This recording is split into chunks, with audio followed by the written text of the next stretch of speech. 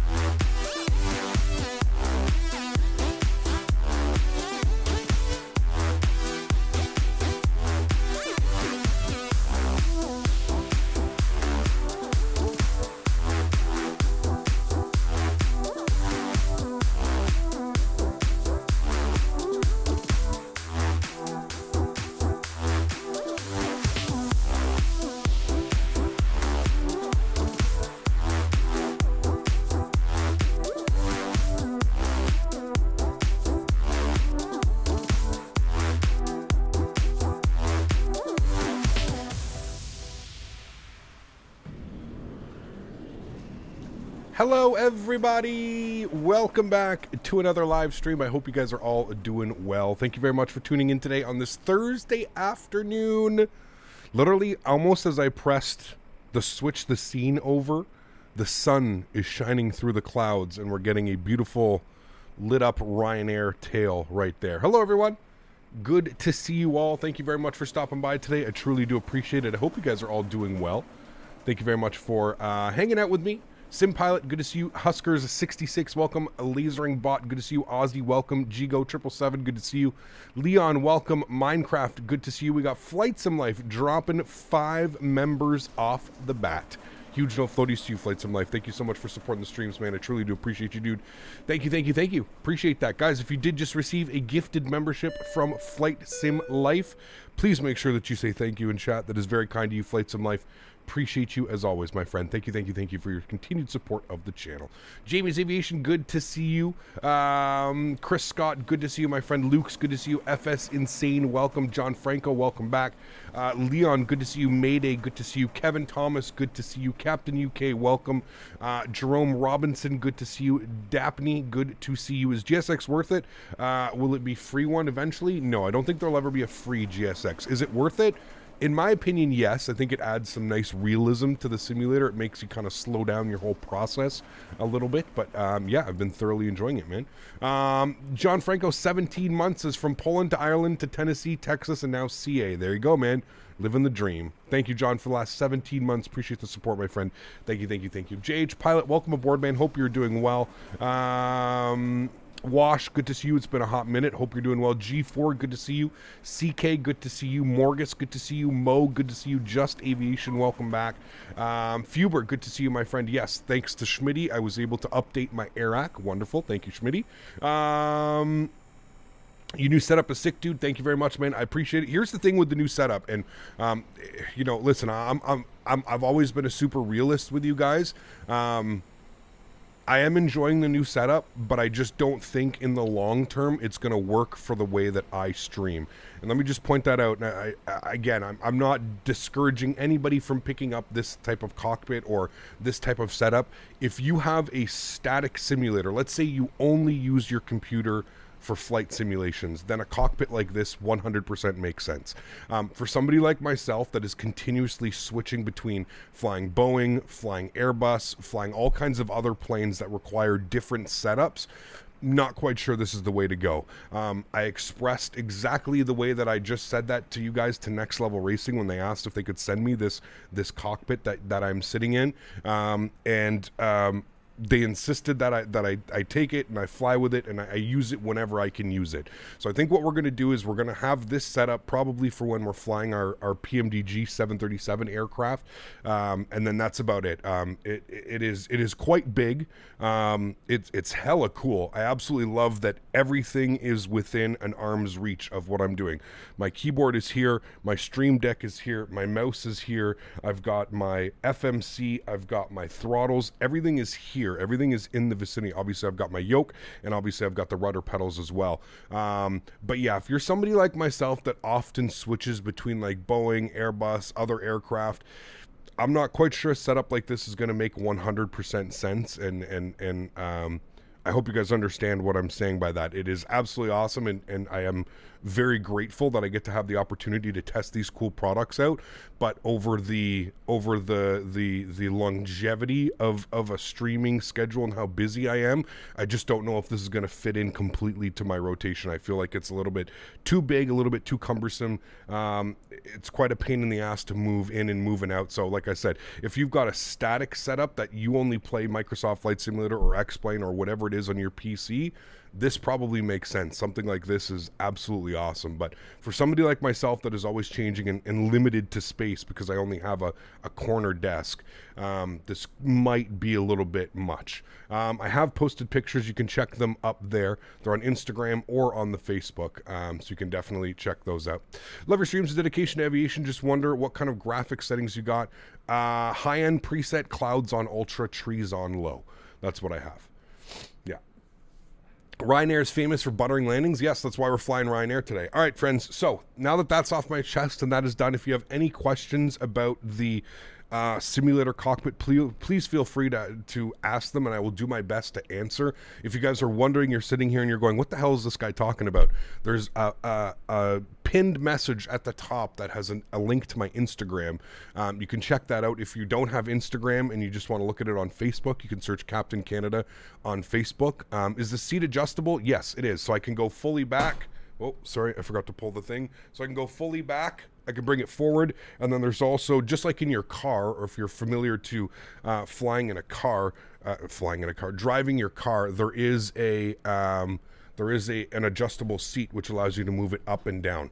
So yes, it is completely, you can basically do everything with it, and that's what I found was really cool. Like when I was looking through the instruction manuals, there's like 5 or 6 different setups that you can do. So that's what's really cool. Again, I can't stress this enough. If you're somebody that just uses your PC for flight sim, I would 100% invest in one of these. Again, I can't stress that enough. For somebody like myself who, I basically tear down my entire streaming setup when I'm done streaming, right? So green screen gets put away, yokes and joysticks and throttles and FMCs and everything gets put away because I sit at my PC. I do a lot of other gaming at my PC, right? So a setup like this isn't necessarily the best for me. But that being said, I am enjoying it. We are going to use it for the rest of the week. I'm really going to put it through its paces. I'm super curious to see how comfortable this seat is going to be sitting in here after an hour, 2 hours, 3 hours. I will say this. Although it is similarly designed to the FGT that I have for my racing simulator setup, the seat has about an extra 2 or 3 inches of cushion on it. So the seat is very comfortable actually. I'm quite comfortable sitting here just hanging out with you guys. Now, ask me that question in 2 hours. You guys all know I have a terrible back. I've had some major back issues when I was younger. So we'll see how that goes throughout the day, but yeah. So anyways, friends, welcome to the stream. Hope you guys are all doing well. Again, link is upstairs in the pinned message if you're interested in seeing what we're talking about, what I'm flying with today. I'm looking forward to it. So without further ado, friends, let's jump inside the cockpit. Let's get this bad boy programmed, ready to rock and roll. We're over to where the hell are we flying to today, chat? We're going over to Stansted today. Ryanair, real world ops from the new Shannon Airport by MK Studios. We'll do a quick little tour here of the MK Studios Shannon International Airport. Beautiful airport, I must say. I mean, performance is absolutely fantastic. fantastic. Really, really good on performance, and it is quite a beautiful airport, to be honest with you. I think it's absolutely awesome. Diego, thanks so much for 5 months, man. I appreciate you, dude. Huge no floaties to you. I also missed a donation earlier. Somebody came in with a donation, and I missed that, and it's just off the top of my head now. It was... who was it? It was Flight Sim Life with the $5. Says, leaving for work now, be missing the stream in the next couple streams. Long trip, good luck. Flight Sim Life, thanks so much, man. I appreciate you, dude, gifting 5 members and then gifting the $5 donation. Appreciate you as always, man. Huge no floaties to you guys. Let's show some love in chat for Flight Sim Life. Thanks so much, man. I appreciate you, dude, as always. Cool. So chat, here we go.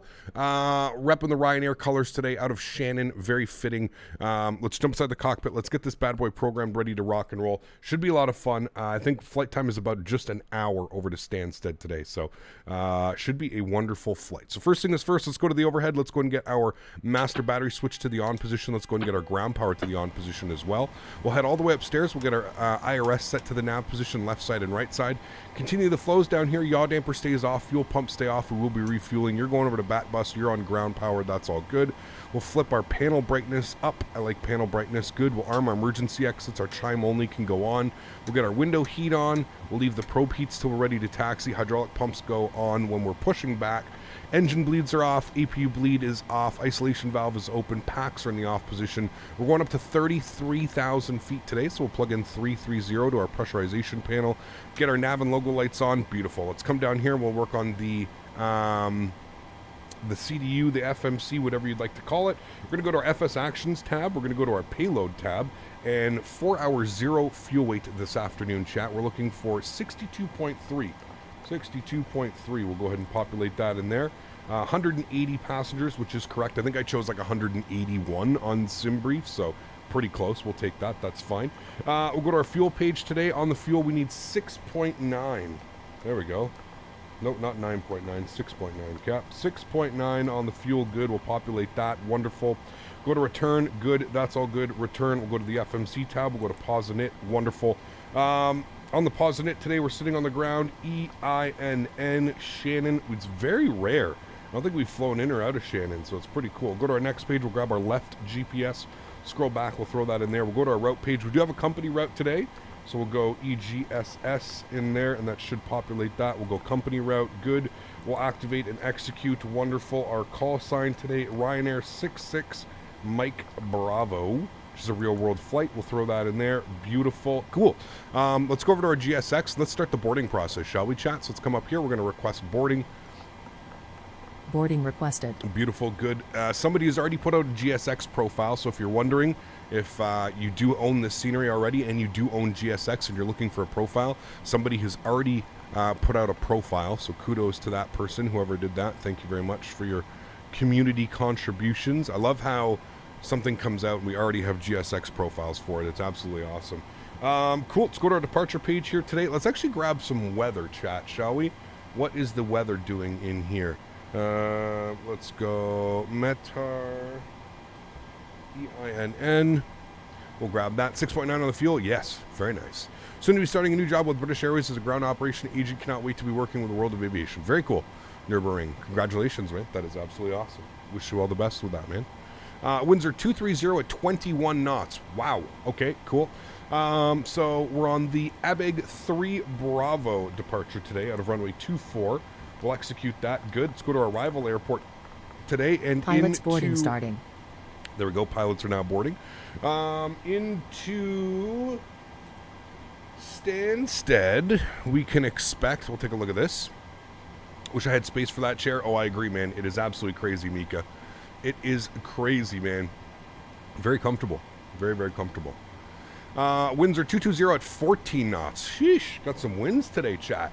Winds. All right, we're going to be on the Betty 1 Lima arrival. Betty 1 Lima, and we're going to expect for the ILS 22, and we're not going to take it via any transition.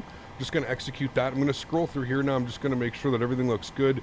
So it does try and take us to Laurel. That's fine. I'll deal with that in a second once we actually, you know what? We can deal with that right now, chat. Let's come down here. I'm going to go to my flight plan page. Now, this, I believe that this has a... it's got like a weird transition into here. You'll see we do like a little bit of a and then back down. So what I'm going to do is I'm actually just going to go ahead and remove Busta and Laurel. So I'm going to go back. It's going to be this to here, and then execute that, and then that should give us a nice turn in 2,500 feet, FF22 by 22, 2,500 feet to intercept as well. So we may just bring this a little bit further out. Crew boarding starting. And we'll do that. Cool. So that all looks good. That's much better in my opinion. Now we're not, doesn't have this crazy turn. There we go. Yeah, that's much better. Cool. I'm happy with that one. If you're flying with me along today, I would suggest doing the same thing. It just makes it so easier instead of like doing this weird looping turn and around and in. It just, yeah, doesn't make much sense. I know that it's a procedural turn, but we don't have to worry about that today, chat. Altimeter was 1020. 1021 here. We'll go ahead and bring auto brakes over to RTO. 1021 is set. I'm going to flip you guys down as well. Let's come back down to the CDU. Let's work on a couple things here. Let's go ahead to our zero fuel weight, 62.3. That's good. On the fuel burn, we plan on burning 4.5, which is going to give us a reserve of 2.5. Looking for a cost index of 35. We're looking for a cruise level of 330. We're going to have a pretty gnarly tailwind, which means a pretty gnarly headwind. Actually, it's not as bad as yesterday. Yesterday I flew was an 87 knot headwind. Tailwind when I did this flight. 253 at 44. So 44 knot tailwind. It's much better than a 80 something knot headwind on the return flight. So that's good. Go to our N1 limits here today. No derate on the takeoff, no derate on the climb. That's perfectly fine. We'll go to our takeoff page. Flaps will be set to 5 degrees. CG weight this afternoon, 19.3. And we're just going to leave our V speeds blank because they will change once we push back and get the flaps. Everything else looks good there. Beautiful. Cool. We should have I was just going to say the final crew is coming on board here. I can just see them. I think we're loading up the baggage. Yes, they already are loading up the baggage. So we're just waiting on the final, we should start boarding passengers now here so I can hang out and chat and see if you guys had any questions or anything like that. Bill, what's up, man? Good to see you, dude. Thanks for flying to my home airport. I live nearby Limerick City. You should Passengers see it on departure. Starting. Very cool. Left or right side? What do I think of P3D? Not for me, but nothing wrong with it, man. Yeah. The Boeing chair is awesome. Would love to get an Airbus one as well. Yeah, that'd be kind of cool, man. Yeah, for sure. Captain, I haven't gone anywhere. Just took more of a background and enjoy the approach to the live stream. Sounds good, man. Cool. Hey, Captain, I've been out for a while. How you doing? Paw, good to see you, man. I'm doing well. Mr. McDo, what's up, man? Good to see you, dude. I always wondered when to do a D-rate on the 7.3. Whenever you have enough room, whenever you have a big, long runway. Yeah. When is the A310 coming? November 10th or 11th, I think it's coming. I know most people have indoor home cockpit, and how much space would I need if I put that anywhere inside your home? To me, it seems big. Yeah, it's probably about 6 or 7 feet long. I've actually got it pushed. I'm almost in the exact same spot that I usually would be if I was normally streaming. I brought my monitor, I don't know, about 6 inches forward, and my camera about 6 inches forward. But other than that, I'm pretty much sitting where I would be if I was, again, I'm about, I don't know, 6 inches, maybe a foot back from where I would normally be sitting. So yeah, would you fly the A220? Yeah, as soon as the Synaptic one gets released, we will for sure. Yeah. Sonny, what's up, man? Good to see you, dude. Appreciate you being here. Ryanair clearly has the best landings. Yes, of course. Absolutely. So I've noticed a couple things here with the GSX profile. The people actually walk past the stairs, and you'll see some of them just do like an immediate turnaround, and then they come back up this one. So I'm wondering if that's something that needs to be fixed with the GSX profile. Hopefully they can figure it out. These guys do a great job. They walk past here, they walk past the cone, and then up and in, so it should be good. Diego, thanks so much. As Captain, your chair is the same chair as XP72 unboxed. I didn't see the XP72. Hold on, let me go to YouTube. I could probably check out his channel. I don't know. I didn't know if he put up a video or anything like that. So, no, judging by it, he's got the general aviation chair. So he's got the GA version. I have the Boeing licensed version. Yeah, he has the one with the red straps. So that's the general aviation cockpit. I have the official Boeing licensed cockpit. I don't know what the difference is. I think maybe the difference is probably the chair. don't know if you guys can see the Next Level Racing sign there. And again, if you click on the video, you'll see that like the chair has like the, is it lamb's wool? I don't know what is on the real ones. So yeah. This is realistic. Captain, they only read their tickets while walking the wrong way and notice the mistakes in time. Wait, no, it's actually unrealistic. Got you. Got you. Is there an Airbus chair? No. So they do a general aviation chair. They do a military themed chair with like a camo green, and then they do the officially licensed Boeing chair. So yeah. Wasn't the PMGG 737-900 supposed to be out now? It's supposed to be very close, Kevin. Yeah. My guess is, Kevin, they're probably working very hard on the EFB, and I assume they're probably not going to push anything out till we get an EFB. Yeah, that would be my guess. Smitty, how are you, my friend? Good to see you. Appreciate you being here. Welcome, welcome, welcome. Hope all is well, my friend. Good to see you.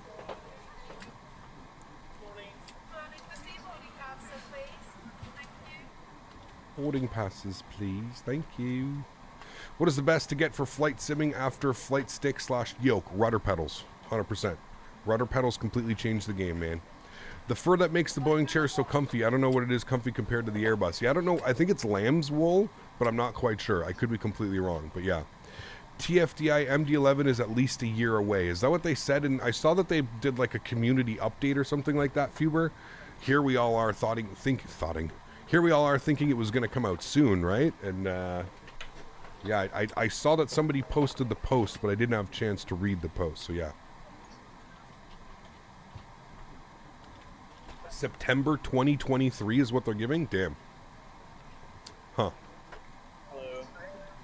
Thank you. Morning. Good morning. The Aerosoft EFB does look good. Yep, you are correct. It does look good. GSX is also loading the right amount of passengers. 181 souls today on board.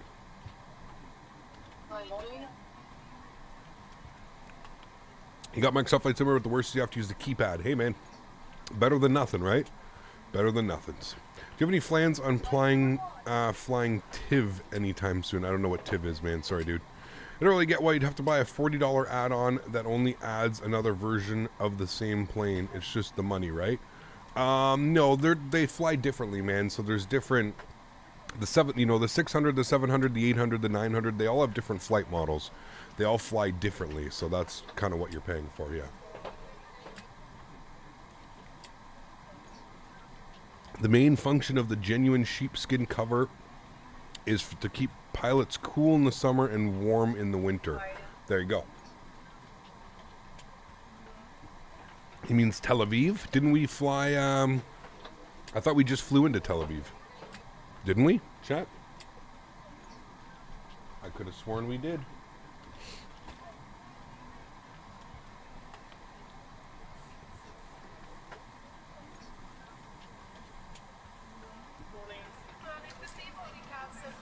Leonard, how are you, my friend? Good to see you, dude. Appreciate you being here. Welcome, welcome. How much is a new Boeing chair? That's a great question.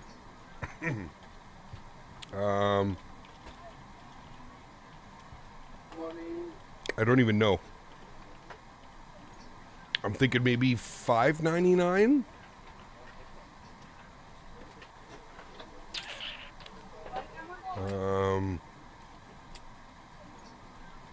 Do they have the price up? Oh, they do. $7.99. $7.99 USD for the Boeing Commercial Cockpit Edition.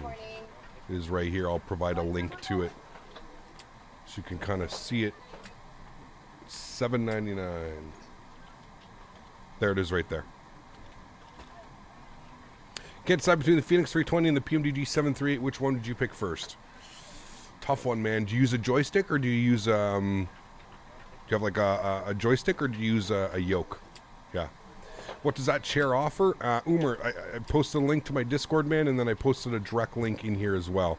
You can take a look. The back of the chair looks thin. Yeah, so they do have a very thin design. I will say that it's actually quite cushioned.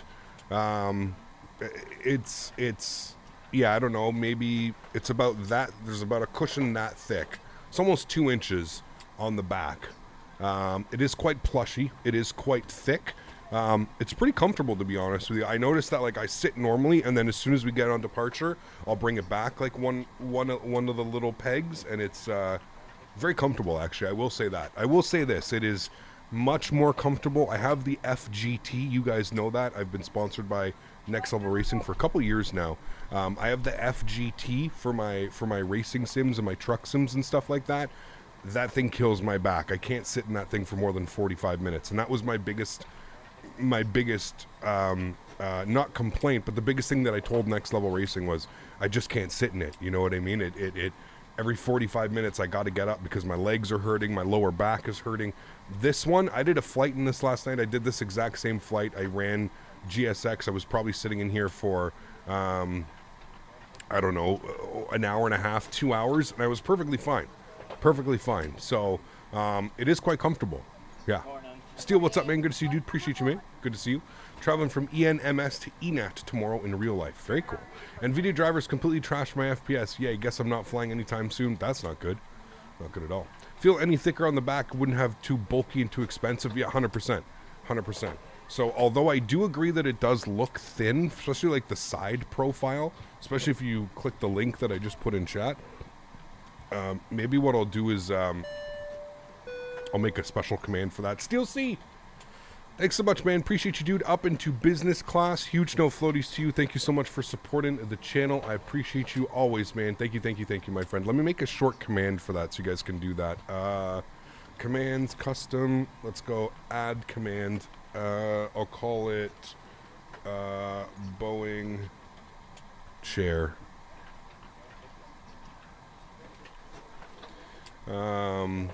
Alright, Boeing chair, and then I'll put a direct link.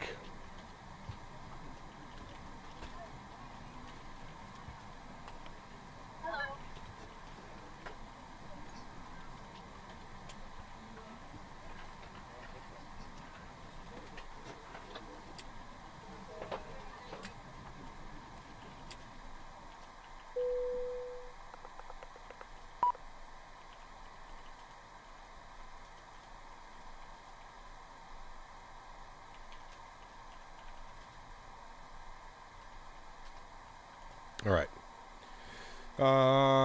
Okay, there we go. New command. Exclamation point Boeing chair if you guys want more information on that one. All right, cool. We're fully loaded. Stairs are going bye-bye. Let's jump inside the pit. Let's get our aft fuel pump on, and we'll go ahead and spool up the APU 1, 2, and 3. Beautiful. Let's jump outside and listen to this bad boy spooling, shall we? Steel says, after watching you for 2+ years and watching you when you were at 25K, now passing 70K, it's been a great journey to watch. Thanks so much, man. I appreciate you, dude. Thank you, thank you, thank you. Appreciate that, man. Yeah. He kept, because you're flying Ryanair, you got to do nice hard landings. Keep up the realism. Yes, of course. Yeah. Why the windows open? What window is open? Oh, yeah. Sorry, that's something that's still a bug at some airports. The overwing door. For some reason, it opens the overwing door when you're doing your loading. Don't ask me, man. I don't know why. It's a bug with, I think it's a bug with GSX causing it. Looks like our APU's on and almost available.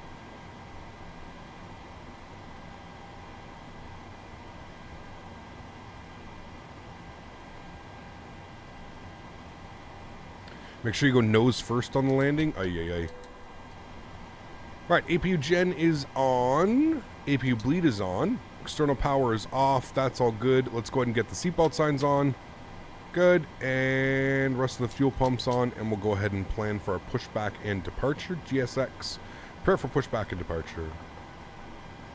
Flip you over to map. Get the range rings on. Also throw in our squawk of 2000. Good. Cool. Cap, why don't you try Herman Miller chairs? They're the best ergonomic chairs. Dago, do you know how expensive those are, man? You're talking like $2,500, $1,700 USD. Hello, Captain. We are ready for pushback. That's 3 months worth of rent. I have a really good chair with the Next Level Racing chair. I thoroughly enjoy it, but yeah. Does the chair have a way to hide the cabling from the yoke and the throttle? Yes. So it comes with wraps, G-Mark. It comes with a bunch of Velcro wraps that go around. Departure check completed. Yeah. Bypass pin inserted. Yeah. Seen a lot of videos when the 737 cockpit. I don't know if it's custom made or can you get a setup. You can get a setup, Chris. You can pretty much order anything, man. Yeah. Oh, the tug is going into the terminal. No problem. Nothing to see here. It's like we're back in X-Plane. Oh, man. We have them work. They're great, but definitely wouldn't spend money on one. Yeah, they're insane, dude. $2,000 for a chair? Like, what? I get it, but that's just crazy. That is just crazy. Looks like the altimeter changed 1019. Go and flip that now. Locking gear. Thank you.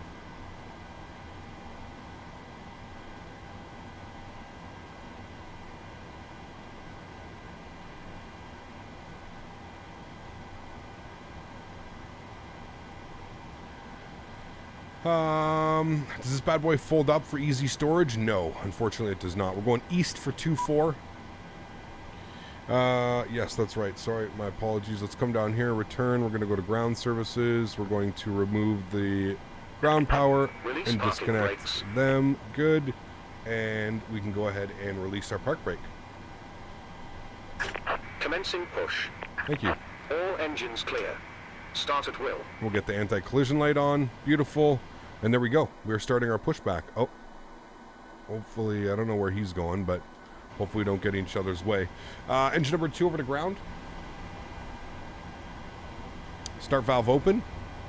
N2 percentage is rising. I gotta admit, chat, the performance here at this airport is amazing. I'm getting like 50 plus FPS most of the time.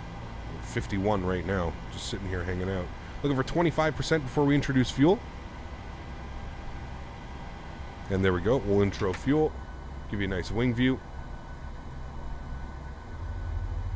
Not sure why this guy turned this way. We're going to end up crashing into each other. Unless I just tell GSX to stop here and complete pushback, which is what we're going to do. Because otherwise we're going to end up right back into him. Set parking brakes. Park brake is set. Waiting your confirmation for good engine start. Thank you. We've got a good engine start. Ground. We have a good engine start. You can disconnect. Cool. Engine number 1 over to ground. Start valve open. Should have waited for that to click off, but I knew it was going to click off any second. Hey, Cap, watch your EGA Belfast International stream, and I missed it live. That's my home airport. Surround area is fantastic. Bought it immediately. It was a great stream. Thank you, Jody. Appreciate that. It was an amazing. Yeah. Amazing, amazing, amazing. All right, and we'll introduce fuel to engine numero 1. Do you experience difference in performance between the Phoenix 320 and the PMDG? They're close. I get a little bit better performance out of the PMDGs. Yeah. Sorry, Mr. Television stream, but it looked amazing. No worries. Hopefully you're able to watch that. Pushback is done by Knight Rider, apparently. Sounds like it.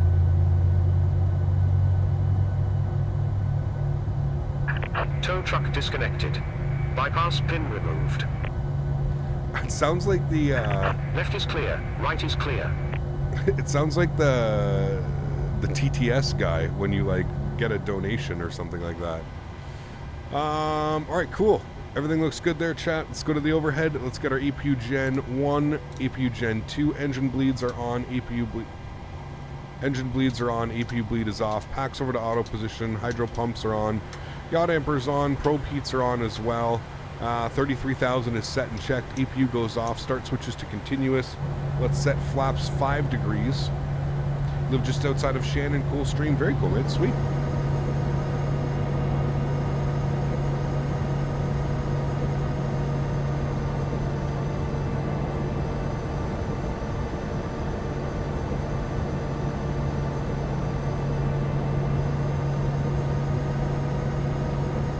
It'd be cool to fly an X-Plane or Microsoft with some of the real-life cockpit chair and be able to feel the turbulence in the sim. That would be amazing. Got to get a butt kicker. You can get a butt kicker. That'll definitely help your experience for sure. All right, flight director left side, flight director right side, auto throttle. We're going to go VNAV. We're going to go LNAV. We don't have any ETC on today, so I'm just going to bump this right up to 330, which is our cruise altitude. 330 is in, and then our V speed's 40, 42, 51. So we'll plug those in as well. So 151. We'll set that. Beautiful. Let's go ahead and get our taxi light on. Park brakes released, and we'll make sure that our trim value is set here. 572.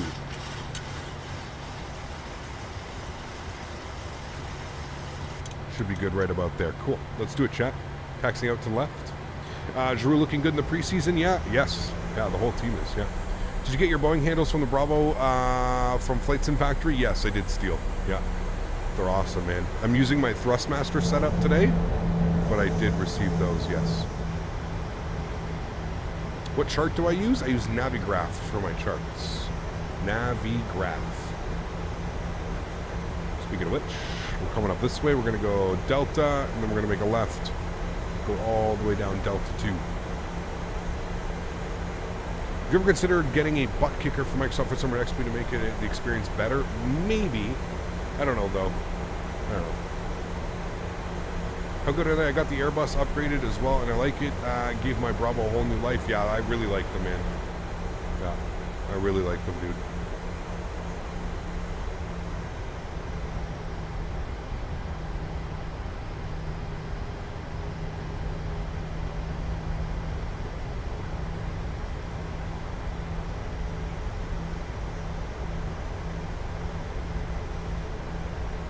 I will say it's a little bit different sitting in this cockpit just because of how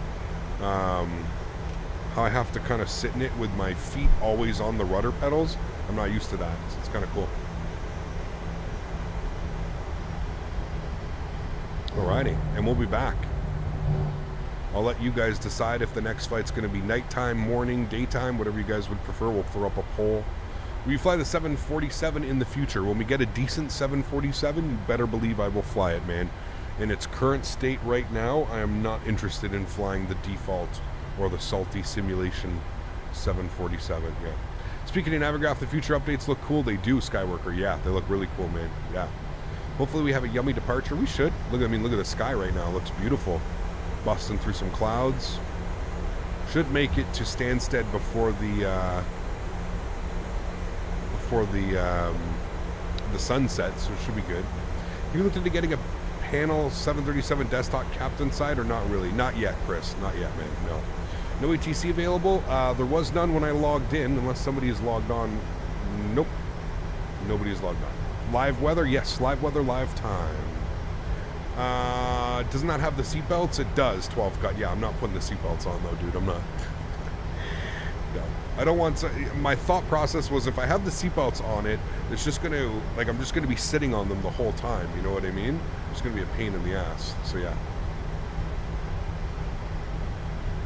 I do have them, though. I thought about just, like, draping them over, but you can't even see them. Like, when I'm sitting in the chair, you can't see them. So there's really no point, you know?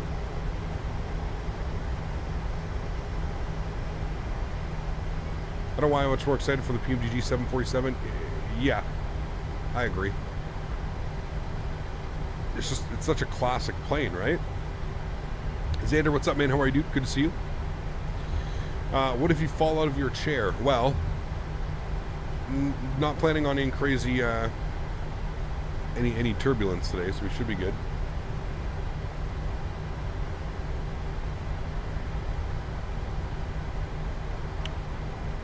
I think the Stansted scenery has bumps in the runway. It does. Yeah, also the taxiways are a little bit janky, so yeah.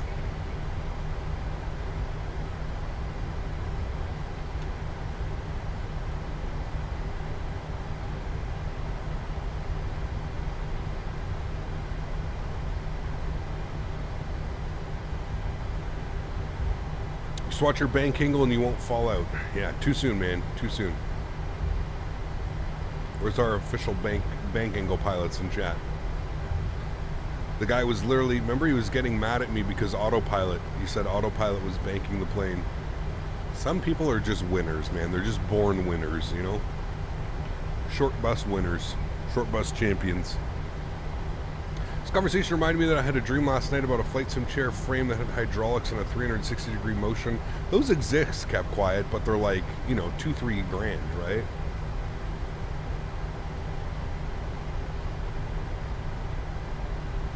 Casper, what do you think I'm sitting in right now, man? I think XP got the general aviation version, the black and red version. I have the officially licensed Boeing version. Don, what's up, man? Good to see you, dude. All the way in business class. Appreciate you, man. Huge no floaties to you. Thank you, thank you, thank you. Appreciate you being here, man.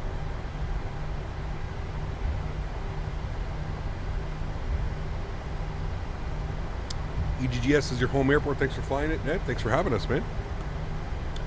I'd love to, like, you did and try a true Boeing training sim. Yeah, that would be cool. Yeah, just look at the pinned message up top, Casper. And then you can put exclamation point Boeing chair. I don't do unboxing videos. I've never done unboxing videos. My whole thing is my Instagram and my Facebook. That's what I always promote when I'm doing these types of things. So again, there's a pinned message up top for you to check out the Instagram. And then we have a command here in chat as well. You can do exclamation point Boeing chair, and that will provide you with a link directly to the chair that I am using. Does the Boeing cockpit chair come with different color straps? Yes, comes with the Boeing blue. They're Boeing blue. Again, you can check the link and you can hit exclamation point Boeing chair in chat. Shannon traffic, Ryanair 66 Mike Bravo lining up runway 24. Shannon. Landing lights, runway turn off, strobe lights, wing lights. Good chat, good. You can set this chair up for Airbus as well. Yeah, of course. Yeah, like you can have. It comes with. Yeah, it comes with the arms that come on it. You can change them too. So one is like a lot bigger than the other one. One's like about 6 inches. One's about a foot and a half. So yes, it is very doable.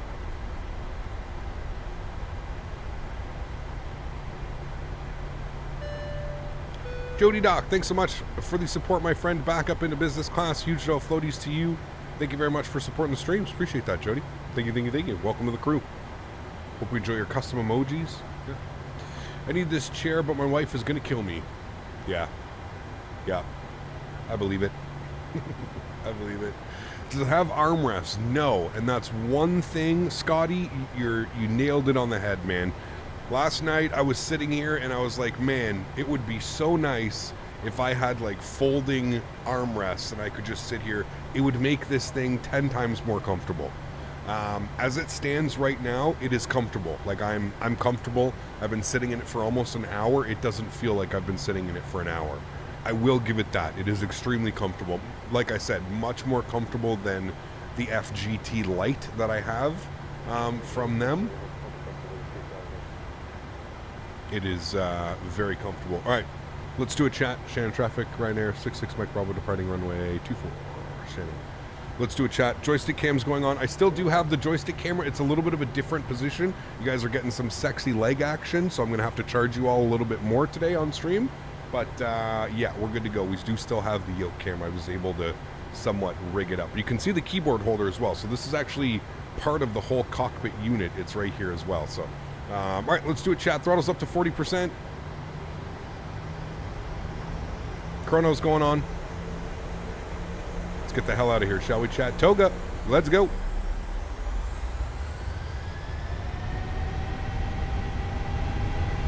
Takeoff power set. Airspeed's alive. Cross checked.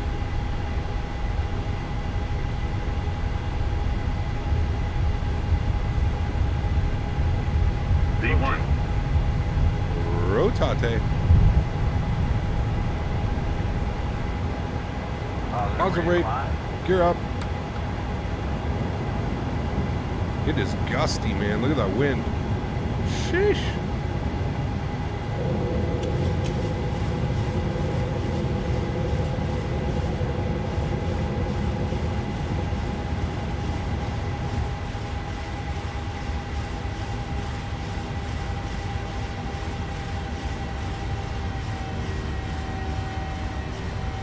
Climb power's in.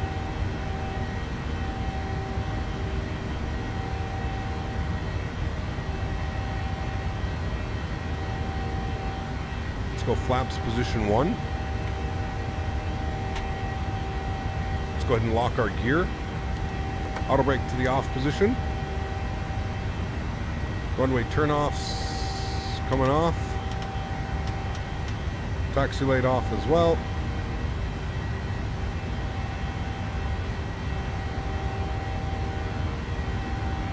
I will say, like, it feels extremely comfortable to, like, sit here in this chair the way that I've got it set up right now. It is extremely comfortable to sit here and fly this jet. I will say that. It's actually more comfortable than I thought it was going to be. You know, once I saw the pictures and they showed me what I was going to be using, I had flashes of the FGT flashing through my mind of, oh, I'm going to have to sit in this thing for an hour and I'm going to have to get up and do stretch breaks, and not those kind of stretch breaks, the actual stretch your back out breaks. But yeah, so far so good. I mean, it's really, really comfortable. I definitely enjoy it. We're going to use it all week, so it should be good. Like I said, for me, switching between my Airbus and my Boeing and flying X-Plane and the Q400 and other weird stuff, I don't know if it's going to be a staple of the channel, but we'll definitely be using it whenever we can, right? Whenever it makes sense. 6,000 feet. Let's make this final left turn here, and then we'll go ahead and throw it over to autopilot.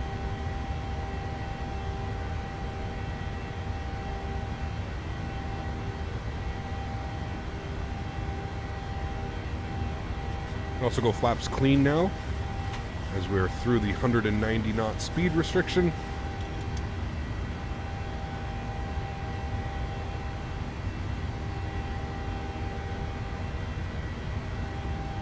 You need both types? Yeah, exactly. I'd have to have a specific setup for Airbus, a specific setup for Boeing, and it just makes it a little bit much, you know.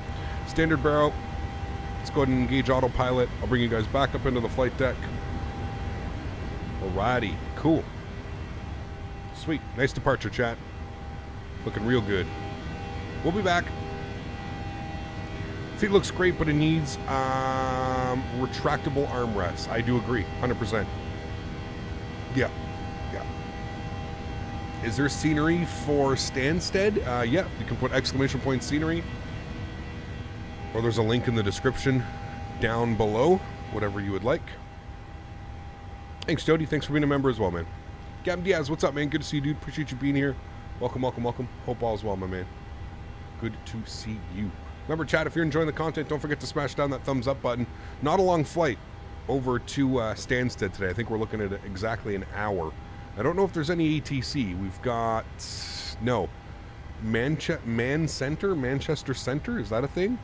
Man Center. I feel like that's not Manchester, but I don't know. Maybe. You left me on the ground without medicine. Uh-oh. Apologize. Very sorry. Very, very sorry.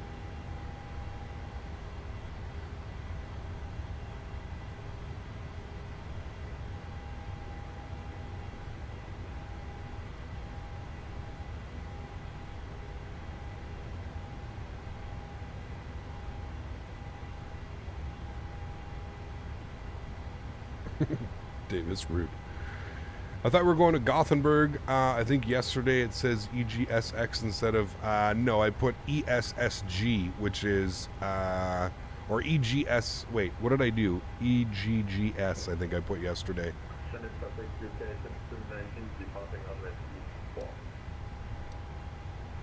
Alright, cool. Looking good. Fred, what's up, man? Good to see you, dude, for the last 3 months. Thank you for the support, sir. Zakap, good to see you back in Ireland. Always a good time. Thanks so much, Fred. Appreciate you being here, man. Thank you.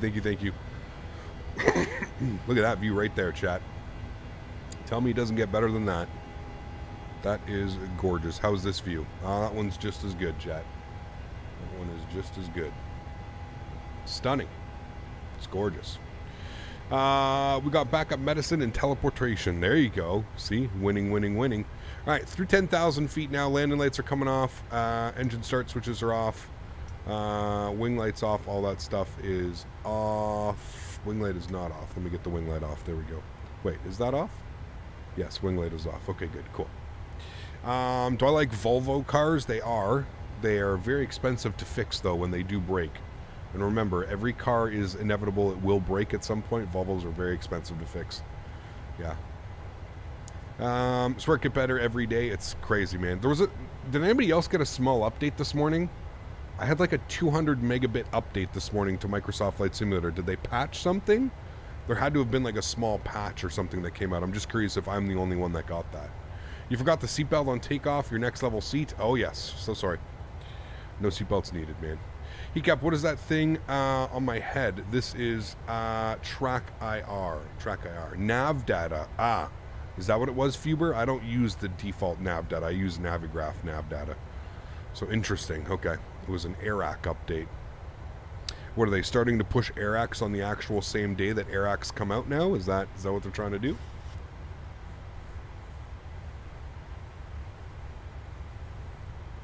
The reflections on the aircraft are on point. Oh yes, they are gorgeous. I mean, look at that right there. Says enough right there, doesn't it? Do I like FSLTL? I do. Yeah, I really like it, Kevin. I like that it's super easy to keep updated. I like that it's super easy to install.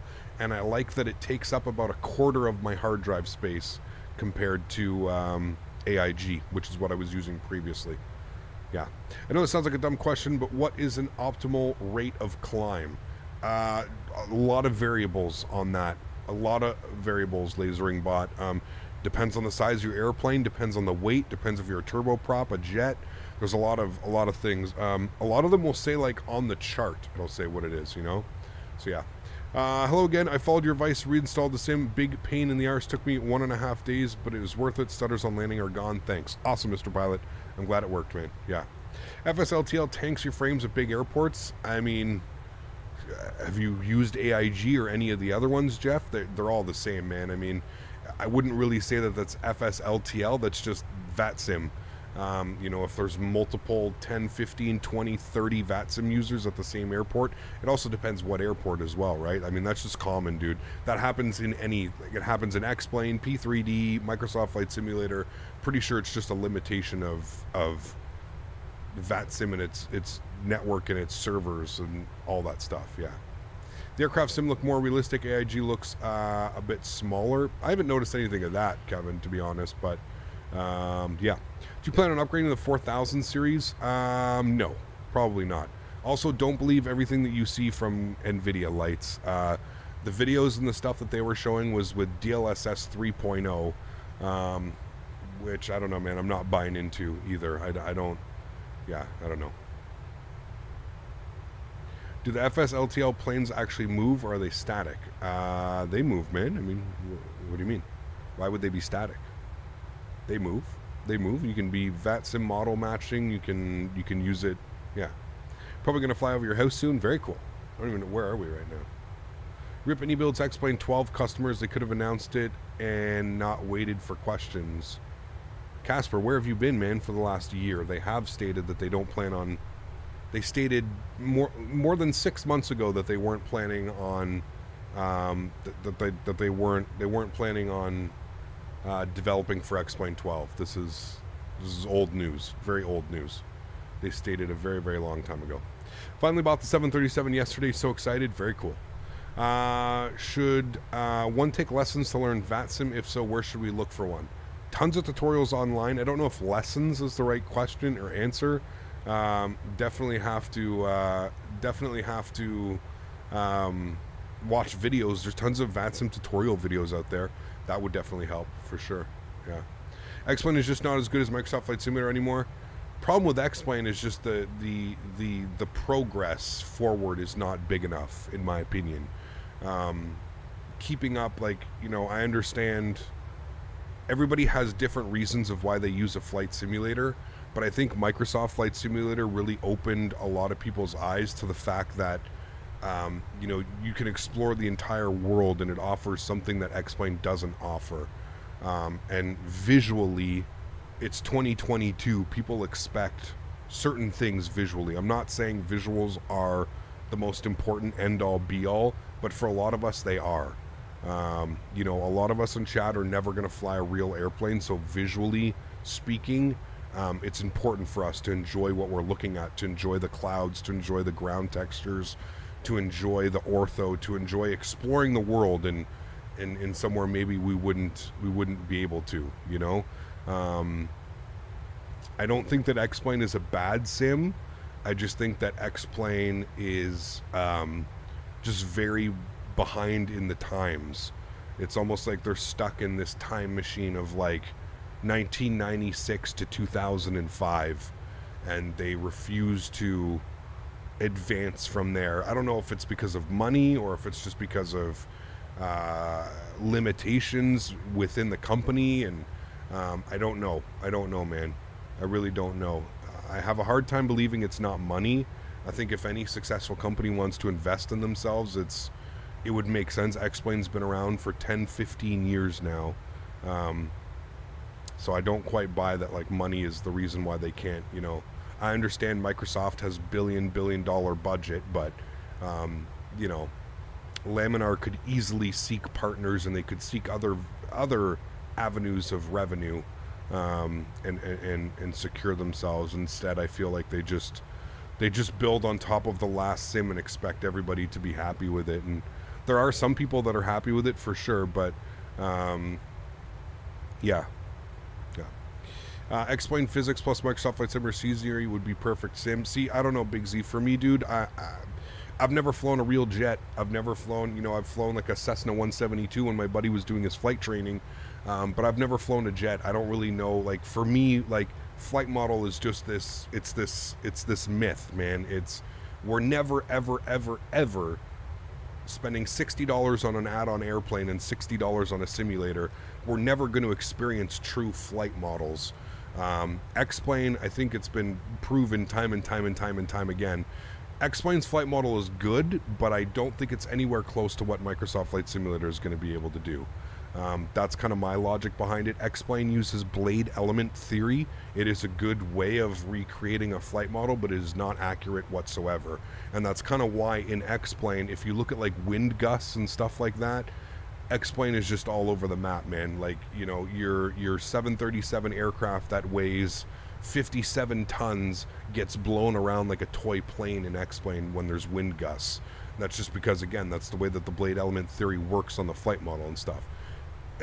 Listen, does Microsoft Flight Simulator have a ways to go before the flight model is perfect? Yes, 100%. Is it getting better? Yes, in my opinion, every update and every time they address it, 100% the flight model is getting better. I don't think that this flight model thing is going to be, in a year's time, I think it's going to be a moot point. I think both flight models are going to be up to par with what everybody expects. For me, a flight model is just getting used to an airplane. Do you know what I mean? Like, yes, does the PMDG 737 fly different from the Zibo 737?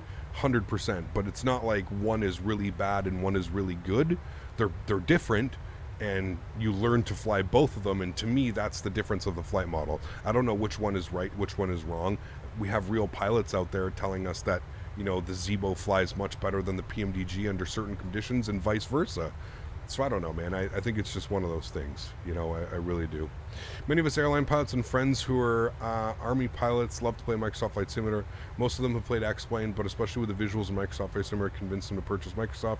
Agree 100%. Well, that's just what it is, man. Like, if you're, it's like I've said it before. If you're a pilot and you want to have the best home-based experience as a training pilot, sure, get X-Plane, because X-Plane will probably offer you something that Microsoft won't.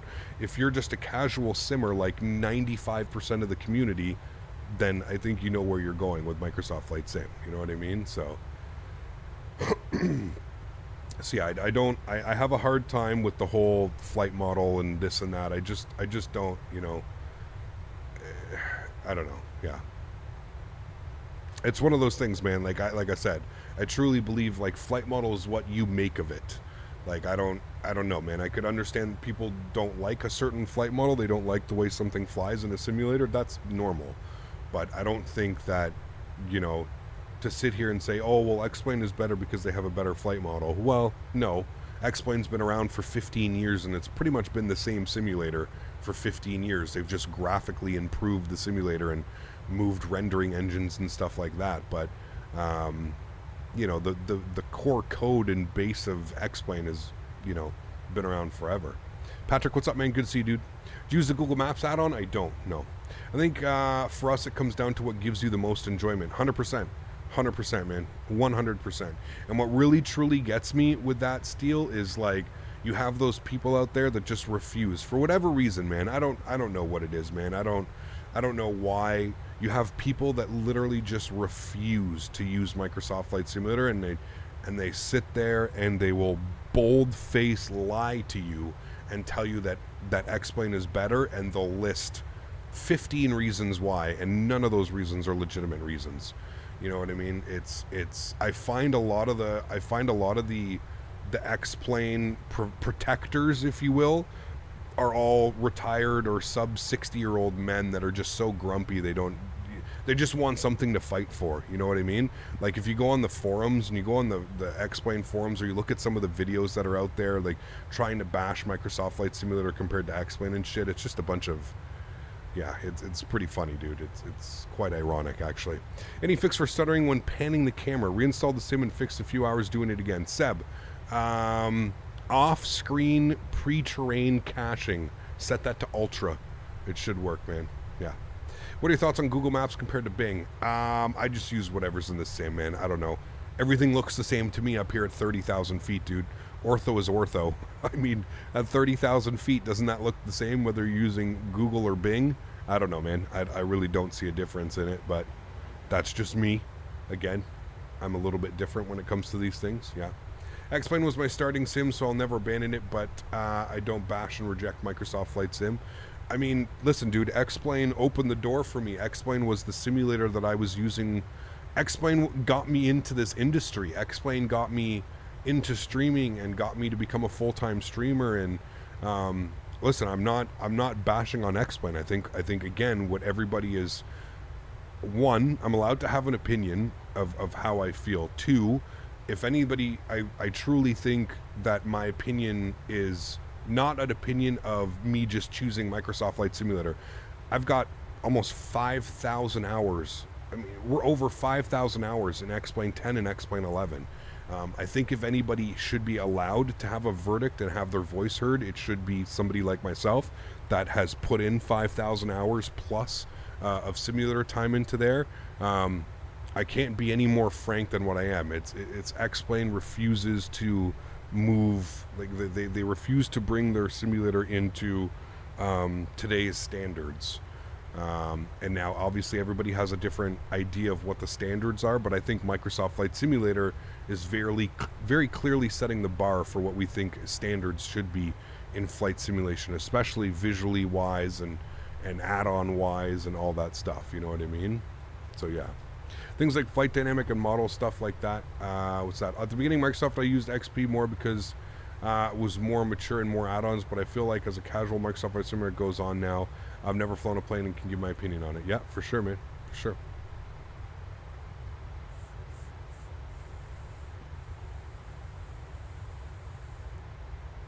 I think they're both good simulators, and we should enjoy both of them while we can. I do agree with that as well, Don. 100%, man. Yeah, like I haven't given up, and I was very clear, you know, I haven't given up on X-Plane. What I'm doing with X-Plane is I'm letting some updates come out, because I think right now, you know, no matter how hard I try, I'm not enjoying X-Plane 12. I don't know, well, I know why, and I think you guys all know why. I think we just touched on it. It's visually, it's not up to today's standards. It's not that generational leap that we expect from X-Plane.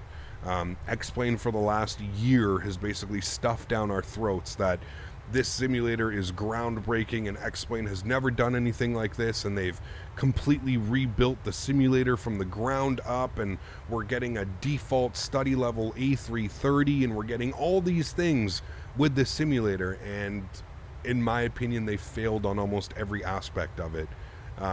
The simulator, it just came out. It's in beta. It's in early access, whatever you want to call it, and it already looks dated.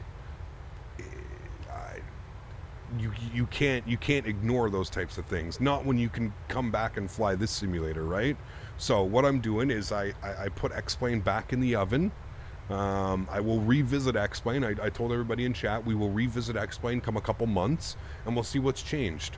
We'll see what's changed for the better, for the worse, hopefully for the better. I mean, it can really only get better. I'm pretty sure it was close to rock bottom when we flew it the first couple times. I mean, performance was out the window, visuals and lighting was just non-existent. You'd fly during the day and your cockpit would be pitch black. The new clouds need a lot of work. They are moving in the right direction, but they need a lot of work. Yeah. And choices are good, exactly. Because imagine if you were stuck only using one simulator, right?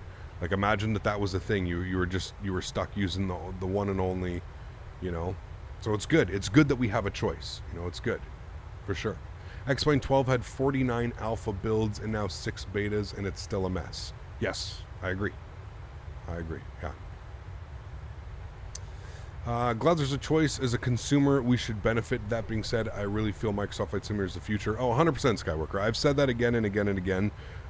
Like I mentioned, I've gotten some of the most nasty and some of the most surprising emails from community members, people that I've known for quite a long time, people who I actually at one point looked up to. I've received a lot of hate and a lot of criticism for the comments that I've said about this simulator being truly the next gen simulator that I think we were all looking for, which I just don't understand. Again, it kind of falls back on the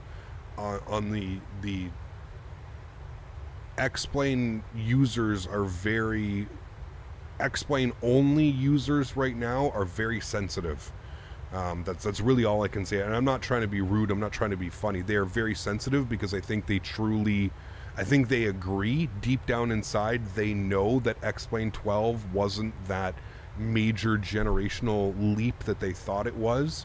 And I think that there's a little bit of what's the word that I'm looking for? There's a little bit of discontent with a lot of X-Plane users right now. I think a lot of them are angry or they're upset, and they're kind of taking it out on other users. You know what I mean? They're taking it out on streamers that, you know, how dare I say something negative, or, you know, oh, I've got 70,000 subscribers, so I have to bite my lip and I have to say that, oh guys, X-Plane 12 is great. Oh guys, Microsoft Flight Simulator is great, and I can't be truthful and I can't have an opinion because I have X amount of subscribers. And to me, that's just completely silly.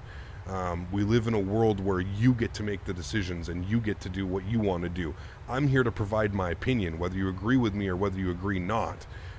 That doesn't matter. I'm not a bad person because we have different views on simulators. You know what I mean? Like, it doesn't make me a bad person because I see myself investing in Microsoft Flight Simulator rather than X-Plane. It makes no sense to me, right? Like, that's just what I don't get.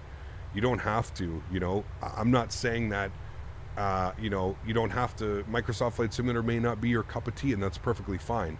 But you don't have to sit there and defend another simulator and act like it's doing everything right, whereas this simulator is not. You know, like, it's a very fine line. And I've always said I plan on using X-Plane. I just don't want to use X-Plane right now.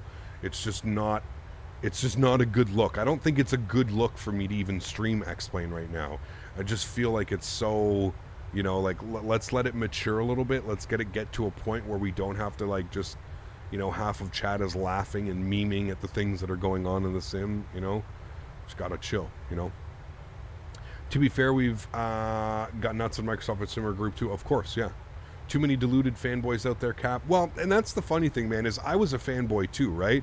Like, I still consider myself a fanboy. I really do. Like, I've supported, and fuck, dude, I've spent I can't even tell you how many thousands of dollars I've spent on X-Plane add-ons. Like $5, $6, $7, $8, $9,000. Airports, weather add-ons, airplanes, tools, this, that, the simulator itself, hard drives for ortho. You guys remember when I bought my 8 terabyte hard drive? It almost cost me, it was $800 or $900 just for my 8 terabyte hard drive, so I could store all my ortho, all my extra scenery. The amount of money that I've spent on that simulator and keeping that simulator current, and it's bananas, dude. So to think that I would just throw that out the window, you're nuts. Like, it's not the case, but it's, yeah. But you're a fanboy that doesn't mind telling it as it is. Others don't. Well, that's what I mean. That's what I feel. I feel like others are they're kind of scared for the future of X-Plane, and in that state of mind, they make it felt that, you know, oh well, this simulator is so terrible and X-Plane is so much better because the flight model and this and that. Really, if you look at it, what is the only real complaint that anybody has? What is the only thing that X-Plane has holding on to it right now? Pardon me. What is it? What do you hear everybody? Flight model. That's the only thing. That's the only thing that they have going for them. Third-party development, I'm not even going to go there. Third-party development besides a few developers in the X-Plane market is an absolute meme. The add-ons that are available in X-Plane are garbage compared to most other simulators. Now, keep in mind, I said there's a few good developers in X-Plane. I'm not saying there's not, but the likes of Phoenix, the likes of PMDG, the likes of TFDI, the likes of, there's so many names here in the Microsoft world. It's not even, it's not even fair. It's not even fair. So, being a real pilot, I don't understand the flight between the sims anyways. Flying in the real world is different, which makes the flight useless, at least to me. Silly flight's just a game. Well, that's it. I mean, I wouldn't say it's just a game, but, there are some people out there who, like I said, they seek realism, or they seek the most real experience, and that's fine. There's nothing wrong with that. I'm not, I would never get upset at somebody for wanting and seeking, a realistic experience to their flight simming, but, yeah, I think it's just people just lose grip of reality sometimes a little bit, and they forget that it's a simulator, and a flight model is something, it depends on your peripherals at home too, right? Like, how are you gonna talk about flight models when you're sitting there flying a PMDG with a joystick? You know what I mean? Like, what are we yelling at flight models? You're flying an airplane that's meant to be flown with a yoke, with a joystick and a throttle, with a little joystick, you know what I mean? So it's, yeah. X-Plane 12 is a vicious downward spiral. Many developers for X-Plane now develop for Microsoft Flight Simulator. That alone makes the market in X-Plane so much smaller and forced X-Plane developers to very high prices for add-ons. Yep. Just wait, man. Just wait. I'm waiting for Flight Factor to put up their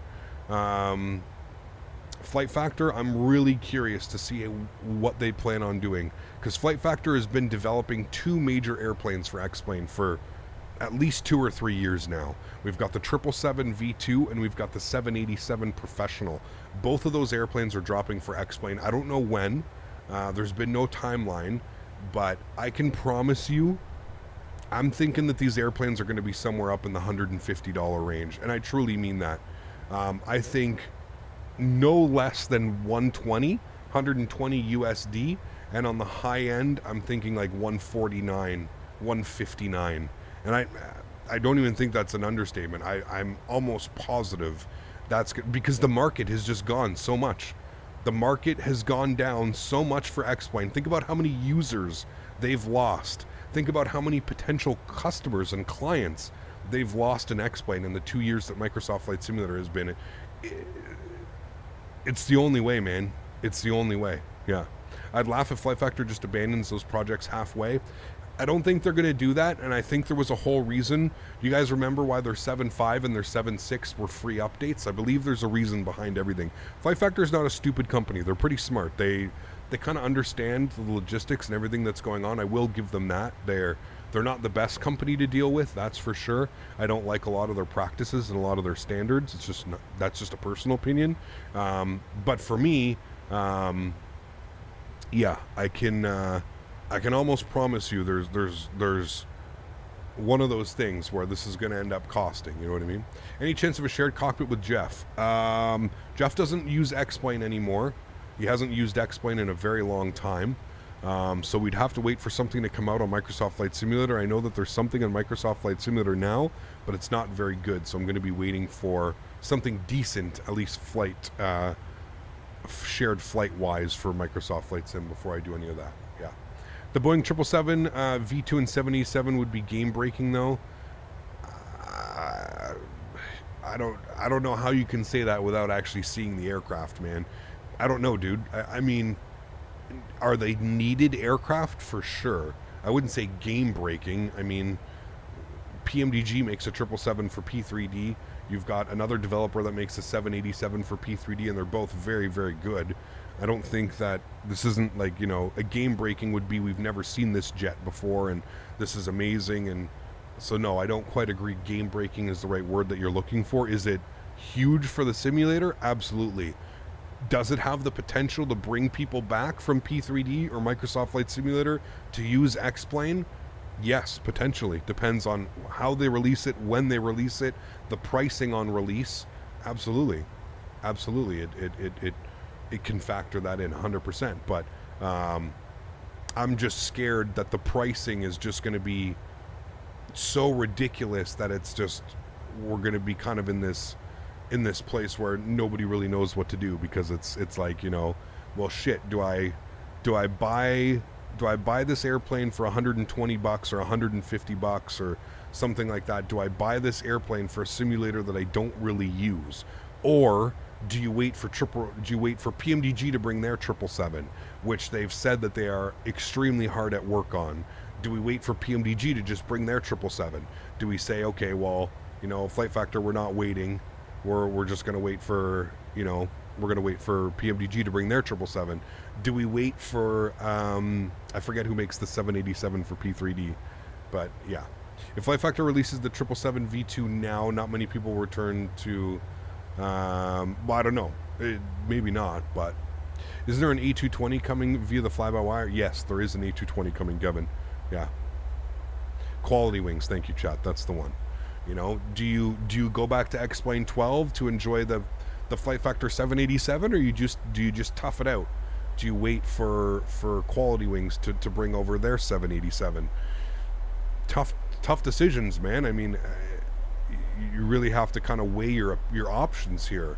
To be honest with you, like you've got a lot of options now. Like somebody was saying, this is a good thing. It's not like I'm sitting here and complaining. This is a really good thing. The fact that we get to have these choices. Rotate developed the MD-11 for years, and when it was released, I was a complete disappointment. Mm-hmm. Yep, I agree with that, Diego. I think it was as well, man. That aircraft was riddled with bugs and had all kinds of stuff going on. So yeah, I agree, man. I agree. An A350 would be nice. We've got one coming, yeah, for sure. Yeah. I believe Just Fight announced yesterday that working on a 747 and an A300 for P3D and shifting to Microsoft Flight Simulator. Indy, good to see you, my friend. It wouldn't surprise me, man. It wouldn't surprise me, dude. I mean, just look at developers like, you know, you know, the good friend of the channel, Vertical Sim. You know, Vertical Sim used to be strictly only X-Plane. Since the release of Microsoft Flight Simulator, he's completely shifted. He's not even bothering fixing or converting many of his sceneries from X-Plane 11 to X-Plane 12, because it's just, the market's just not there anymore. The market's not there, dude. It's not what it once was. Like I said, 3-4 years ago, not even 2-3 years ago, X-Plane was at the top, man. And X-Plane, really, that was their time to shine. And that was when X-Plane should have invested in the company, should have offered something groundbreaking, whatever it was. You know, so it's...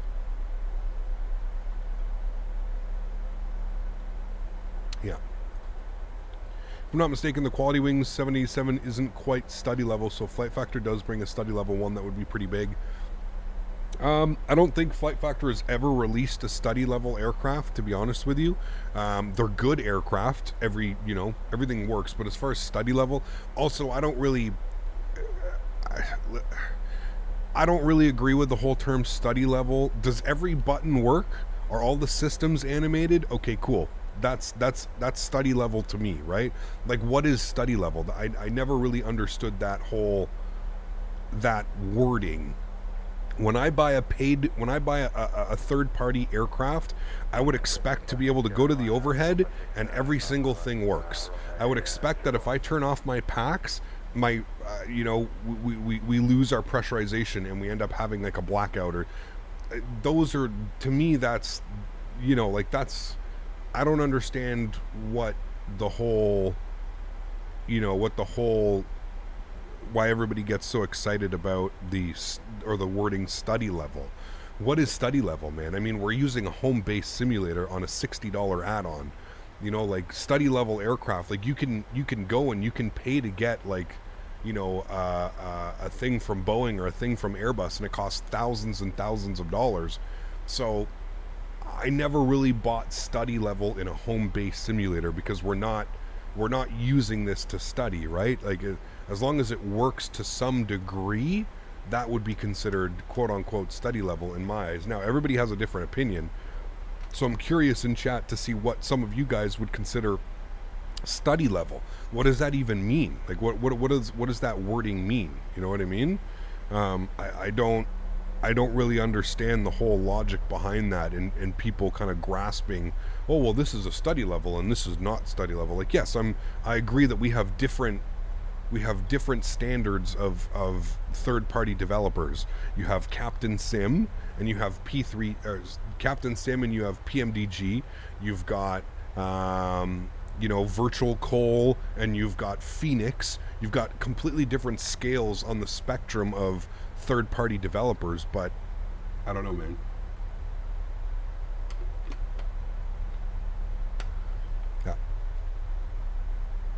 You know what I mean, chat? And again, I'm not trying to be rude here, chat. I'm just trying to have an open conversation with you guys. I don't, you know, I'm not, if you buy certain airplanes because they're study level, that's great. But I want to know what is, you know, what do you consider study level? Because for me, like I just mentioned, study level is if I can go inside the cockpit and everything works. Everything works. You know what I mean? That's study level to me. The fact that I can fly this in my home base simulator, and I've done this, and then take my knowledge from flying this aircraft in my home base simulator and go fly on a real simulator, a real training, you know, level D simulator, and guess what? All the buttons are the same layout, everything works the way that it does in the simulator. That to me is study level. You know what I mean? That's a study level airplane. I was able to take all the knowledge and everything that I learned at home and bring it into the actual working life, and it works. You know what I mean? I always just use study level terms as a simplified way to say the aircraft had extensive functionality. Yes, I agree with that as well. Yeah. Is it true that the Phoenix has lost its contrails? Yes, they've removed them for some reason. Yeah. For me, study level projects are developed with real pilots' inputs and insight. That could be as well. I think we're getting that with everything, though. You know what I mean? Many times was in the case. FS 2004 was also Revolution, but X-Plane survived. Want to see a trick this time, though? Yeah, I mean, I'm not saying that X-Plane's not going to be around. I think X-Plane will survive. There's always going to be a market for X-Plane. What I was more so questioning was how big is that market? I think we've seen a major shift come over to Microsoft Flight Simulator. And then you add in the fact that you can console players who in 5 years ago, if you had told me that a simulator was coming to console, I would have laughed. I would have been like, okay, like what kind of, like, you know, what kind of mobile port over are we going to get? Are those guys going to get on Xbox or PlayStation? But here we are, man. So, yeah. Feel the same way about study levels I do with flight model. We're not pilots. How do we care about the study level? Well, it's like I said. It's just one of those things. I never understood it. I never understood it for being a content creator. I never understood it, period. I never understood how some people would like poo-poo an airplane and be like, oh, well, it's not study level, so I'm not buying it. It's like, dude, every button works, everything works, the flight model's good, it follows the autopilot, it captures ILS, auto throttle works, VNAV, LNAV, everything works. So what's the difference, you know? For me, study level is an add-on plane that is basically exactly the same to real-life simulator or a plane, not the flight dynamics. Yeah, I agree with that as well. Yeah. Do you feel any true difference between the PMDG and the actual sim you flew years ago? I mean, they both fly the same, dude. The one thing that I noticed when I went to the real simulator was how balloony the airplane feels. The real simulator that I went to was using, I think it was using ProSim 737. I can't remember what it was using. But it was using a real 737 flight model from Boeing, like it was that setup. And I remember how balloony the aircraft felt. You would go to flare and it was just like that kind of balloon effect. And I actually think the PMDG does that pretty well. And you can even watch last stream when we flew into Vegas where we had a 7-knot tailwind. The aircraft was very balloony. I was constantly making inputs between up and down and up. So, I don't know, man. Again, it was just getting used to it, right? That's all it is. I think a lot of ways study level is just a real marketing term that tickles pilots' fantasies. A little thought in the back of your head, you literally play. You're right, Andy. You're right. I think it was. Yeah, you're right. Like, I agree with that 100%. For me, study level is when every button or switch should work, and it should reduce the realistic impact on the aircraft as compared to the real life. I agree with that as well. Yeah. Yeah. Hiccup, your FPS count is always covered by your logo at the bottom right. Consider changing it. You can't see that right now? My logo's covering that? Chat, is that true? I don't know where I could put it. The only other place would be down to the bottom left. Because it has to be in the top. Like, I don't choose where it goes. It can either be bottom left, bottom right, top left. So, yeah. It is visible. It's not true, it's just tiny? Okay. I think most people use the term to describe the depth of system modeling, not that it is a training tool. Could be, yeah. I mean, have you watched the Aerosoft EFB video for the upcoming 330? I have. Looks pretty cool, Mr. Pilot, doesn't it? I like the little pushback feature, man. Although we do use GSX, it's good to have like a backup pushback thing or something like that. You know what I mean? So yeah, it should be cool. I'm glad I'm not the only one who thinks like that. No, I agree, Frex. I agree with you, dude. It's nice to have this conversation. It is. It's nice to have this conversation that we're all, you know, you see it and you're on your phone. Okay, cool. I think it's just somebody maybe having issues with it. It's hard to read unless you're in full screen. Yeah, I believe that. I mean, it's tiny, right? It's not, I don't want this big old FPS counter. It's just meant to be there in the bottom right corner for you to casually glance at if you were ever curious, like, I wonder what kind of performance Cap gets at this airport. Then you can briefly look down and see it, you know? Look at that sunset, chat. Wow, wow, wow, wow, wow. Do we want to do... Hold on, let me do a poll. I'll do the poll now before we get landing. Create a poll.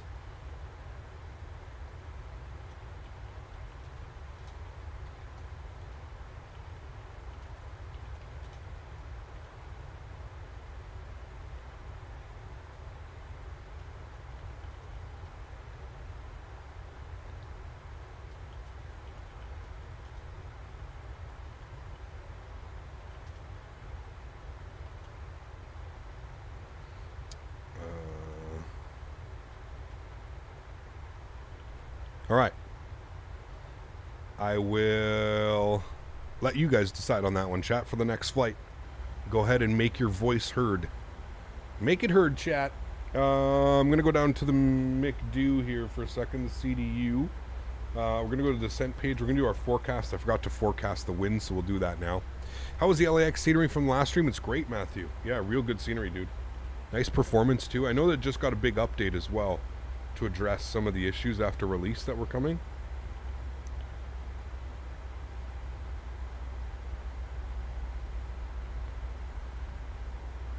Aerofly 2022 is good. I have no clue. Never flown it, man. I'm sorry. Let's load up our weather. QNH is 1026. We'll execute that. 1026.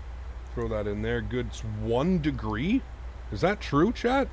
Is it 1 degree right now? Jesus. That's cold. Oh, hello. It's an EasyJet.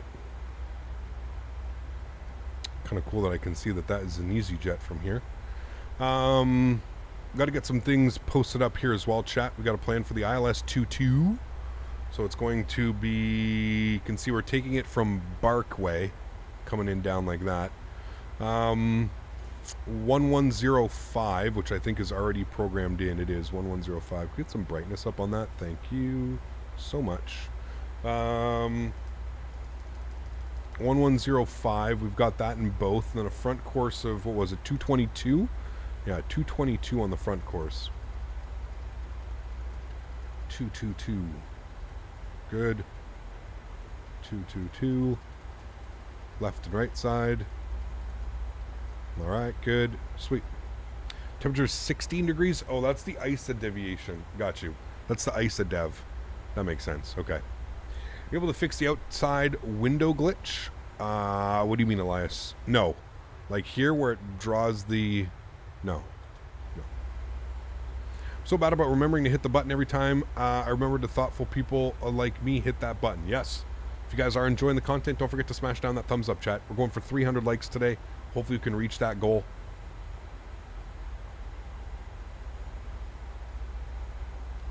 Looks like Sunrise is winning that vote so far. Sunrise flights are awesome. Do love a good sunrise flight. Just installed GSX and I love it. Can you do a butter landing? We'll see, man. Yeah. Would you fly the 380 when it comes out? Yes. Yeah. Do you have a wish list for aircraft scenery you'd like to see a dev bring to the sim? Do I have a wish list for aircraft or scenery? Not really, Eric. I mean, there's a couple. Obviously, there's a couple sceneries that I'd like to get, but Yeah, I mean, I don't know. In due time, right, my friend? I'm not all that picky. In due time, my friend. Gotta make this hard landing to keep the maximum realism for Ryanair. I'm gonna try and not float. That's gonna be my maximum realism, will be not floating. I actually want to plant this. So we're looking for the 1,000 footers, 1,500 footers, chat. That's what we're looking for today. At some airports, Microsoft and similar, the runway lights are missing. Any ideas? That's weird. Try a reinstall? Shouldn't be missing lights, that's for sure. Yeah. How about a minus 420? Oof. We need Phoenix bad. Someone's making one, Will. We've got, who's the company? Chat. Who's making the Phoenix? Flight Beam. Flight Beam Phoenix is coming. So yeah. Fly Tampa Amsterdam as well. Yes. We need Montreal. Fly Tampa Montreal, or anybody making a Montreal airport. That one would be good. Shit, chat. We forgot. We have to, we're going to want to watch the replay. Chat, don't say anything. Chat, don't say anything. Don't tell on me, chat. Don't tell on me. Flight Beam is a good one. Their KDN is legit. Yes. Nose first, 1,000 foot per minute. Jesus. Dare to try London City Airport, but in a 320. We've done it. It's not the easiest thing to do, but we've done it. Yeah.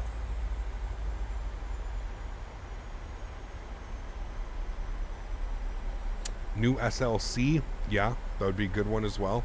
I don't know when we're going to get that, but that would be a good one for sure.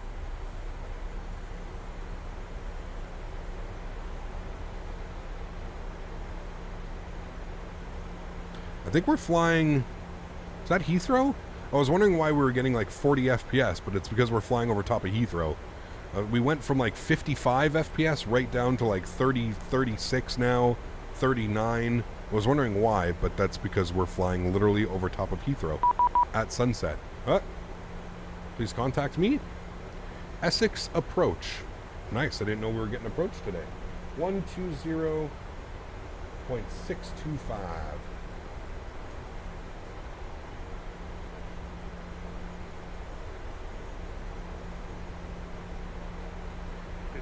Romeo Mike, speed 220 knots. So Ryanair 6 Romeo Mike, speed 220 knots. Speed 220 knots, Ryanair 6 Romeo Mike. Alright, let's get our landing lights on. Speed 220 10,000 feet. Speed 220 knots, I'll see you. SS Approach, very good evening, Ryanair 66 Mike Bravo, level 100. Ryanair 66 Mike Bravo, line of control, hello, I'll be back.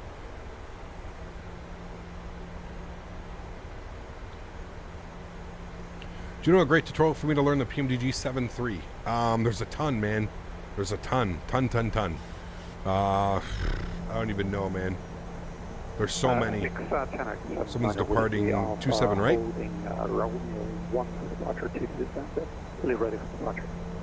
Cap, any plans to fly in Southern Africa? One of the instructors of my flight school is finishing up GHB Airport. Yes, I do. Wind is 210 degrees, 9 knots. Yeah. Clear takeoff 22, Shannon, 9 with. London City and the Avro RJ is always fun, yeah. We did some MCI scenery at this point, such a forgotten airport. MCI. KMCI, what's that? Heading for feedback to Volvo, just for confirmation. 235 Golf, AFM, continue present heading. Heard that, thank you very much. Ryanair 6 Romeo Mike, fly heading 045. 045, Mike. 236 Mike Bravo, maintain flight level 90 please, speed 220 knots.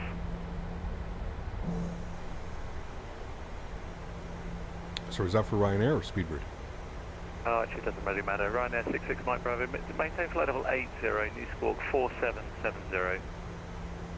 Right, we'll maintain flight level 80 and squawk 4770, Ryanair 66 Mike Bravo.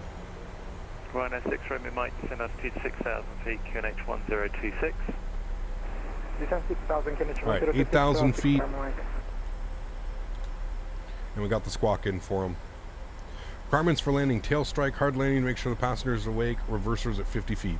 Jesus. How to get those camera angles? Honestly, man, the easiest way for me to explain it is Google or YouTube Custom Wing Views Microsoft Flight Simulator. That's the easiest way for me to kind of explain how to set that up, man. Any thoughts on the Airsoft 330 and dev? Mike Bravo, speed 220 knots, please. 220 knots, Ryanair 66 Mike. 220 on the speed chat, coming in. Will, yeah, looks good, man. River 3 Papa Golf, just check the standard pressure set, descend to flight level 70. Result, we're expecting her like QNH 1026 and descend. Okay, so just ensure you've got the standard pressure set. You're on a flight level at the moment, so standard pressure 1013. 1013, Roger, that's going to descend to 7000.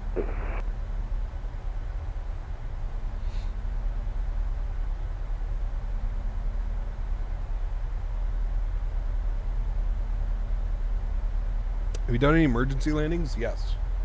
It's been a while, but we have done some. River 3 Papa Golf, fly heading 045. 045 for River 3 Papa Golf. This is real time? Yes. Real time. What will the next flight be? We're going back to Shannon. Back to Shannon.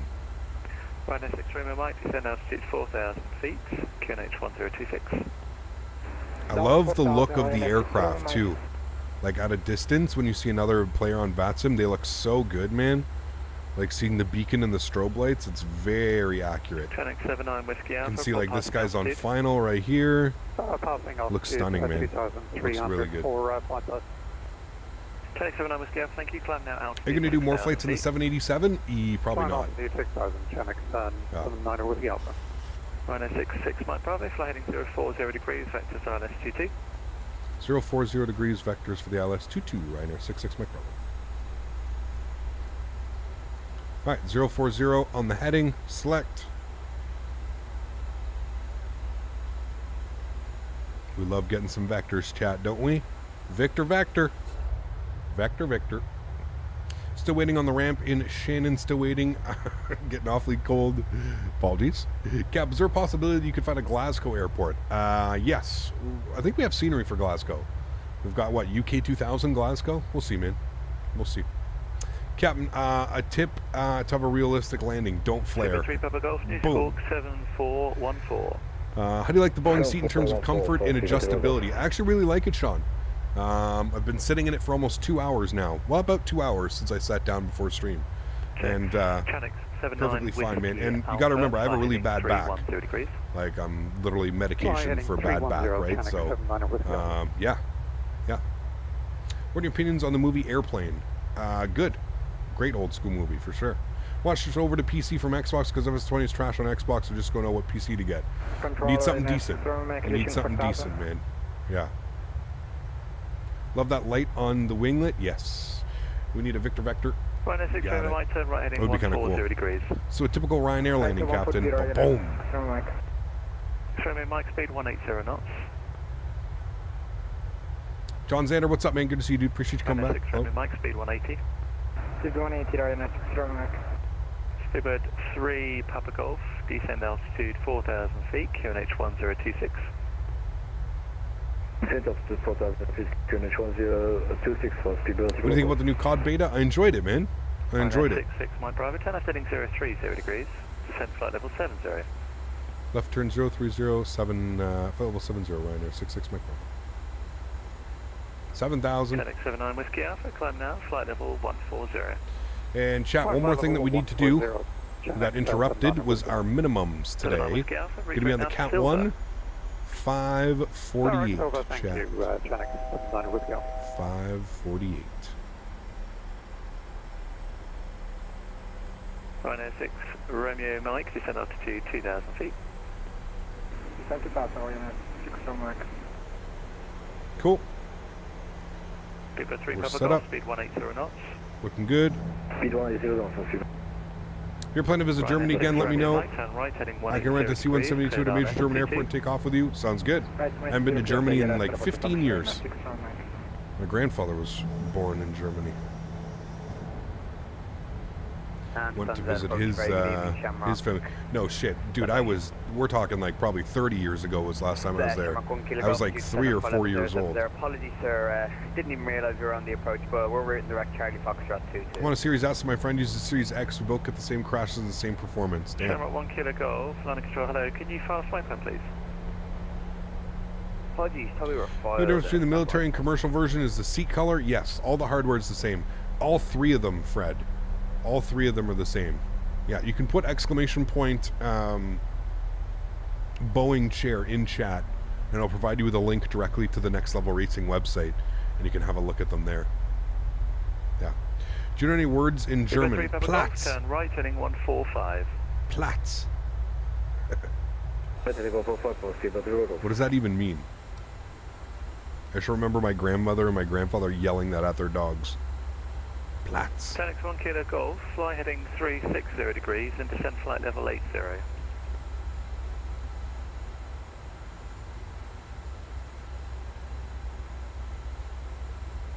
9. Yeah. We need a radio check? Oh, man. See how we don't get radio checks out here? Golf, Essex radar, hello. Vectoring on ST2. Fly heading 360 degrees. Descend flight level 80. Are you trying to call Shamrock there? Means the dog has to lay down, Shamrock yes. 1 Kilo Golf, AFM, heading 360 degrees, speed 220 knots. Descend flight level 80. 360 degrees. Ba-da-dum-bum. Apologies. Heading 360 degrees. Here's the airport. Now, please. 220, flight level 80. 220, flight level 80, Shamrock. You guys see how the strobe light Golf, right turn, heading is 180 slightly degrees. illuminating the air around it ST2. because of the atmospheric conditions? Do you guys see that, or am I only, I don't know, YouTube may be blocking that out, Right turn now, heading 240 degrees. but it's lighting up just a little bit here because of the atmosphere. Crazy, man. Do you like German sausages? Sure, yeah. 10,000 feet and clear dial 22 left pulse, T-Belt. Ryanair 6 Romeo Mike, runway 22, clear to land, wind 210 degrees, 9 knots. It's unfortunate the Xbox doesn't get much love from the flight sim, but I mean, it's understandable. It will. I think they're just very concerned on Ryanair 66 Mike Bravo, descend altitude 4,000 feet, QNH 1026. 4,000 feet, 1026, Ryanair 66 Mike Bravo. Shannon 79 Whiskey Alpha, monitor Unicom 122, good night. Okay, chat. Let's get flaps 1 out there. Unicom 122.8, many thanks for your Shannon 79 Whiskey Alpha. Pleasure. Planning 154 on the approach speed today. Any news of the 330 release? No. Thanks for flying from my home airport. I live nearby Limerick City. Nice to see you getting some attention. Sweet. Well, actually, you got to thank MK Studios, man, for putting it out for us. For sure. Mayday, thanks so much, man. Appreciate you, dude. Welcome back to first class, or sorry, to business class. Huge no floaties to you, Mayday. Thanks so much for supporting the streams. Bravo, turn right heading 145. Right turn 145, 66 Mike Bravo. Ryanair 6 Mike Bravo, reduce speed 180 knots. 180, Ryanair 66 Mike Bravo. Alright, 180 on the speed. No ATC speed. Not PRC Shore, and Pressure. Shamrock 1 Kilo Golf, speed 180 speed breakout. Now, descend flight level 70. Radio check and steady level 1 with you at flight level 12. Jesus Christ, ready. Ryanair 66 Mike Bravo, continue right turn heading 160 degrees. Continue right turn 160 degrees, 66 Mike Bravo. Alright. Flaps 5 degrees. So we can maintain our beautiful speed. 154 on the approach speed tonight, guys. Look at the moon. Beautiful. QNH is set.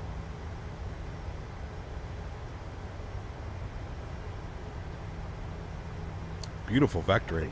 Good evening, Ryanair 45 Delta Charlie. We're Boeing 737-800, stand 83 left. We couldn't seem to get the ATIS information requesting our flight clearance to Rome. Ryanair 45 Delta Charlie, 6 radar, hello, Quebec. Okay. Ryanair 66 Mike Bravo, turn up to 2,000 feet.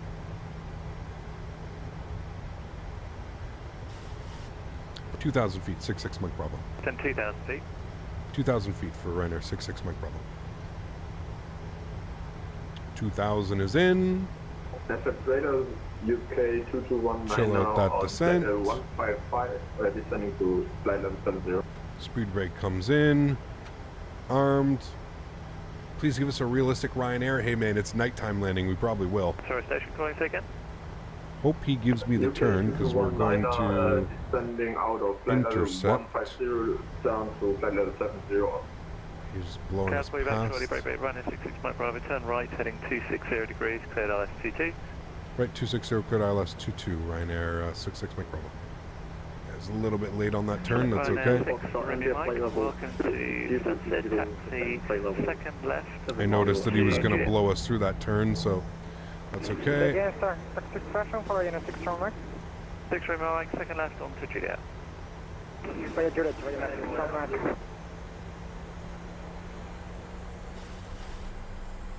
Shamrock 1 Kilo Golf, turn left heading 310 degrees, descend altitude 4,000 feet, QNH 1026. Left 310, descend 4,000 feet, QNH 1026, Shamrock. Alright, 170, we're 9 miles out. Skipper 3 Pepper Golf, wind 210 Flaps degrees, 10. 9 knots, 22, clear to land. If you don't send those struts through the wing on touchdown, I don't know if we can trust you enough to fly us back. Fair. Fair. Definitely fair enough. Alright, we're just waiting for our landing clearance here, chat. We're going to get these guys all on. There we go. Look at that sunset, man. Beautiful. An amazing scene for sure. Looks like you guys are voting on the correct answer of sunrise. That is what I wanted to do, so great job, chat. We'll close that poll out once we're down. 7 miles. I don't know when Ryanair drops the gear, but 7 miles sounds good. Let's go gear down. Flaps 15 degrees. 165 knots to 4 DME. Is this real time? It is. So I believe you said 160 till 4 DME, Ryanair 66 Mike Bravo. AFAB. Alright, 160 till 4 DME. Turn left heading 260 degrees, establish local ice at TT. 260, establish ILS 22, Shamrock. Go flaps 25 degrees. India with me. Let me start the recording. India, score 7413. Good, we're recording. And here's 5 DME. UK 2219, score Rest of the 7403. lights on. And we've got our ground charts open here. UK 2219. Hopefully we vacate on November November Romeo or Lima Romeo. And Charlie. There's 4.5 DME. I'm going to set our approach speed 154. Flaps 30. Landing flaps. First 3 Papa Golf for us to taxi via Juliet Fully configured. and Alpha stand 10. Alpha stand 10 for speed Stockholm. Thank you. Right. Joystick cam's going on. Enjoy the arrival, friends. Get you down on the ground. Ryanair 66 Mike Bravo, wind 210 degrees, 9 knots, 22 clear land. 22 clear land, Ryanair 66 Mike Bravo. Thanks. Alrighty, guys. Putting the shades there so I can actually see what I'm doing. Yeah, thank you. Descend Joystick, now, flight level 110, route direct path my away. airplane, my throttles. Descend flight level 110, direct to Faten. Alright, landing checklist. Gears down 3 green. Flaps are 30 and indicated. Ground spoilers are armed with a green light. Cabin crew's been advised. You guys have been advised. I'm gonna put this bad boy down. 045 and descend flight level 80. That wind is interesting. 2000 feet, cleared ILS 22, Shamrock.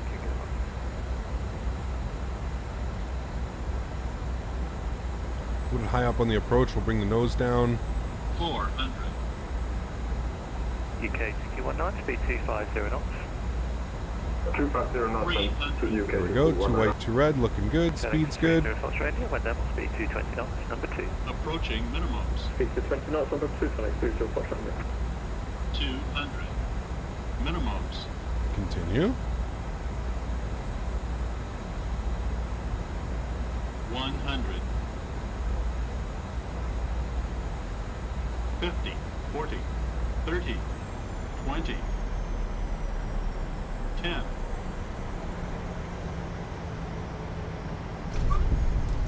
Reversers, nose down gently. Decelerating.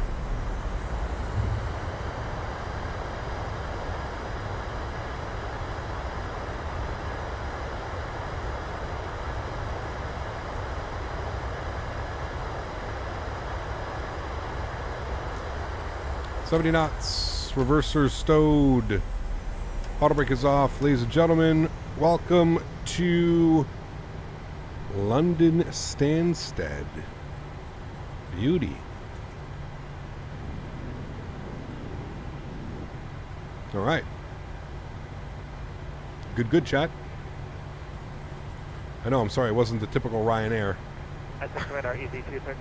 Unrealistic. We got the perfect landing with the Ryanair. I know, chat, I'm sorry. Man, it was really dark on final there. Like, holy shit. There's like nothing leading up to that. Alright, we'll pass the hold short. And there we go, cool. Flaps. Radar, hello. Stop descent, please, flight level 110. Beautiful. Let's get some dome lights on in here so we can actually see what we're doing. Cool. Sweet. Landing lights off. Ryanair 66 Mike Bravo, welcome to Stansted, taxi second left onto Juliet, and Charlie, stand 43 right.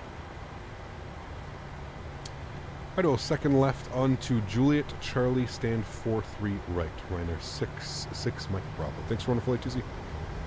Pleasure. Shamrock Right. 1 Kilogolf, wind 210 degrees. There we go. knots, Isn't 35 runway FPS 22, low clear for an down. airport? No, it's pretty common, man. 35, 40. It's pretty common, dude. Easy 213, New Squawk 7402. 7402. Microsoft is going to ban you from flying Ryanair livery ever again because of that horrific landing. Yes. You think I'd be like hired as a training pilot? Second left on Juliet, Charlie into the ramp, 43 is where he wants us. Let's pop open GSX. We're going to go parking. He wanted us 43. Romeo, Lima India Romeo Fox. This one may be a pain in the ass, chat, to figure out where we're going to park. 45 and information alpha QNH 1026 right now 45 Delta Charlie. Right, 45 Delta Charlie, thank you. Just confirm it's 46, 45, 46, 45. We'll go with 43. 45 right now 45 Delta Charlie. Right, 45 Delta Charlie, thank you. Repeat correct. Break, UK 2219. Handling by Ryanair. Jaden, thanks for support, man. Appreciate you, dude. Huge no floaties to you. Thank you, my friend. QNH 1026. UK 2291. You're about to experience the bumpy taxiway at Stansted scenery. Uh-oh. 075. Well, let's see. Navigraph announced a new version where you zoom into the stand level. That's pretty cool. 0 heading 075 Channel 30 That's very cool, XCAP, yeah. Easy 213, vector ILS from 822. Descend now, flight level 80. Do you think they will ever make side sticks yoke compatible with Xbox? 100%. Gigo, yeah.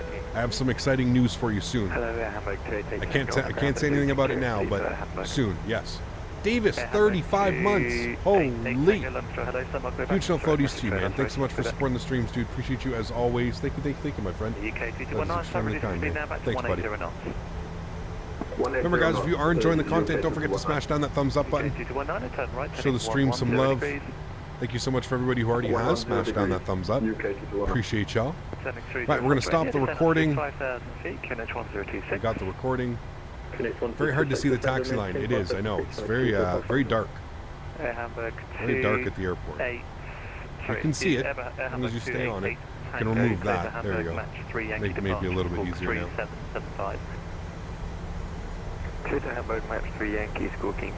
No, it's not fixed, Alice. And I don't think I noticed it much on the Juliet taxiway. It's definitely on the next one. It's definitely on whatever the other one. November or Hotel? Yeah, Hotel. Hotel's really bad. Like, really bad.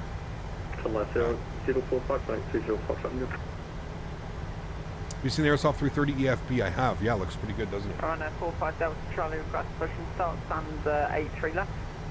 Ryanair 45 Delta Charlie, push and set approved. Can we smash on the return flight? I mean, yeah, we'll see, dude. Sky 219, report local lines are established to do. Sorry, UK. What localized established 2T? Report established ILS, UK 2219. Hamburg 38 Tango, ready for start. Righty, and we'll stop our poll. 221. Looks like we are getting a sunrise flight for the next one, chat. Beautiful choice, great choice. 737NG. Thanks so much for your business class subscription, my friend. Huge no floaties to you. Thank you very much for supporting the streams. I really do appreciate that, man. Welcome aboard. Thank you, thank you, thank you. What flavor am I vaping? This one is Mega Melon. It's unbelievable. UK 2219, descend up to 2,000 feet, clear the LS22. And it's the stretching material, so it's nice. Let's go ahead and spool up the EPU. Engine start switches to the off position. Strobe lights off, and we got the wing light off. UK 2219. Channel 30 Foxtrot India, turn right heading 120 degrees, speed 180 knots. Speed 180 knots. Repeat that. Is this a competitor to the Phoenix EFB? I think it's really well done. I haven't like fully dived into it yet, but it looks pretty well done. Yeah. 130 degrees, channel 30 Foxtrot India. Thank you, Channel 30 Foxtrot India, descend to 4,000 feet. All right, remember we're going in at Charlie, guys. So this is Alpha Bravo Charlie. So not this right. 1 Kilo Golf. Welcome to Stansted, taxi via that was a little bumpy. Hotel and Charlie, stand 45 left. When do you switch from cigarettes to vaping? I don't even really smoke my nicotine vape that much anymore, man. Like I don't even have it around. It's not even it's not around me. I don't really smoke the nicotine vape that much, man. Yeah. But when did I quit? I quit smoking, I don't know, was it 3 years ago, chat? 3 years, I think?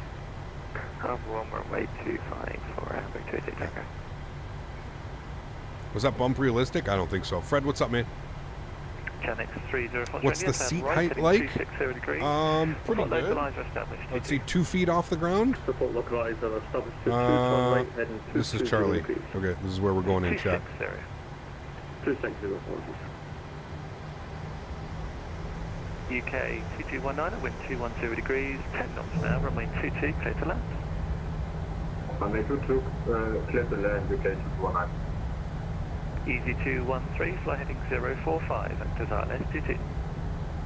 045, easy 213. What gate did he give me? 43? One here with you. Yeah, 43. So you question I-5. Alright, 43 is going to be... 2811, right. Under control, hello. Clear to hold position, you're clear to Madrid via the Nugbo 1 Romeo departure, squawk 3524. Yeah, give me 43 right. I just don't know, like GSX didn't have it, so we're going to have to just go to 43. Cleared, sorry, squawk 3524. So this is 40. I see the tug. Okay, I see them. I see her guiding me in. Okay, so we're gonna follow her. So there's somebody right there in front of us. Easy 213, left turn heading 035. Easy 213, turn left heading 030 degrees. 030 degrees, easy 230. Thank you. Ryanair 45 Delta Charlie, right next to taxi. Ryanair 45 Delta Charlie, roger, taxi and hold short on to hotel and hold short Delta. Taxi, hotel, hold short Delta, Ryanair 45 Harold, Delta thanks so Charlie. much, dude. The $10 donation, appreciate you, Harold. Thank you, thank you, thank you, my friend.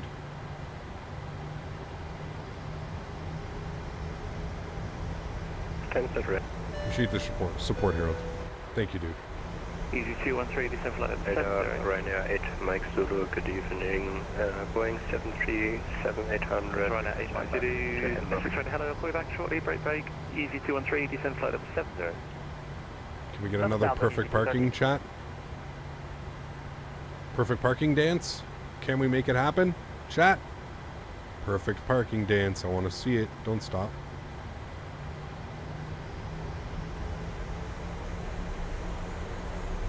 We're like slightly parking Why would you do that? That's so rude. Maybe he didn't know. Could just be a random person.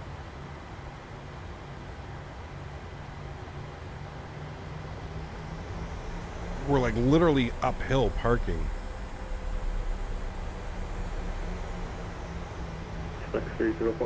No. Oh no, chat. We fucked it up. 730 Foxtrot India, thank you. Continue approach. Park brakes on. Coming number 2. Continue approach number 2. She's gonna bow. Easy 213, descend altitude 4,000. Engine number 2 is off. Engine number 1 is off. 22 miles, 22. She's gonna bow. Descending 4,000 for Easy 213. Thank you. Cool. Hydro pumps are off. Ryanair 45, Charlie, continue taxi. Propulsion's off. Yaw damper's off. Anti-collision's off. Seatbelt sign is off. Lima Charlie 2811 ready. Ladies and gentlemen, Charlie 31 is ready for taxi. request deboarding. Sorry. The boarding requested. The boarding requested. That's fine. Welcome. Charlie 2811. Give way to that Ryanair. It's just going to be crossing you right to left on hotel. And then taxi holding point Sierra 1. I think they deboard Traffic and taxi to Sierra from 1. like the things driving up. The stair units, I think. We'll find out here. Great flight though, chat. Easy 213. Turn Passengers right, deboarding starting. Passengers deboarding starting. That's funny because I don't see anything there to deboard them with. Interesting. Operate stairs? Nope, they're just going to walk out. Oh, right. Perfect. UK 2219, taxi second left onto Juliet. Well, the GSX profile didn't work today, chat. UK 2219, taxi second Obviously left some issues going on with that one. Where's the time? Let me bring this back here a little bit. We can just see everybody walking into it. There we go. No, it's not even GSX. There's a profile. Obviously he didn't tie this with the they obviously think they're supposed to be walking to this. They're not thinking that they're supposed to be getting off. When I parked yesterday, I parked over here and they did a great job. I parked at stand 44 and they did a great job. They got off and they walked right through this door right here. So something is not done correctly with this one, but that's fine. Wonderful, cool. Let me go ahead and set all the flaps down. Or sorry, I want to set all the flaps down again for a replay. That's good, cool. If I get the hydraulic pumps on, they'll actually do a lot faster, so we'll do that. All the lights are coming back on. There we go. Lights, lights, lights. Thank you. Lights on. Good. Let me restart the Kutal script where you restart. Good. And let me come down here and make sure all the doors are closed. Close. Ground services. That's fine. Doors. Close, close. Good. Cool. Come up here. We'll replay our landing. And... well, I just gotta wait for the flaps to come down, chat. I'll go... that's where I was gonna start, 44. Do the built-in stairs work with GSX? Yeah, they do. I was gonna go to 44. I don't know what gate, because I don't know what other gate it works with.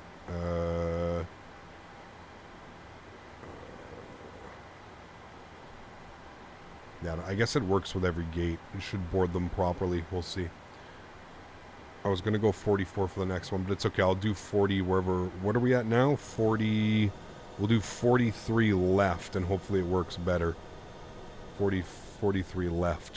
Should load us fine. Should board us fine. Alright, flaps are... now 30. No, I'll go... it's fine. Don't worry. I just know that they work at stand 44. That's why I was going to use it. But I can go 43 left. It's whatever you want to do, man. Just let me know where you are. Cool. Let's hit the play button. We'll bring this forward. I just moved the time up, guys, so we could actually see the arrival. Because you really couldn't see much. That wind was kicking our ass, though, chat. Like, holy. Let's do an outside view. There we go.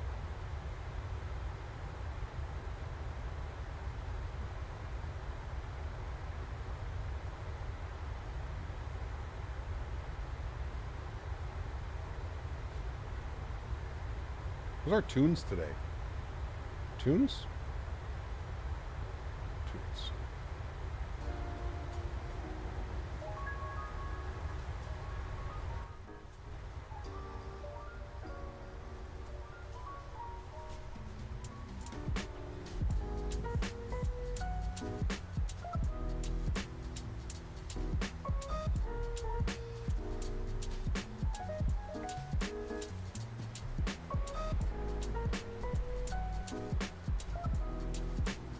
Very good. Very good shot. Nice centerline control. Nice wheel. Hold it. Hold it. Beautiful. Great landing shot. Great landing. Especially for nighttime landing. We're taking that one all day long. All day long, chat. Guess who's fired from Ryanair today? No.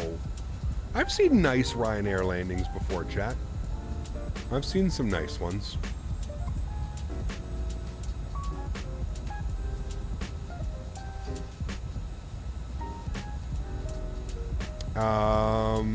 Hens, that's landing rate monitor. You can put exclamation point LRM in chat. LRM.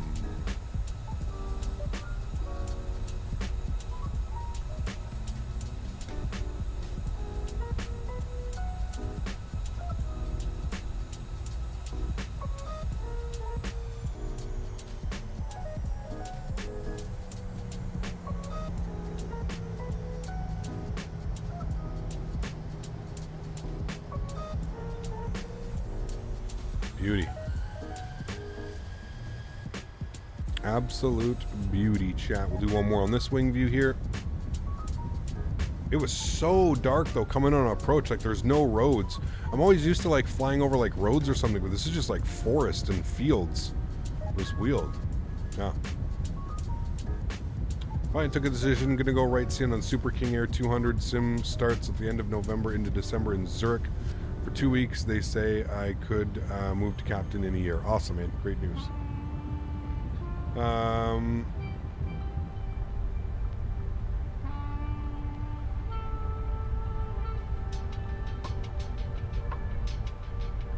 You're loading it at 44. I won't connect till after the break. You should see me. I'll be in a Ryanair 738.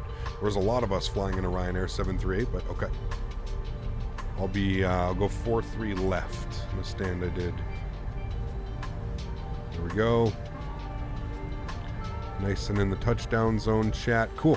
I'll rewind this to here. Back a little bit more. You guys can watch the approach from here. I'm going to get set up for the second leg. I'm also going to grab a bite to eat and restart the sim. I will see you guys all in about 5 or 10 minutes for a return flight back to Shannon. Enjoy the replay, guys.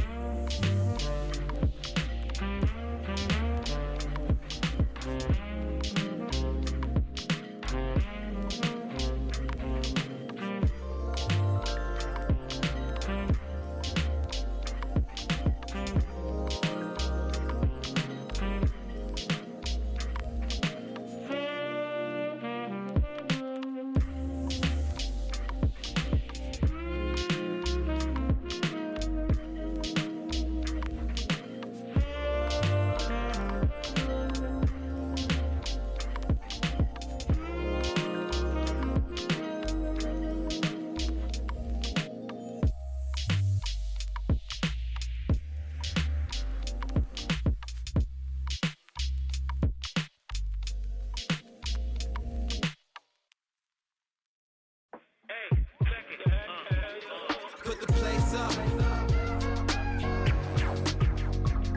Put my face up.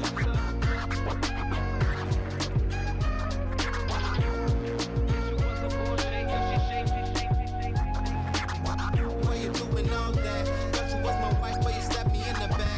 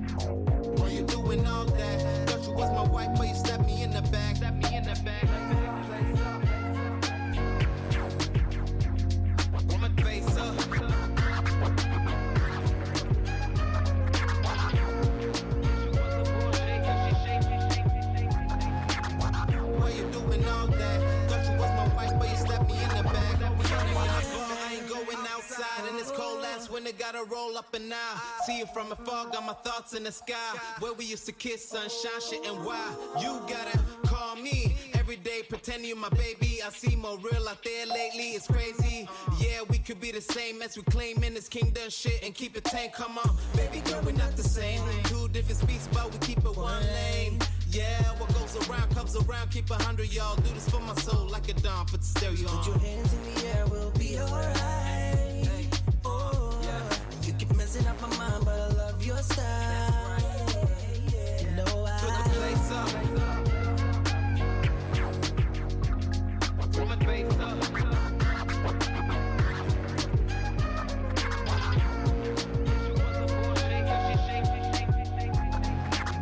Why you doing all that? Thought you was my wife, but you slapped me in the back.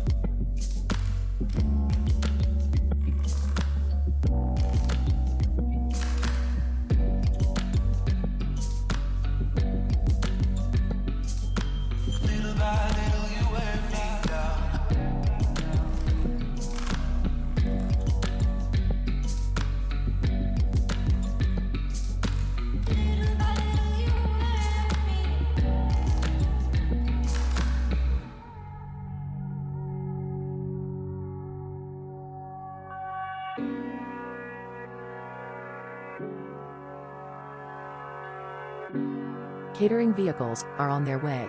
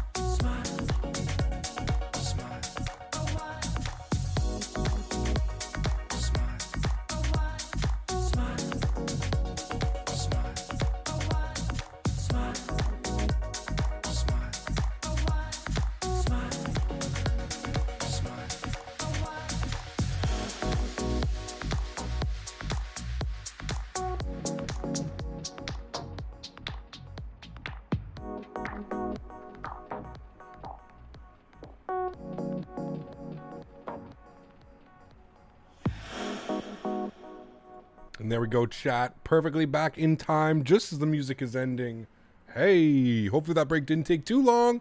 We're ready to rock and roll. Ryanair, what is our call sign now? I always forget. 62 Papa Victor. Ready to rock and roll, friends. Let's jump inside the cockpit. Let's get this bad boy programmed, ready to rock and roll. And we are back into Shannon. Early morning here in the simulator. Master battery switch is on. We'll get the ground part of the on position as well.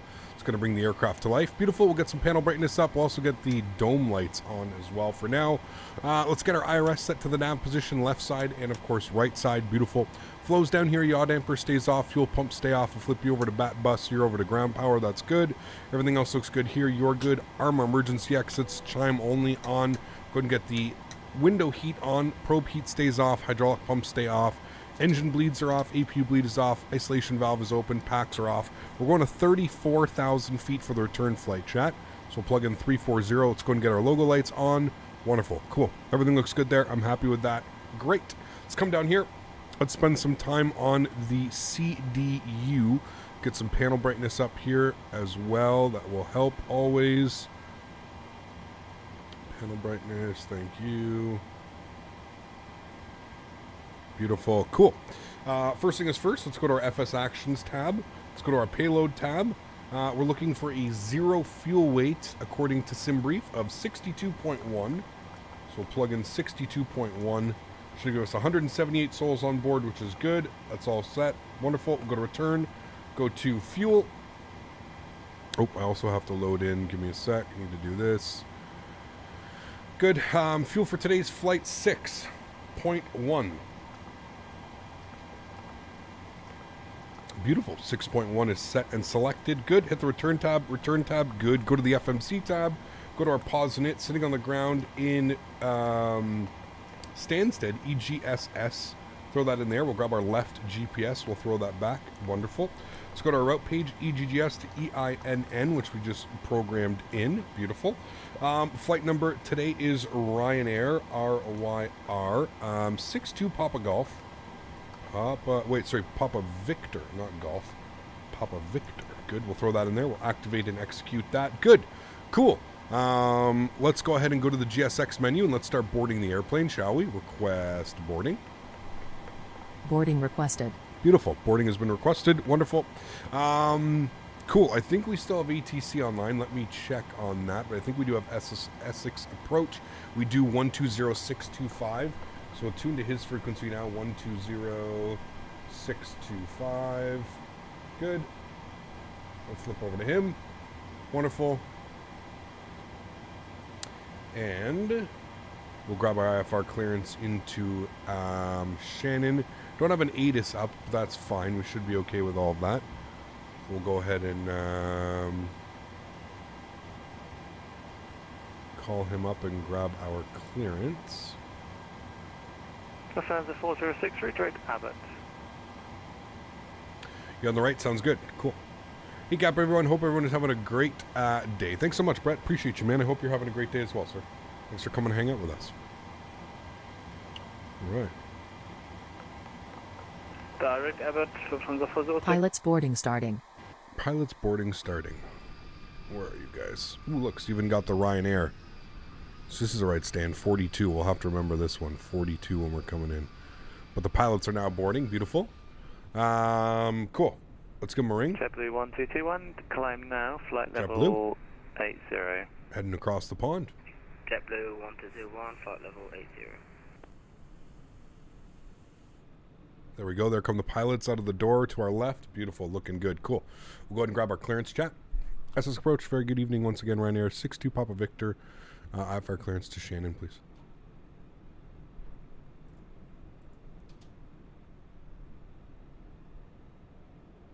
There's no chime in the Phoenix to ping the cabin. I think there is. Not quite sure. I thought there was. Crew boarding starting. There was.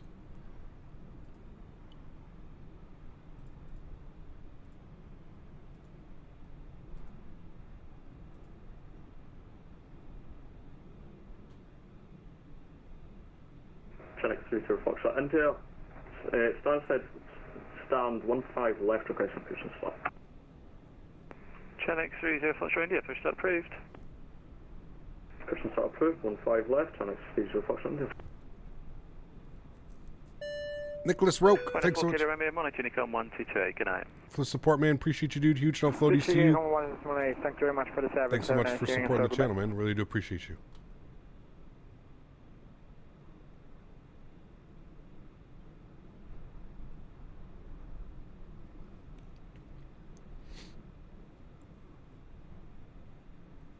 Lufthansa 406, descend flight level 90. Did he not hear? Did you guys hear me on comms? Flow level 90, Lufthansa 406. Heard. That's the approach. Very good evening again, Ryanair. 62 Papa Victor, stand 42, type 737-800, IFR clearance to Shannon, please. Ryanair 62 Papa Victor, 6 Your radar, crew good has evening, boarded. cleared Shannon, Nugbo 1 Romeo. Passengers boarding Squawk starting. 7321. Cleared into Shannon, Nugbo 1 Romeo, departure 7321, Ryanair 62 Papa Victor. 62 Papa Victor, correct, and I missed it, but the QNH is 1026, information Delta. 1026, and we got Delta. Thanks, Ryanair 62 Papa Victor. All right, cool. Passengers are boarding. They're walking out of the terminal there. So this is a good gate. We'll have to remember this one. We'll have to remember gate 42. 42 and 44 seem to be the best working gates. So we'll remember that one. Cool. Let's jump inside. Let's start reprogramming the aircraft. So we'll come down here. We'll go to our departure page. Departures, we are on the Nugbo 1 Romeo departure. So we'll find that in here. 1 Romeo. Good. Out of runway 22. Great. We'll go ahead and execute that. Good. Go to our departure page. Arrivals, we are planning the... what are we planning, chat? We are planning the Tupo 2 Delta. Tupo 2 Delta. Where are you? Tupo 2 Delta. And we're going to plan for the ILS runway 24. And I don't think we need to take any transitions. I was looking at this briefly before. It's going to take us into Tipor to D-Rag, so 3,000, so we're perfectly fine. So we'll go ahead and execute that. Beautiful. If I look here, it should be Tipler, Guylog, D-Rag, and then in for the arrival. So everything looks good there. Cool. Sweet. I'm happy with that. Everything looks great and good there. Wonderful. Cool. Let's go to our NITREF tab. Let's plug in some information. Zero fuel weight today, 62.1. On the fuel, we plan on burning 4.1, which is going to give us a reserve of 2.1. Looking for a cost index of 35. A cruise level of 340, 34,000 feet. Our average wind component up at 34,000 feet will be... what is it here? 249 at 48. So it's picking up a little bit. At 48. Good. That's all good. Transition altitude 7,000 feet. Correct. We'll insert that and execute that. Good. N1 limits today. No D rate on the takeoff. No D rate on the climb. Flaps are going to be set to 5 degrees today. CG weight this afternoon 19.1, and we'll leave our V speeds blank for now until we're pushed back and ready to go. Beautiful. And that's it, chat. The rest of that's looking good. We can get that aft fuel pump on, and when we start getting almost boarded, almost fully boarded, we'll go ahead and spool up the APU. But for right now, we've still got about 2/3 of the load to board. So we'll just wait for that. Cool. This is why I love GSX, man. So awesome. Just adds so much more realism instead of like just setting up the aircraft and going, you know. So what does GS mean on the FMC? Glide slope. Where do you find your average wind component on your OFB profile on SimBrief? SimBrief, OFB profile, almost right at the top, right here. Average wind, 249 at 48. So right under your cost index. I usually add 10 to my cost index. So I went with 35 instead of 26. But yeah, the rest of that is unchanged. You've got your ISA deviation. You've got your average wind component, 249 at 48. You can also come down here and it'll give you, I think, a little bit of a better representation. So you can see top of climb is actually 251 at 41 is what we're expecting at top of climb. But the average, the whole wind component for the whole flight, 249 at 48 is the average. Hope that makes sense. Well, runway arriving, 24. Did you get your climb rate on SimBrief? Because I remember you saying you get it on the charts. Climb rate? Well, yeah, you just put it in VNav, and as long as you program the FMC correctly, you should have a good, fine, normal, clean climb rate. So yeah. It's 36, Paul, but I put 35.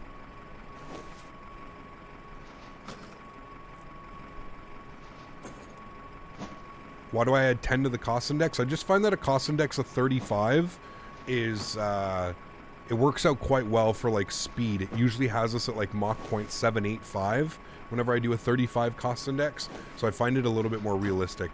Well, I don't know what the cost, I'm pretty sure Ryanair uses a cost index of like 5, but, yeah, I'm just so used to doing things, right?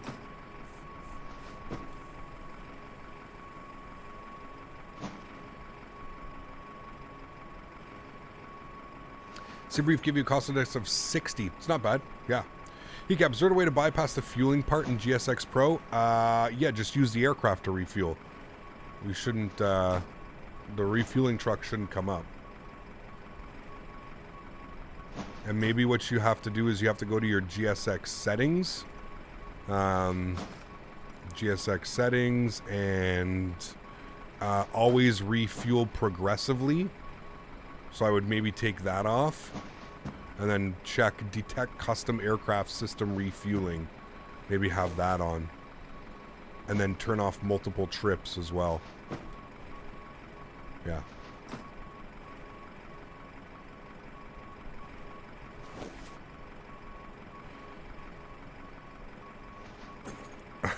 Right, Craig. They use a cost index of 6. There you go.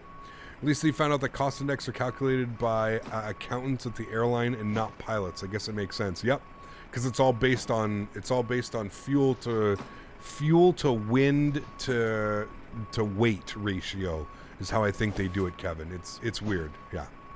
How do you like being a full-time streamer? A family member of mine is a full-time streamer. He works constantly. Never stops, Kevin. You are 100% correct, man. There's no days off, dude.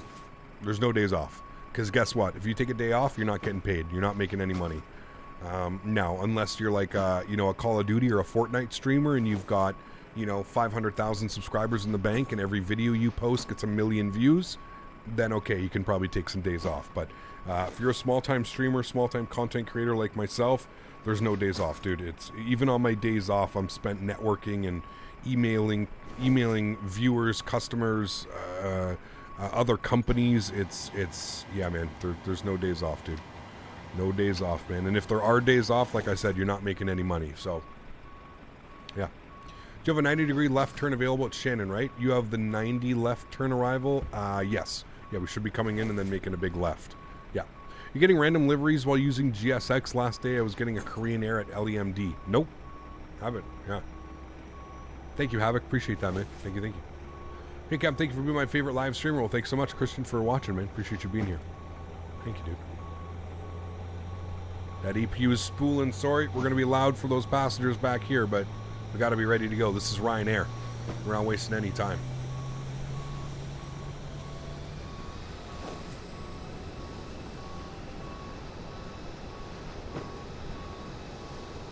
There we go. Last bit of passengers are boarding now, chat. Beautiful. And I think we have the baggage loaders are almost done. This guy's done. We're just waiting for this guy, and he's done now too. So there we go. Baggage loaders are done. Jesus, just as the passengers are boarding. Beautiful. All right, 1026 was the altimeter, or the QNH.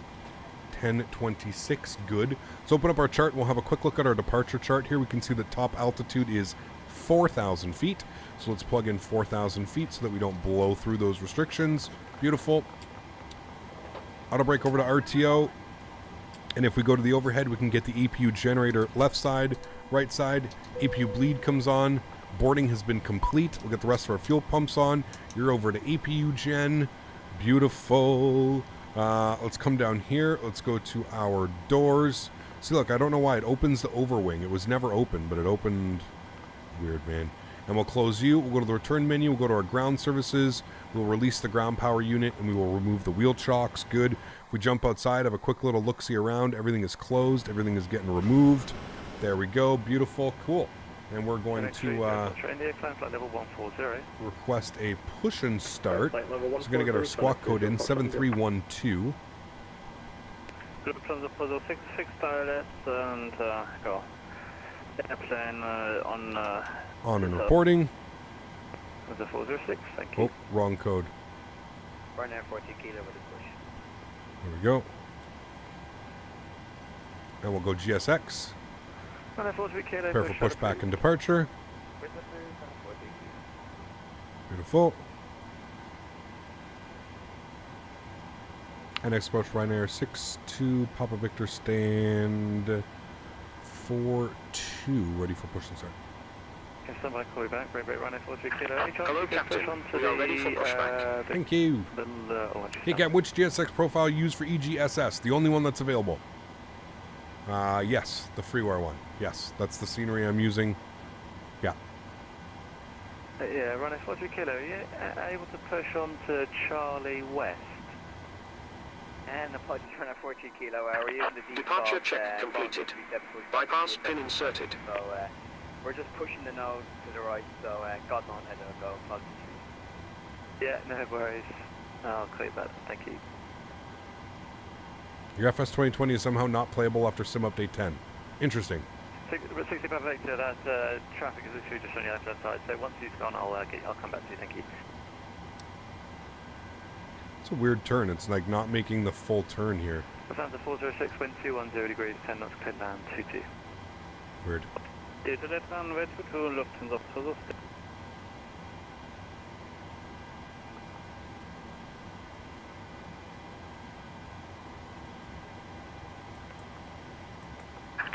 Locking gear.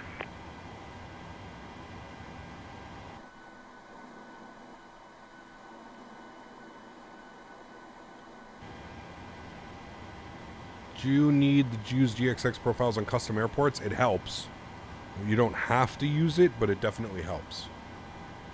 Yeah.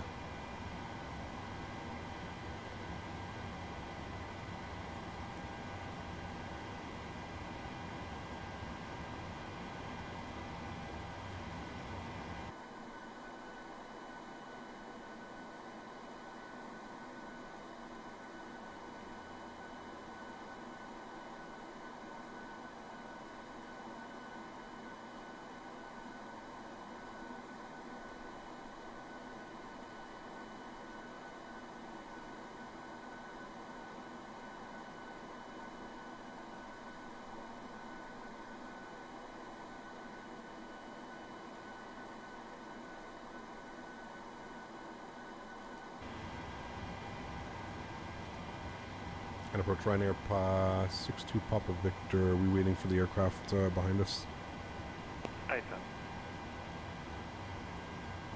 And go west or middle if it makes it easier. 60 Papa Victor, actually, you can go onto the east line, push that through facing, push through onto the Charlie east line. I pushed start approve on the east line. Are you sure east or west? The aircraft behind us looks like he's on middle, so west would probably make sense. Okay, west is fine then, whichever you fancy. I'm not really too fussed, as long as you don't plow into him. We will not do that, no problem. So we'll push west. Thanks, Ryanair 62 Papa Victor. Alright, there we go. Doesn't want us to push. Continue pushback. And that one out front there, apologies for this mess up. Let's go west. Yeah, that's fine. Release parking brakes. Cool. Release park brake. Commencing push. All engines clear. Start at will. Good. Don't smash into him, and we should be good. All right, cool. Let's go to the overhead. EP bleed is on. Everything looks good. Hydro pumps. Good. Spool up engine number 2. Ryanair 3 Papa Golf taxi, holding point at Romeo 1, runway 22 via Alpha Hotel and Romeo. Okay. Yeah, holding point. Robbie 1, runway 22 by Alpha Hotel review for Ryanair. Oh no, we're definitely going to smack into him. He's like in between the middle and the... Okay, hopefully we make this. What's the Unicorn 122.8? Have a good day. You too. Golf Sierra India X-Ray Tango, basic service, please. Golf Sierra India X-Ray Tango, Stansted radar, hello, post message. Golf Sierra India X-Ray Tango is a PA28 northfield to northfield, currently at 2,000 feet, QNH 1026. Set parking brake. Okay, that actually did a good job. Park brake set. Waiting your confirmation for good engine start. This is QNH 1026. Look upon the 406. Cockpit to ground. We have a good engine start. The 406, taxi second left on Juliet, hold short Alpha. Beautiful. Engine number 1 to ground. Take to the left, Android dead. Start valve open.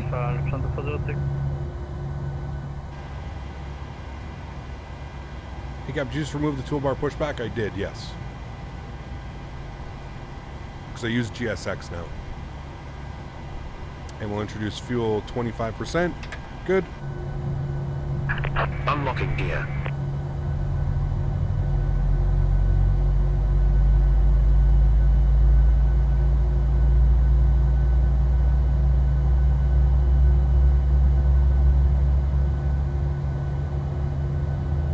You can disable a good engine start confirmation, so I won't do that anymore. Yes. Bypass pin removed. It's in the settings, isn't it? Left is clear. Right is clear. Where was it? Timing, audio, no, where was it? Ah, there it is. Apply. Okay, thank you. All right, cool. Let's go flaps 5 degrees.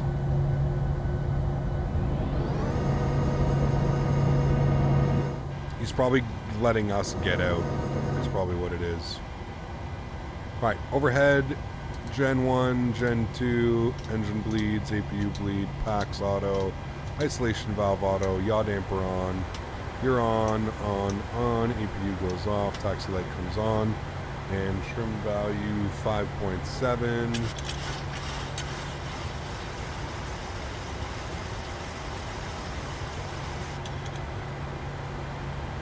Approach Ryanair 62, Papa Victor, ready to taxi runway 22. On a 60 Papa Victor, thank you, taxi Charlie, Sierra, hold Sierra 1. Charlie, hold short Sierra 1. Ryanair 60 Papa Victor. Right, Charlie, Sierra 1. Follow that company traffic to Sierra 1. Sorry who was ever behind me. Flight director, left side, right side. V speeds 39, 41, 50. Runway 22, get takeoff with 210 degrees 10. Actually, anyway, it's at 209. What is that? Possible runway 1 goes to runway for takeoff runway 22 for Ryanair 2. Flight man, what's up, dude? Good to see you, man. Alright, make sure we got everything on upstairs. You're on. Everything's good there. You're going over to Gen 1. Bat bus, everything is set. Cool, we're all good. We are looking good, chat. Auto brake is there. Flaps are set. Trim is set. Good. We're good to go. Good to go. Are your arms sore with no armrest? No. Just definitely makes it easier with armrest, that's for sure. Alright, so he wants us Charlie to Sierra 1. So slight right, slight left. Holding short, we've got the other Ryanair right there. There's company also flying to Shannon with us. Beautiful. What chair do I have? It's pinned up top, where you can go exclamation point Boeing chair. Let's see what I'm sitting in today, man.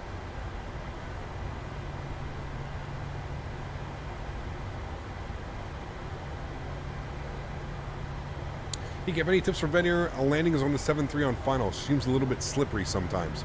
She is slippery. Can confirm. Just hang on. Just hang on, man. Don't be afraid to push your nose down. I've like started to do that. Oh my lord, chat. What is going on here? Chat, we're dying. We're dead. We're dead, chat. Slow down. Slow down. Slow down. Lufthansa 406, on position. Oh my god. Lufthansa 406, thank you, taxi, second right Bravo, stand 22. We did it, chat. Jesus, dude. Say again, please. Lufthansa 406, taxi, second right Bravo, stand 22. Holy. Why is it like that? Is it just the airport elevation data? Ryanair 62 Papa Victor, land up and wait runway 22. Up and wait 22, Ryanair 62 Papa Victor. Alright, chat, landing lights on, runway turn-offs on, strobe lights on, wing lights on. I think that's what somebody was warning us about before. Yeah. Upgraded on off-road suspension package? Yes. Is this the latest update? It is. Yeah. I'm guessing that it's something out of their... It's probably something to do with the elevation data at the actual airport. Can you fold the Boeing chair to store it? No. No, unfortunately not, Phil.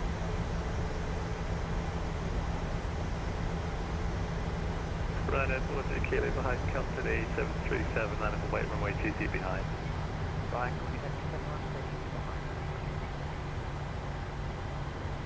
Ryanair 62 Papa Victor, just going to be a 40 second delay to change route. No problem at all, Ryanair 62 Papa Victor. And Ryanair 40 kilo, be a 2 minute delay behind you and the one in front. Yeah, it's not a problem at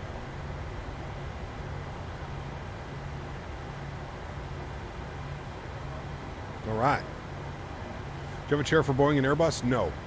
No. I've just got this for my Boeing setup, and then my Airbus setup, I'm sitting at my desk. Yeah. Try to engage all-wheel drive, you got it. Absolutely. Remember, guys, if you haven't done so, don't forget to smash down that thumbs up. 350 likes on today's video. Thank you, everybody, for being here. Really do appreciate y'all. I'm not quite sure what we're going to be doing this weekend. Sunday is Thanksgiving in Canada. So I've got a family dinner to go to on Sunday, so there's only going to be one leg on Sunday. So I'm trying to think of like a good... I think we're going to do some Jet 2. I don't know where we're going to go, like, I don't know, man. Jet 2 down to like Ibiza or something? That would be a fun one, wouldn't it? We'll figure it out. But I just want to do like one like 2-hour, 2.5-hour flight on Sunday. Not sure where we're going on Saturday. I'd like to maybe keep it in the UK again, doing some Ryanair ops or something, but we'll see. We'll see what we do. Minty, what's up, man? Good to see you, dude. Ryanair 62 Victor, wind 2 to 30 degrees, 9 knots, 22 for takeoff. 22 cleared for takeoff, Ryanair 62 Papa Victor. All right, chat, let's do this. Joystick cam is on. Enjoy the departure, my friends. Throttle's up to 40%.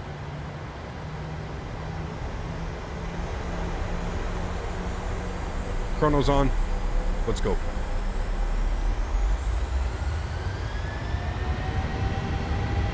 Toga. Takeoff power set. Airspeed's alive. Cross-checked.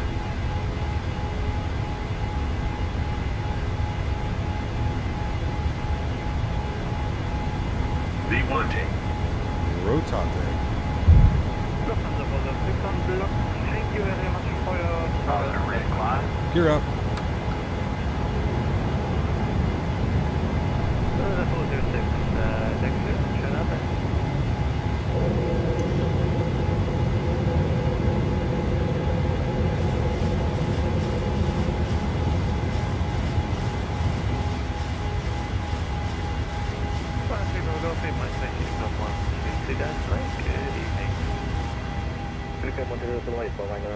Thank you very much for today's wonderful.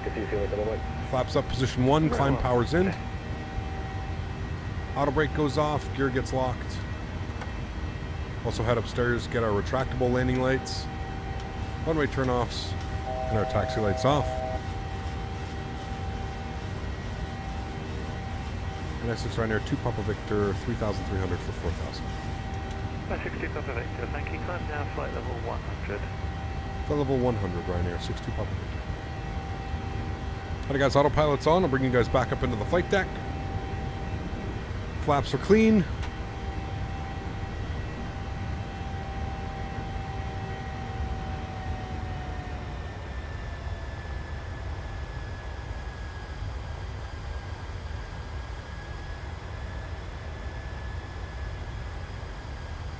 Beautiful.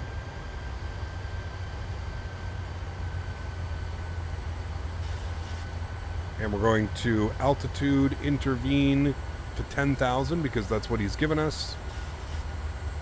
And we'll throw it into level change. It's not doing anything. Where do the flight levels start in Europe? Above transition altitude. So transition altitude is 7,000 feet here. So anything above 7,000 feet, you're getting into flight levels. Hey, Gapard just got here. Where are we going? Royal Navy training. Good to see you, man. We're going to Shannon, Ireland. We just departed Stansted, London. Ryanair 62 Papa Victor, climb flight level 140. 140, Ryanair 62 Papa Victor. 140 is in.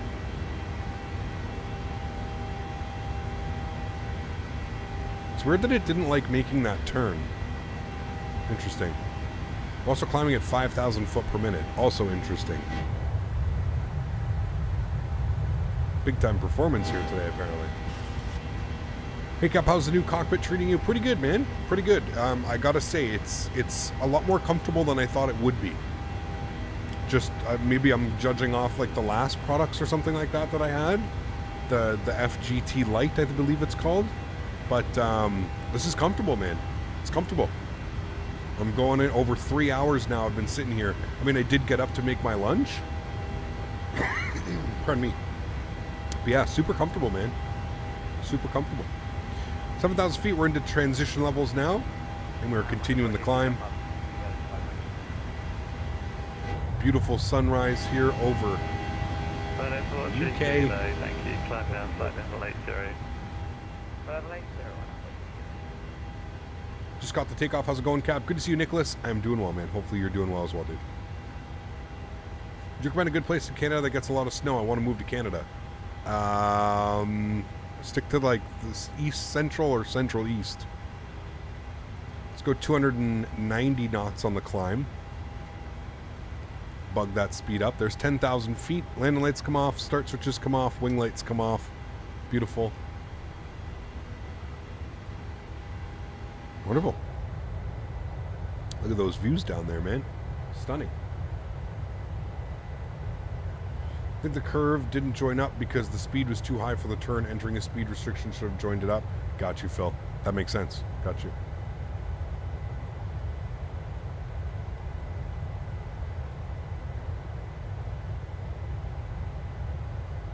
Your crew luggage just showed up? Nice. Is it like Flare branded, Kevin? Is that what you mean by that? More Ryanair next stream? Maybe, Leo. We'll see, man. We'll see, dude. Yeah, could be. Could very well be. Everybody loves some Ryanair, right?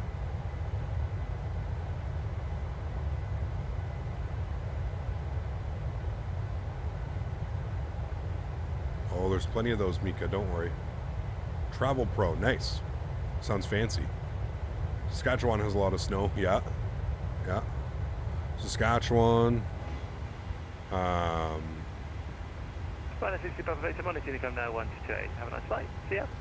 1228, thanks for wonderful ATC. We'll see you soon, Ryanair 62 Papa Victor.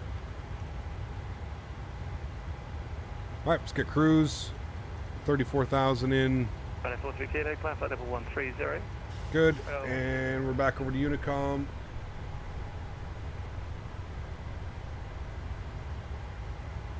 Good. Cool. Very good, chat. Very, very good. Dublin to Glasgow ops would be cool. It would be cool, yeah. I'd have to, yeah, we'll see. I'd be down for that one, Leo. Let me do some research. I'll make sure that it's doable. And, yeah, I'd be down for that one. Is that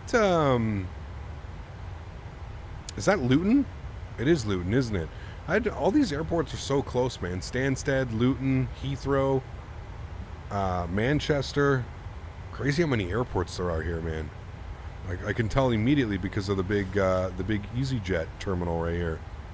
Or hangar, not terminal, hangar.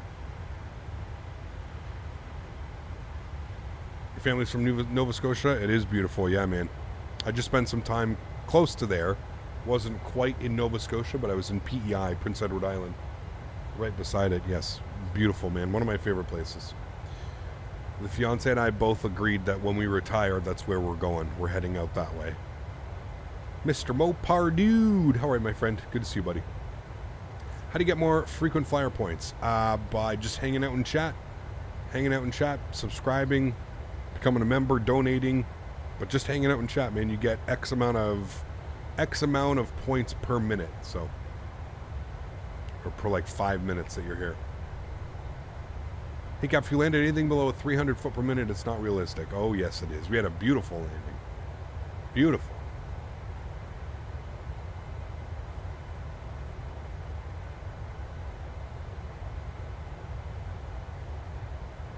Yeah, it's crazy, New England base. It's crazy, man.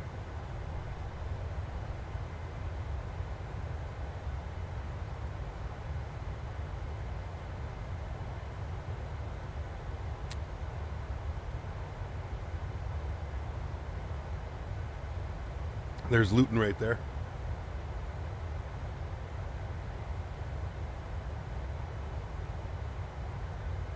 Nice, Leo. Very cool. Enjoy that, man. Do we have any scenery for Derry? I don't know if we do, Steve.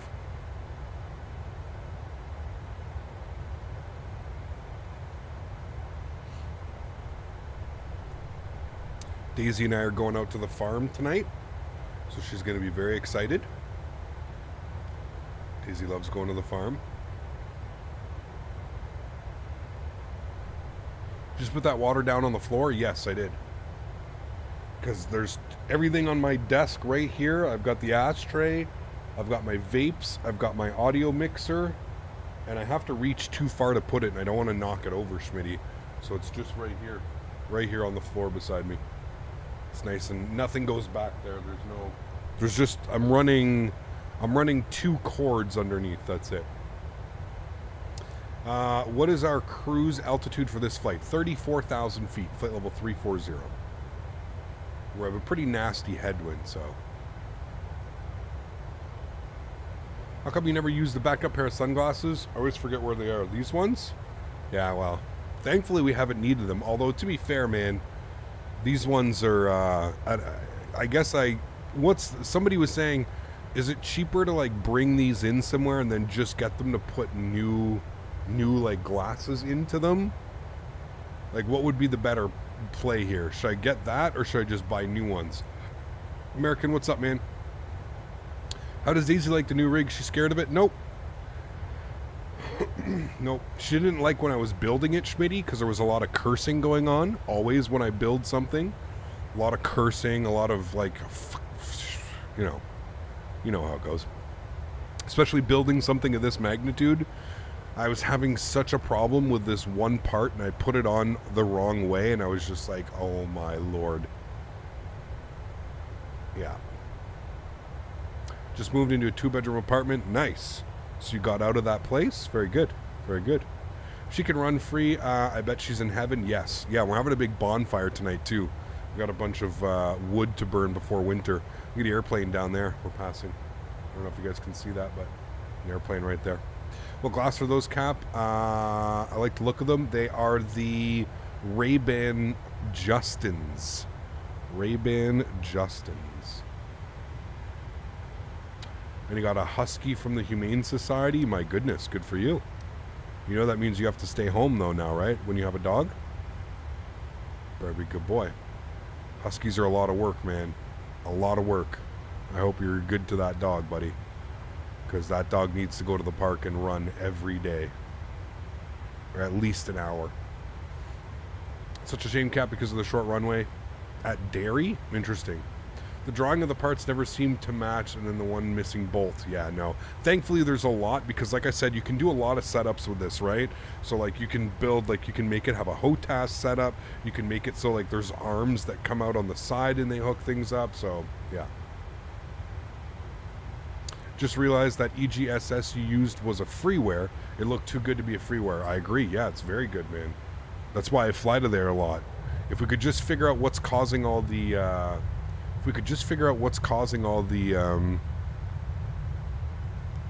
the runway issues, we'd be good to go. Yeah. Chicks love dogs. They do. Yeah. He's already got a girlfriend though, so. Look at those clouds. Beautiful. What's the weather doing right now in Shannon?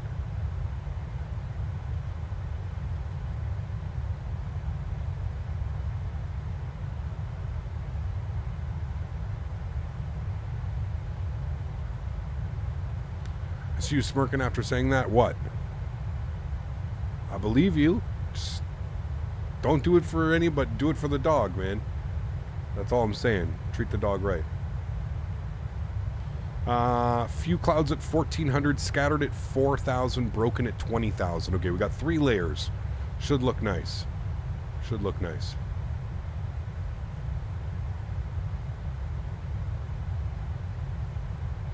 Dog will be spoiled as hell. Yeah, but do it the right way, right? Don't spoil it with treats and shit. Spoil the dog with like walks and adventures and buying good food, not just the cheapest food you find at Walmart, and you know, spoil the dog in the right ways. That's all I'm saying. Trust me, man, I've owned a dog my entire life. I've learned the hard way and I've learned the proper way to do things. If you want to check the Metar, we'll go outside. There you go.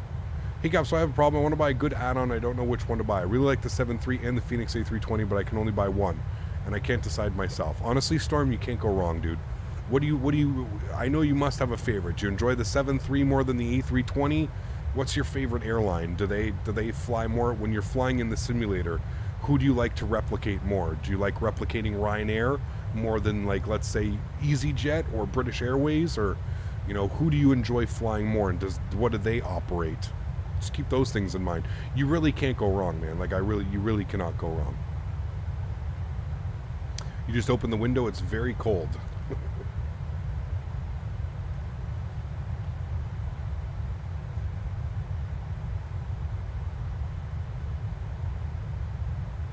If I got a Husky, I would have to invest in a treadmill. Yeah, they are a lot of work. A lot of work, man, yeah. Huskies are a lot of work.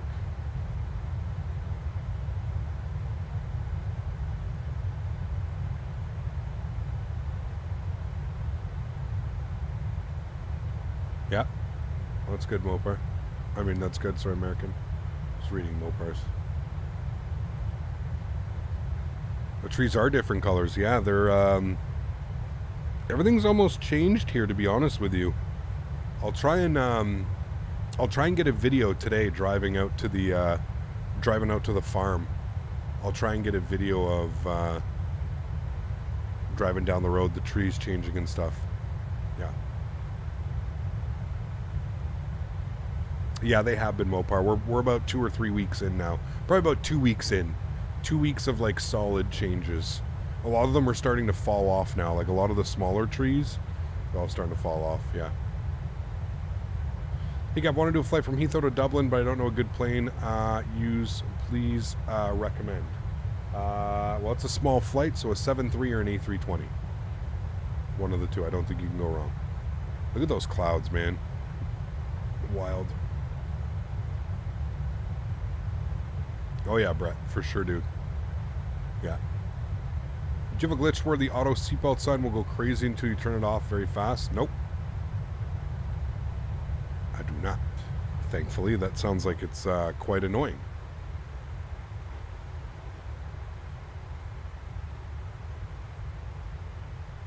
Let's get some tunes jamming, chat, shall we?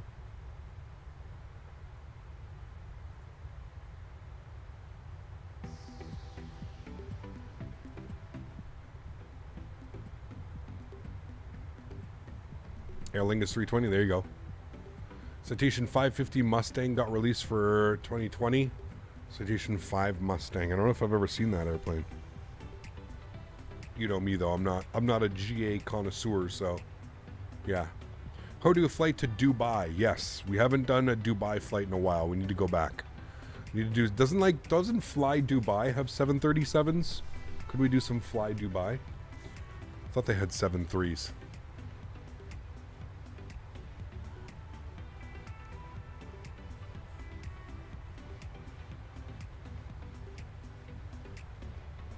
Oh, I don't doubt it. 737NG, yeah, for sure.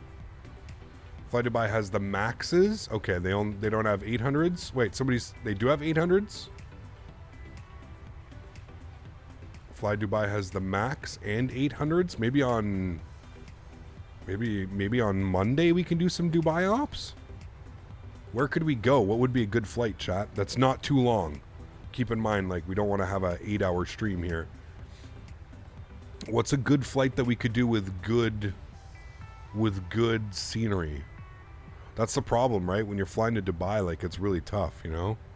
They have over 3,800s in service. Okay. Dubai to Doha. Okay. Do we have good scenery for Doha? That'd be a great flight. I'm totally down for that one. What's the iCow for Doha?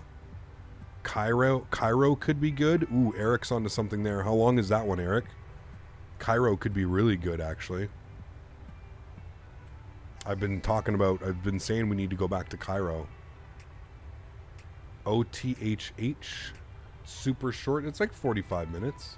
It's right up my alley for a Monday. Let's check flightsim.to. OTHH. Let's see if we have a decent one. We've got Doha City and OTHH Hamad Airport 2.0. Work in progress. This looks promising, chat. This looks real good, chat. Chat, we fly here on Monday? Is that what we're doing, chat? Fly Dubai? That looks real good, chat. I could fly into here for sure. Is that what we're doing, chat? Fly Dubai? Dubai to Doha, GSX Pro, load masters. It's pretty good scenery, chat. I'm going to download it anyways. Oh, wait, what was that?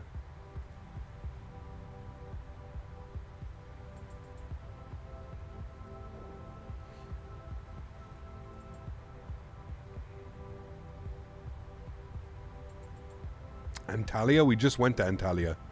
We flew to it and from it. Yeah. You have that scenery and it's 5XE? Okay, cool. I've flown in that airport and it works. It's heavy on the frames though. Okay. I'll keep it in mind. I'll do a flight test.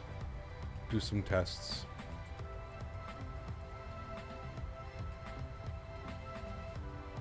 Alright. It's downloading, chat. So we're gonna do that. So thank you for the... So we'll do Doha to Dubai. We'll do that on Monday then. Leo, take care, my friend. Thanks for being here. Have you flown into DTW, Detroit? Yes, we have, Sean. There's a good freeware for Detroit as well. Yeah. Could also fly some 738 cargo. I think they've never done it before. I've never done it. Probably not, no.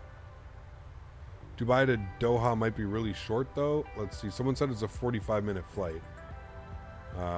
Let's go to SimBrief. We'll type them in.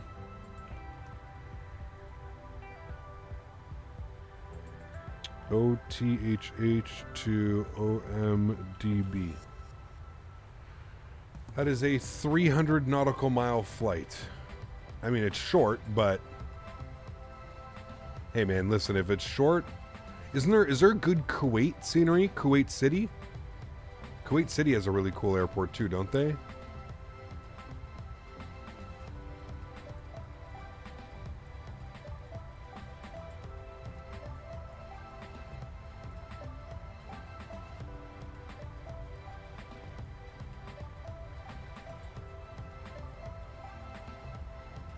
That's not too short. I think we'd be okay. What's Kuwait's airport ICAO?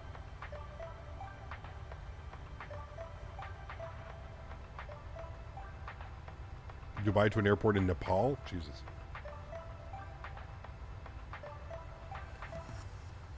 Okay, BK. Okay. Thank you. Okay, BK.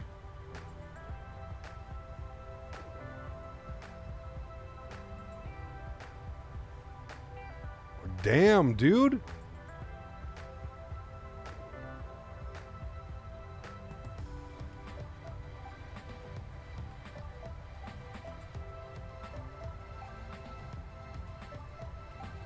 What the fuck? Chat, this is legit as shit. Look at Kuwait, dude.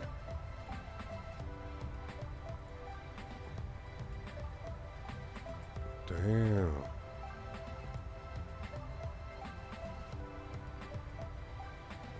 Sheesh. Chat, we need to be flying around here more often, man. What are we doing? What are we doing? Yes, please. Okay, chat. Maybe we'll do...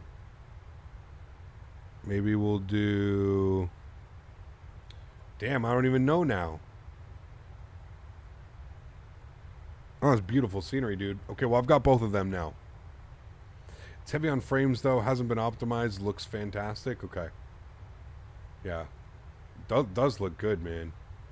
Looks real good. All right, we'll figure it out.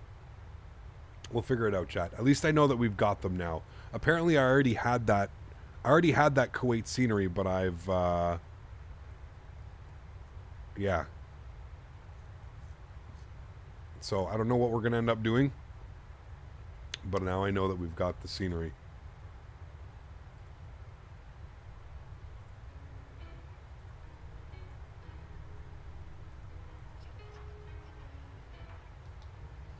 All right. We just hit top of climb. It is windy. 46 knots. We got a ground speed of 412. Top of descent's in 100 miles. 104 miles. Got a nice cruise, though. So we're looking good.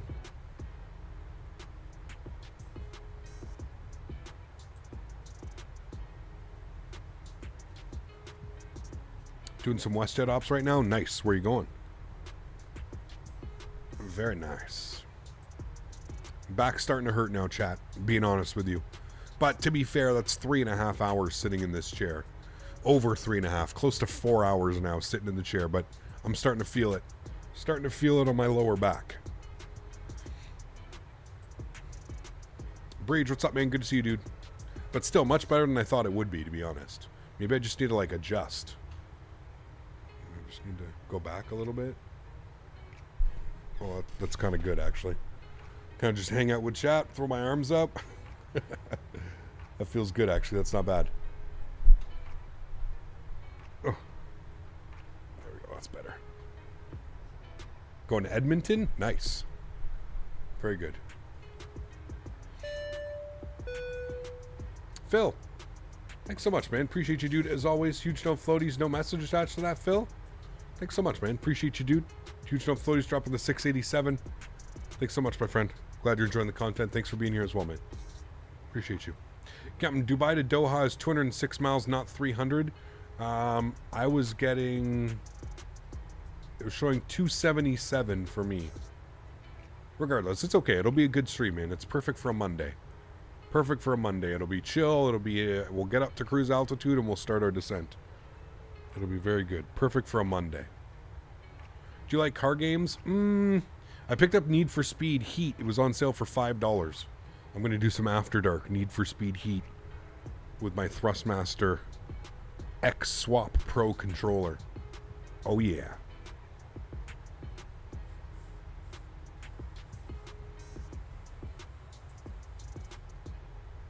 Exactly, Mopar. You know what's up. Last week we went hard too, man.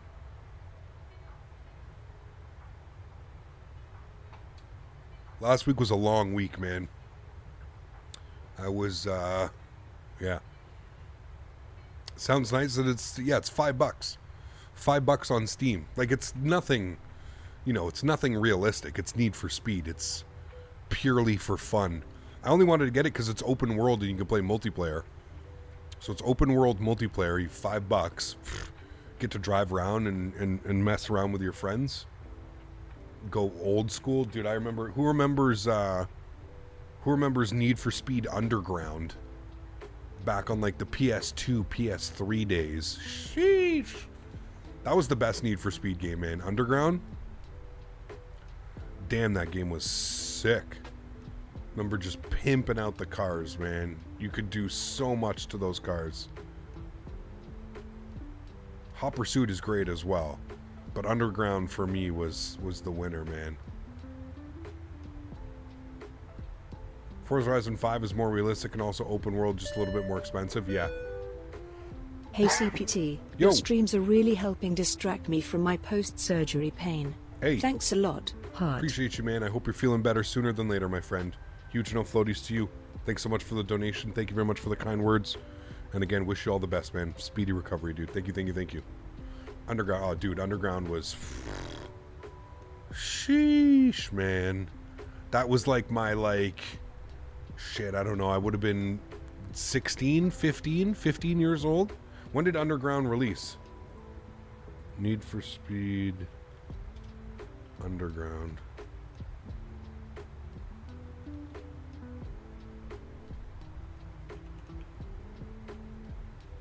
When did this come out? This came out in... Dude, it's got a 97% rating. 2003. 2003. So I would have been... Yeah, 16 years old. Come on. Yes, sir. 16 years old, man, when that game came out. Dude, the amount of nights spent eating Doritos, sweet chili heat chips. Ironically enough, chat, this is how you know I am an avid medicine user. Sweet chili heat came out around the same time. I'm not even kidding. Doritos sweet chili heat, dude. The amount of nights I spent eating Doritos sweet chili heat chips and playing that game. Dangerous, dude. Dangerous.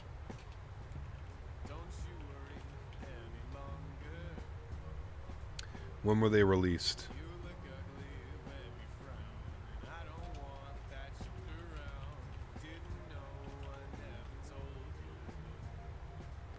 They were released in...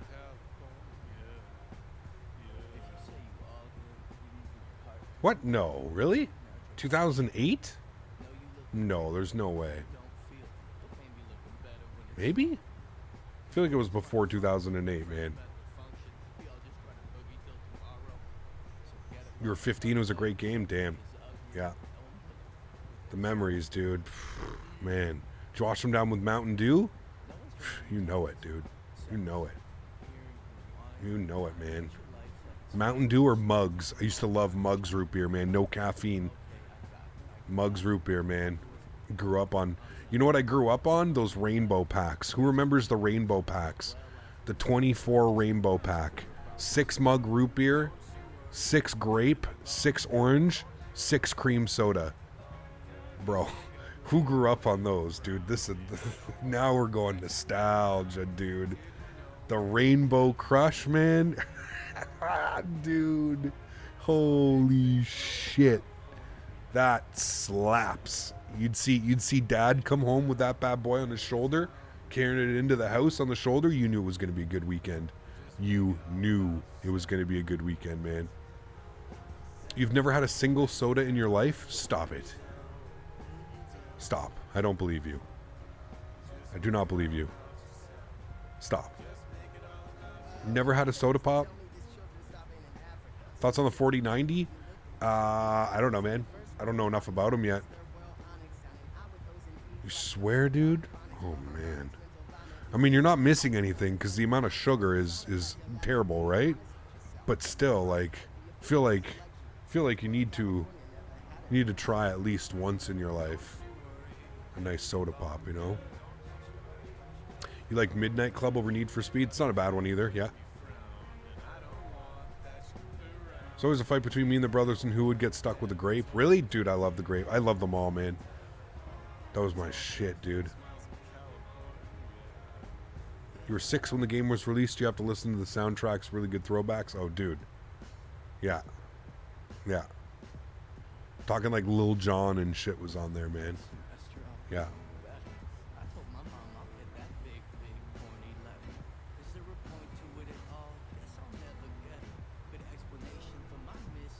That memory lane, you got it, man. Those are the best, dude. Those are the best, man. That's what keeps you humble too, right? That's it. What airlines usually fly out of Ottawa? We've got Flair, we've got WestJet, we've got Air Canada, we've got Air Transat, we've got Canadian North, we've got Porter, we've got Bearskin, We've got FedEx and UPS both flying to here. Nolan R. And then we have, I think seasonally, we have direct flights seasonally by some major airlines. I don't know if it was KLM or Air France or one of them flies into here from, I can't remember where, Amsterdam or Paris or something. And then I think Air Canada operates a service from here to London as well. So yeah. The question of the day is, do they fly in a Moose Jaw? I don't know, man. What's my preferred airline out of Ottawa? Whoever gets me there the cheapest. That's it, man. Does First Air fly out of there? I think First Air is now Canadian North, Zach. I think that's how that works. Unless First Air is only operating in like northern now. But I'm pretty sure they were absorbed or they became the same company, Canadian North. Found a soda I really like called Guaritos. Yes, so good, dude. So good, Mayday. Yes. Those are amazing, man.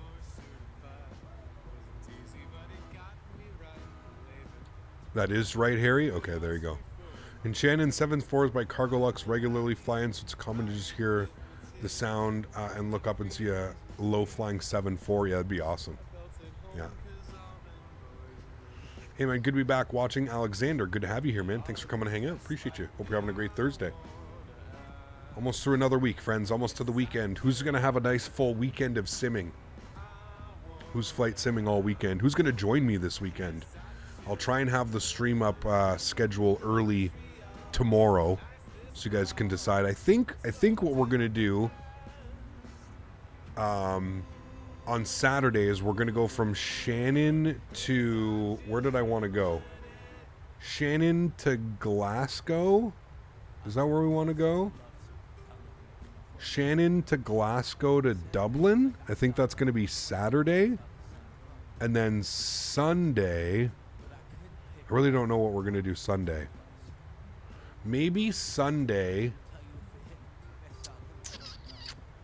we can do Dubai to Doha because that's a pretty short flight. Maybe we'll do Dubai to Doha and back. And then on Monday, we can look at doing like Dubai to Kuwait. And then maybe back. Dubai to Kuwait and back or something. Or if anybody has any other suggestions for sceneries. But that seems like a decent weekend, does it not? It sounds like it could be good. Do Copenhagen? We do Copenhagen all the time. Not that I have a problem going into Copenhagen, but I don't know. We'll see. Does Ryanair do a flight from that? Does Ryanair do Glasgow to Copenhagen? Hold on. I guess I can always check right here. Glasgow to Copenhagen. Who does that? No flights from Glasgow to Copenhagen. Okay, you're out of luck. I'm sorry. Dubai to Jeddah could be one. Any Builds has the scenery for Jeddah, I'm pretty sure. I don't think it's done by them, Nicholas. I think it's somebody else, but I'll take a look. That could be. Glasgow is brilliant scenery by Pyrig. Yeah, we know. Yeah, Pyrig's stunning. Stunning Glasgow scenery. That's why I'd be down for that one. Yeah, I think that's what we're going to do. We're going to go Shannon to Glasgow, Glasgow to Dublin. I think that's what we're going to do on Saturday. And then Sunday we'll do Dubai to Doha, back to Dubai. And then Monday we'll do Dubai to Kuwait, Kuwait to somewhere. We'll figure it out. Maybe back to Dubai, but I'll look for a third airport that we can visit. That's what we'll do for this week. Let's plan for that, guys. That should be fun. That should be cool. Does Fly Dubai do Dubai to Kuwait? I'm pretty sure they would, right? Or somebody operating. I don't know why I'm asking when I can just check out. OMDB to OTHH. It's Qatari and Fly Dubai do that.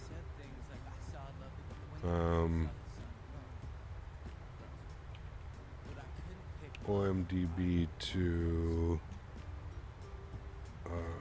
Kuwait City. Okay, BK. Fly Dubai, Emirates, Jazeera. Okay. So we can do those flights. 14 miles to top of descent here, chat. So let's come down here. Let's go to our descent tab. We'll do our forecast. We'll request our forecasted winds. We'll then drop this down to, I don't know what altitude we're going down to. No, down please. Charts say that we're going down to 3,000 or above. So let's put 4,000 just to make sure. There we go. 4,000 is in. Beautiful. And we should start our descent. Uplink is ready. So we'll go ahead and load those. And then we'll go ahead and execute them. Beautiful. Descent winds are in. And then we'll just, pardon me, we'll just update our weather. Maybe Abu Dhabi to Jeddah or something. Yeah, I'll take a look, guys. I'll take a look. Matar, EINN. Jeddah's on the IndyBuild store for $21.25 USA. Looks pretty meh, to be honest. Who's the developer of it, Nicholas? I may already have it. I know there was a scenery out there that somebody sent me, like the developer sent me, but the performance was like atrocious. So I never used it, or I flew it once in the scenery. Like I was getting like 22 FPS. You know what I mean? So I'm just not sure. Do you know who developed it? Double T is the name of the dev. Never heard of them. What's the iCal, Nicholas? I'm going to check my community folder right now. What's the iCal for the airport? And I'll check my community folder and I'll see if I have anything for it. I don't have anything for Jeddah. No, I don't have anything for Jeddah. OEJN. OEJN. Because I have a sponsorship with with IndyBuild, so I can reach out to them. I can get the scenery for free, Nicholas. So I'm not really concerned about that. I can reach out to IndyBuilds and they'll just give it to my account. I have the sponsorships from them, so I don't have anything installed. So I'll have to take a look at that. Thank you. I'll put that on the OEJN.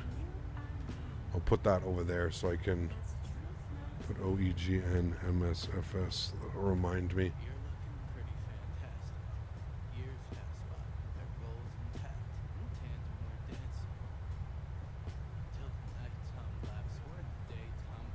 It looks good. It looks good. Could definitely fly into there. Okay.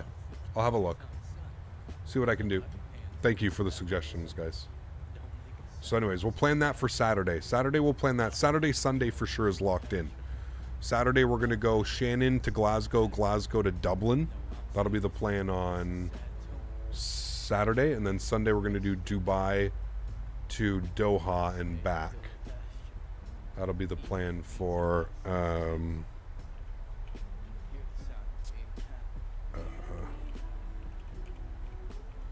wait, is it EGPF? Whose Glasgow do I have?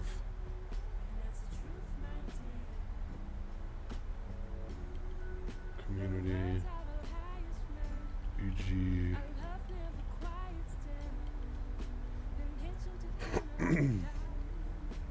I've got UK 2000. Bought that forever ago. Who else makes a Glasgow? You guys said Pyrigi has a Glasgow as well? I have the UK 2000 Glasgow.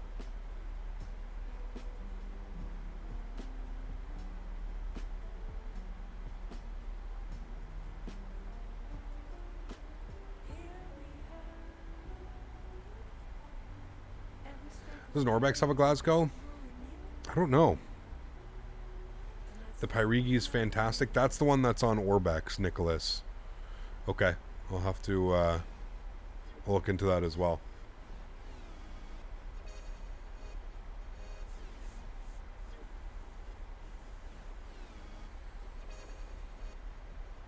Alright, chat.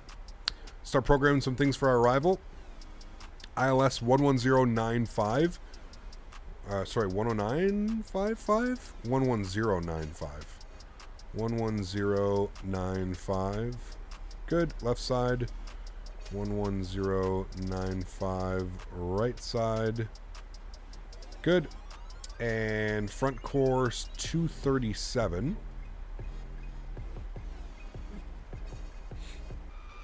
237 is in. 237 is in. Good. Cool. And then our minimums on the Cat 1 ILS 215. 215 is set. Beautiful. Let's get our auto brakes over to 3. We're in the 800. I find auto brake 3, like auto brake 2 on the 800 literally does nothing. So I either go auto brake 3 or max, but we're just going to go with 3 because we've got a fair decent amount of runway, and we'll just leave the ground spoilers disarmed for now. We'll do that on our landing checklist. Cool. Everything looks good. Coming in nicely. Weather looks wonderful. Toxic J, what's up, man? Good to see you, dude. Try Innsbruck sometime. Landing is challenging but fun. Alexander, are you new to the channel, my friend? Serious question. Genuine question. If you're new to the channel, I would completely understand. It's gotten to the point where we've flown into Innsbruck so much that people honestly get upset when I fly. They're like, oh my god, you're going into Innsbruck again? I've flown into Innsbruck so many times, dude. You can literally use all of my Innsbruck videos as like one big tutorial. We have flown into that airport and we have done the circle to land runway 8. Oh man, we're professionals at it, dude. We are literally professionals at it at this point, I would say. We actually flew it like, what, 3 weeks ago? A month ago? We didn't even fly it that long ago. We did the full circle to land. I think we flew it when the 800 came out. So about 5 weeks ago, 4 or 5 weeks ago, we flew it into Innsbruck, man. How about Tonkonkton? That's actually one we haven't done, Kinetic. Yeah, we haven't done that one yet. The star at Lowy should be named Captain Can 1. Exactly. Thank you, Greg. Oh, man.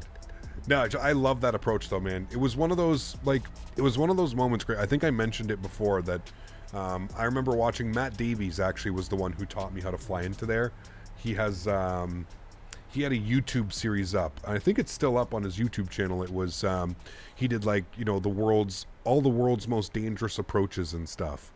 And I literally watched him fly that approach, man. And that one was like, I really truly feel like that was one of the defining moments in like my flight sim life, my flight sim career, if you will.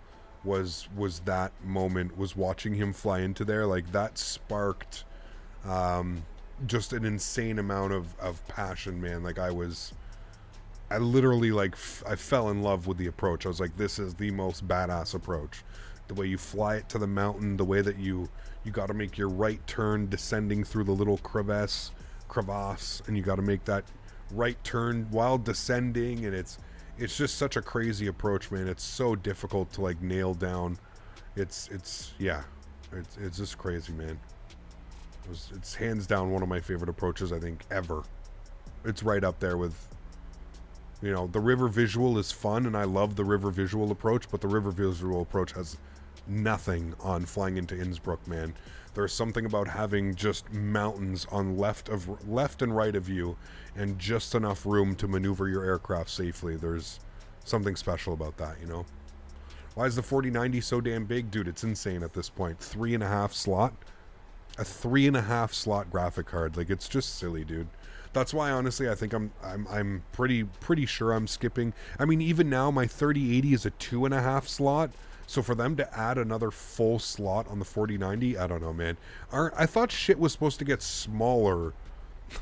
Like, isn't that how it usually works, chat? Like, if you look at like any other technology out there, I thought it got smaller the more technologically advanced we started making things. Weren't they getting smaller? Like, it's just wild, man. The 4090, it's a fucking, dude, a 3.5 slot card. It's wild, man. Wild.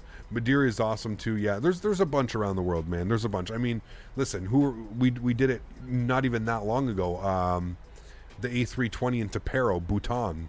Like, that shit's wild, man. What a crazy approach, which we need to do again, chat. We need to do that flight again. That one was special, man. That was a special flight up in Nepero, Bhutan. That was just wild, man. Just wild. Remember computers in the 70s? That's what I mean. Yeah. 50 years we'll have a dedicated rooms in our house. Yeah, we're going that way again, right, Mayday?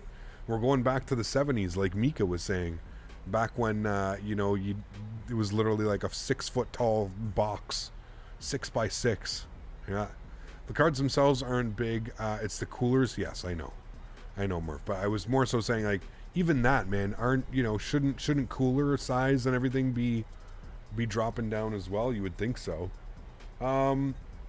7,000 feet for transition altitude here into Dublin today, guys. And our altimeter was set for 1019. I'm going to set that now in our backup. 1019. Good. Cool. Let's not get into any comments about us boomers. The boom skis. Big boom skis. Timers.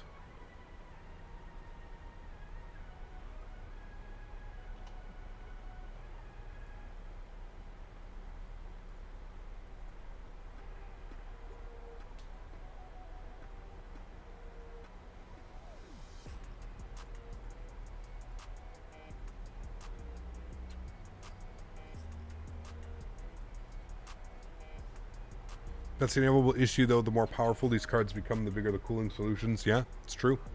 Now we need 450 watt plus power to damn the thing. It's wild, dude. Wild. Except now our phones are like 10 times as powerful, those in the 70s. Which I'd even say even more, don't you think? Shit, dude. The phones now are even like from like 2000, 2005. Who remembers the flip phone silver? The silver flip phones. Holy shit, dude. Dude, I remember sending a text message used to cost $1. $1 per I'm text getting message. that 4090, so I'm going to need a new case, a new power supply, and I need to look after my remaining kidney. You know, kidding. Don't lose the neck. Don't lose the other one, Fuber. Huge uploadies to you, man. Thanks for support, dude. Appreciate you, man. Thank you, thank you, thank you. The Nokia 3310, dude. Those are like supercomputers that took the whole building. Yep. NVIDIA themselves said the 4080 is almost 2 times better than the 3080 Ti. Yeah, but they say that all the time, Jort boy. They said the exact same thing about the 3000 series. They said the 3000 series, remember people were losing their shit because they were saying the 3070 is better than a 2080 Ti? You know, like, or twice as powerful. The 3080 is twice as powerful as the last gen's 2080 Ti. Remember when people were losing their shit because people were buying 2080 Ti's like crazy because the mining and all kinds of other shit? Yeah, man, it was... They say that shit every time, dude. Every time. Like, listen, there is a gain, there is an improvement, but it's just like, you know... I say, like, if you're on a 2000 series, let's say you got a 2060, 2070, 2080, sure. Go for a 4070, 4080, 4090, sure. If you're on a 3000 series or like a 2080 Ti or something like that, you probably don't need to worry about this next one. Unless DLSS 3.0 actually becomes like something that's crazy, crazy, crazy. So far right now, we've just seen screenshots with FPSs put down on the bottom. I've seen them. I don't necessarily believe everything right now. It's all hype, man. It's all hype. You have to remember, NVIDIA and all these companies, dude, they spend millions and billions of dollars on hyping these products up. Just, it's never as good as it seems. Do you know what I mean? It's never as good as it seems, dude. It's yeah. I always skip a series, man. Yeah, like for me with my 3080, like I'll probably... I don't know, like unless like, you know, a hardware company reaches out to me and they're like, here, Cap, you know, we want to sponsor you, here's a 4080. Okay, sure. Obviously not going to say no, right? Like I'm not going to be like, no, I don't want it. But as far as like me spending $1,400, $1,500, $1,600 on another graphics card, no, that's not happening. I will gladly wait for the next 5000 series to come next October or next whenever. And then I'll do a whole system build. You know, by then, shit, we'll be up on the 14 series, 14 or 15. We'll be at the 1590K, the 15,900K or something will be at that, and or AMD will have some super rocket chip CPU coming out, and that's when you do it, man. I feel like the transition between like the 3,000, the 4,000, I don't know, it's not that much. Going from a 2,000 to a 4,000, for sure, absolutely, you're going to probably see significant improvements. But going from a 3,000 to a 4,000, you never get the performance that you would expect, right? Because now, even if you try and resell your old graphics card, somebody's going to look at your 3080 and they're going to go, well, the 4080s are out now and they're $1,600. So what are you going to end up selling? You're going to end up selling your card for what, $400, $500, $600 maybe? Sure, you recoup some money back, but you're still, at the end of the day, you're paying over $1,000 for minimal performance upgrades, you know? I've heard that the RTX 4090 is a beast. I mean, again, I don't doubt. I mean, the 3090 is an absolute beast, man. Of course it's going to be a beast. Like, they're massive, huge graphic cards, right? But, like, for single, like, simulator use, like, you're not going to notice any difference, right? Like, that's what I'm trying to explain. For us gamers, like, those types of numbers mean nothing. You know what I mean? I've already mentioned this before. Like, it's not like a 4090. It's not like it's going to triple your FPS. You're not going to all of a sudden get 150 FPS in Flight Sim. It's not how a computer works, right? It's using all of your components. Yes, having a GPU of that capacity, sure. If you're running 4K monitors, 100%. 100% I see the need for a 4090. But if you're running like a single, pardon me, if you're running a single 2K monitor just for your flight simming, or a single 4K monitor for your flight simming, and you want to put a 4090 in there or something like that, it's just crazy, dude. Yeah. Cap, it's a great day. Our president wants to legalize medicine. Which president? Of the United States of Sleepy Joe?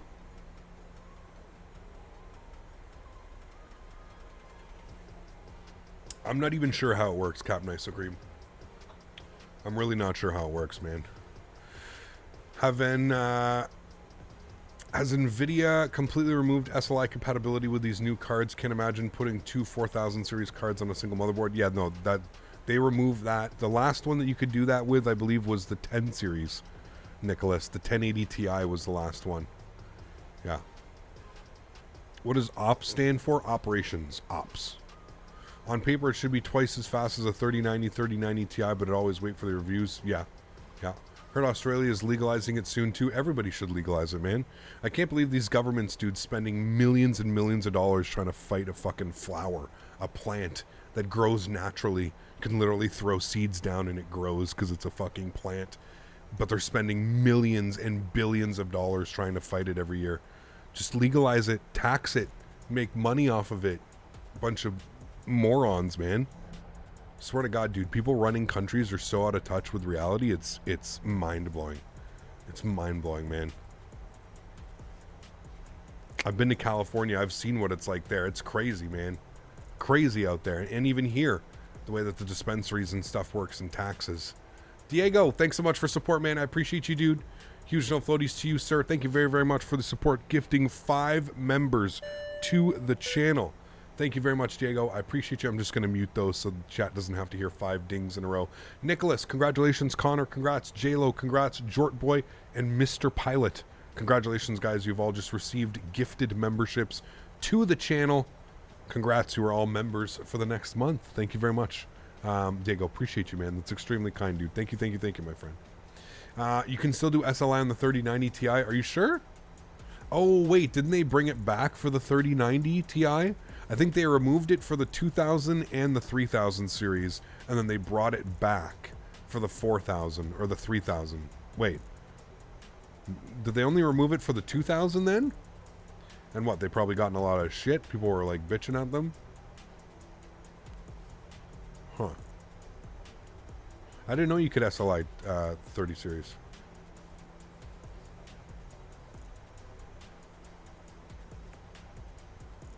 Interesting. Interesting. 3090 Ti is the only card with it. Got you. Okay. Will you watch me slam my 7.3 into the ground? Depends. Depends if you land while we're taxing. Are you in front of me? Hello, Zen. Rogue 3050 triple fan, good for flight sim. Should be. I don't know much about the 3050. Chad, is the 3050 a good card? I know the Rogue Strix is a great company. The Asus. You also reinstalled your Microsoft Flight Simulator. Anyone else have the same issues? What were you having? I reinstalled the sim. Reset my PC and I have stutters and low FPS.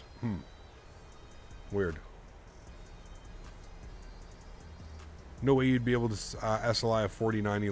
Linus has a Zotac 4090 in it, and it's nearly 4 slots. Yeah, they're 3.5 slots, Brett. It's wild, dude. Fuber. Sorry. Hold on. I'll replay that.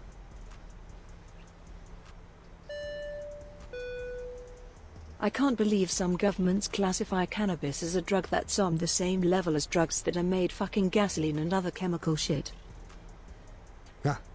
More importantly than that, man, it's unbelievable how you can go and buy cigarettes, which literally are known to kill you, or you can go and buy alcohol, which also is known to kill you or kill your liver or kill the insides of you.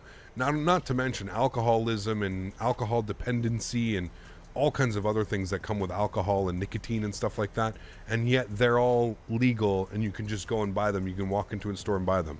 It's hypocrisy, man. It doesn't make sense, and I'm glad that the world seems to finally be waking up and kind of understanding how things are working. But it's listen, dude, it's taken too long. As somebody who had a medical license, you know, for a long time before it was legalized, blows my mind, man. Blows my mind, dude. No problems here in the Netherlands with cannabis. Yeah, you're lucky. Enjoy it, man. Yeah. Will you switch to Windows 11 when they force me to do it? Fuber, huge no floaties to you, man. Thanks so much for the 3-bomb, dude. Appreciate you. Yeah, if they yeah. Flew into the new LAX on my i9 10900K with an RTX 2080 Super, and I was getting 29 FPS on VATSIM with FSLTL traffic, but it was busy and with the new scenery. Yeah, I mean, I don't necessarily, like I was mentioning to somebody before, I don't necessarily think FSLTL, that's just VATSIM, right? Unfortunately, like the more models you see, the more people, you know? So yeah. I'm having the same problem still. How do you fix your stutters upon landing? I reinstalled Big J. I completely reinstalled, and go %, app data, %, and delete your Microsoft Flight Simulator folder in app data. I think that's what's causing a lot of issues. But yeah. Chris, what's up, man? Good to see you, dude. Appreciate you being here, man. Welcome, welcome.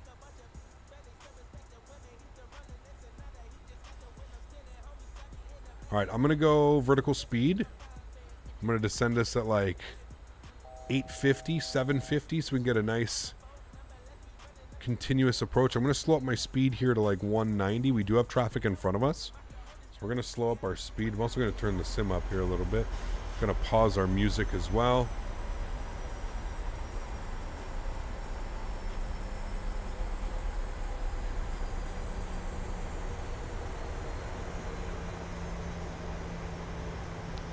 Do you have model planes? I do. Yes. I do. All right, let's go flaps 5 degrees. It's going to help with our speed. And I'm going to shallow this out. I'm going to arm our approach. Should grab localizer.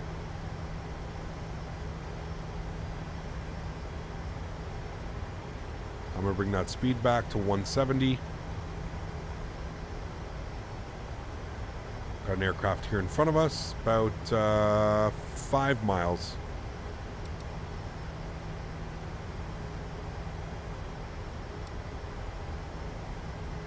Have you seen the model plane collection at YVR? No, I haven't. Like a store that has them, or like they have them on display at the airport?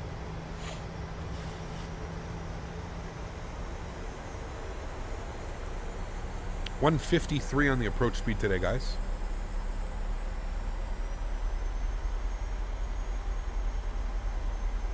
What scale are the models? A lot of them are 1 to 200 or 1 to 150.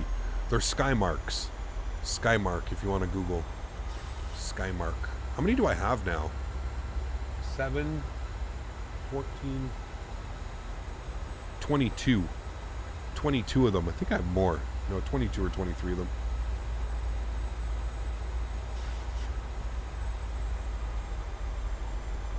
Cool, yeah, that'd be good. Smitty sent me a DM earlier as well. What did Smitty say? Guys, this was Schmitty's first cell phone. Can we get some I love boomers in chat, please? Schmitty's first cell phone ever. I love boomers in chat, please. Did you have the 8-ball in the other pocket, Smitty? I just picture like a drug dealer with that cell phone, dude. That's all I picture. Somebody just slanging. Oh man, 10 miles, chat. We're looking good. 5 miles in front of us, the traffic. Simmer down with the 8-ball reference. Remember you showed us many of your models on Across the Pond streams? Yes, I did, Mike. Yeah.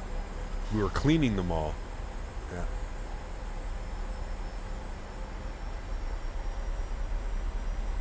I remember the phone in a bag due to the battery size. Dude, I remember, I don't know when this was, probably in the early 90s. I remember the big thing was you'd have a phone in the car. Who remembers that? In the 90s, wasn't that like a big thing? Because I remember, like, at least for like traveling salesmen, my uncle was a travel salesman, and my cousin actually, he had one too. But I remember like the full, like, in the car, man. Like it would have like the car phone. I remember that being a thing in like the 90s, early 2000s, late 90s, early 90s. The phone cars were huge, man. Huge, huge, huge. 25. Your grandpa was rocking the phone car back in the day? Hell yeah, dude. Hell yeah. All right, chat, 153 on the approach speed. Let's drop the gear. Let's go flaps 15 degrees. Remember that from Seinfeld? There you go, man. Yeah.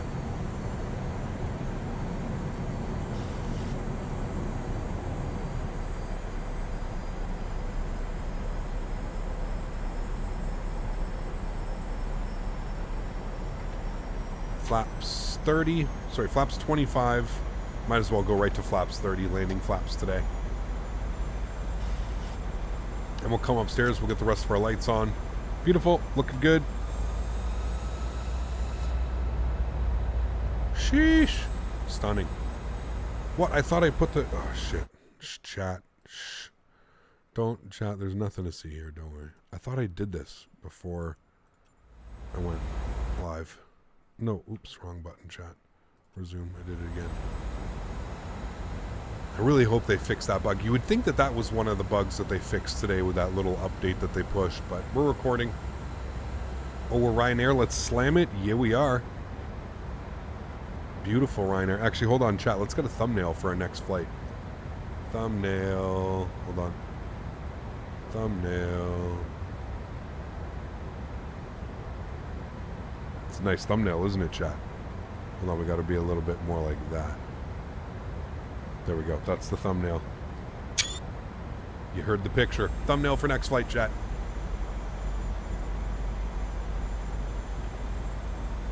All right. We're looking good. The winds aren't too crazy. Sounds are coming up. Aim for the 1,000-footers and smack her into them. All right. I think that traffic is... Yeah, he's down. I don't know if he's vacated yet, but he's down. And I guess we're just going to vacate on Alpha. Better hope we hit Alpha. Don't want to do any backtracking. All right, chat. Let's do this. Joystick cam is on. Enjoy the arrival. Catch you down on the ground. My airplane and my throttles.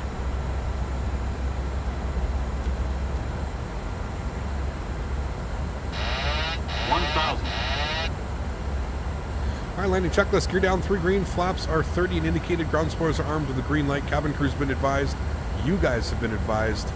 Chat is asking for me to put this on the 1,000-footers. Put her down.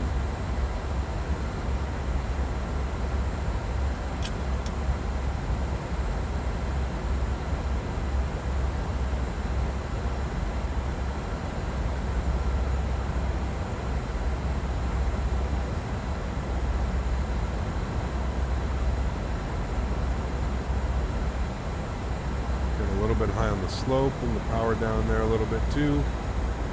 Thank you. Winds are really coming in now. 20 knots from the left. Really feeling that. 400.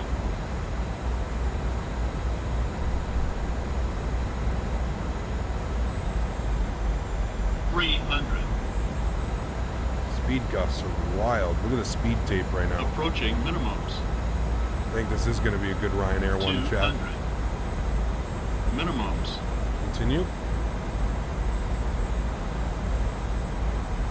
100. 50. 40. 30. 20. 10. Holy shit. Reversers, center line. Jesus, chat. That was... Holy hell.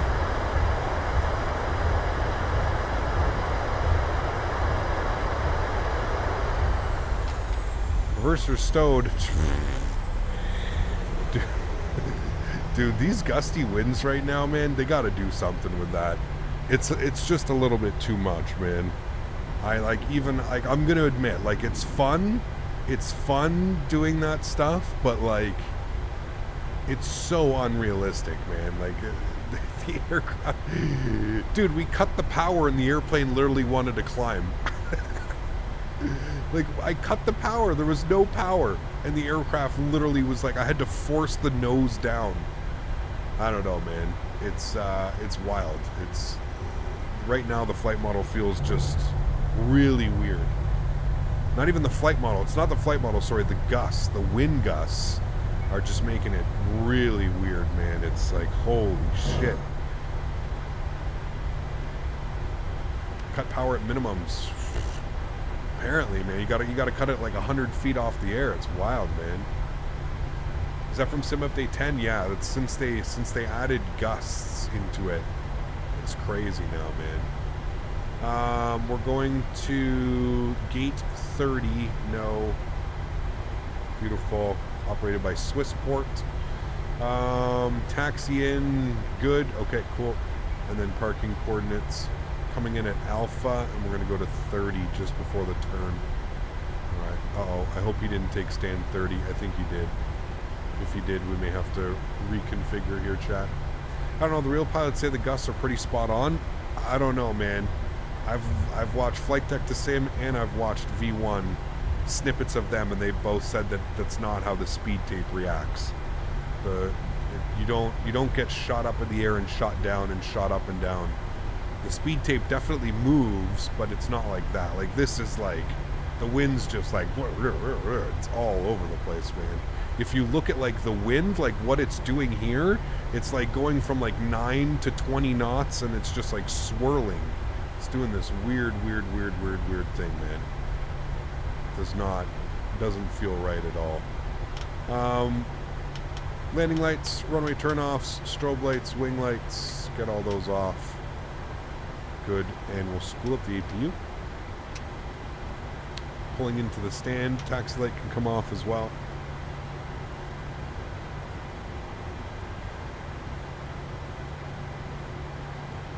Yeah, you're not, like, that's the thing, like, I've noticed since the update with the winds like that, I've done a lot of, like, nose down. I've had to, like, force the nose down a lot, which I don't know if that's correct or not. Again, I'm not a real pilot, so I can't say if this is correct or if it's not, but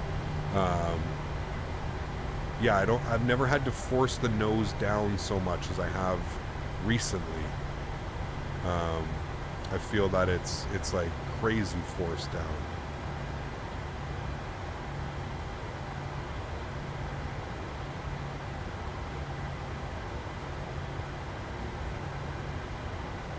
Park brake. APU gen. Left side, right side, APU bleed, engine bleeds. Engine number 2 is off, engine number 1 is off. Ladies and gentlemen, do we get a dance? We got a dance? Just a bow? Okay, thank you. Anti-collision light is off. I think I turned it off by accident. Yeah, wing lights off, anti-collision lights off. That's good, that's good. You're off, you're good. Seatbelt signs are off, everything else looks good. You're off, you're off. You're off. Good. And actually I want these on so I can flip the flaps.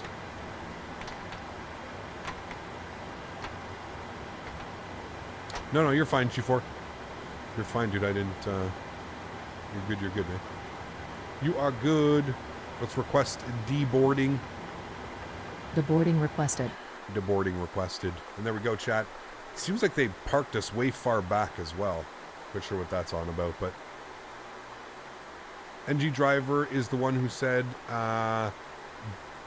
don't change a thing, Asobo. Interesting.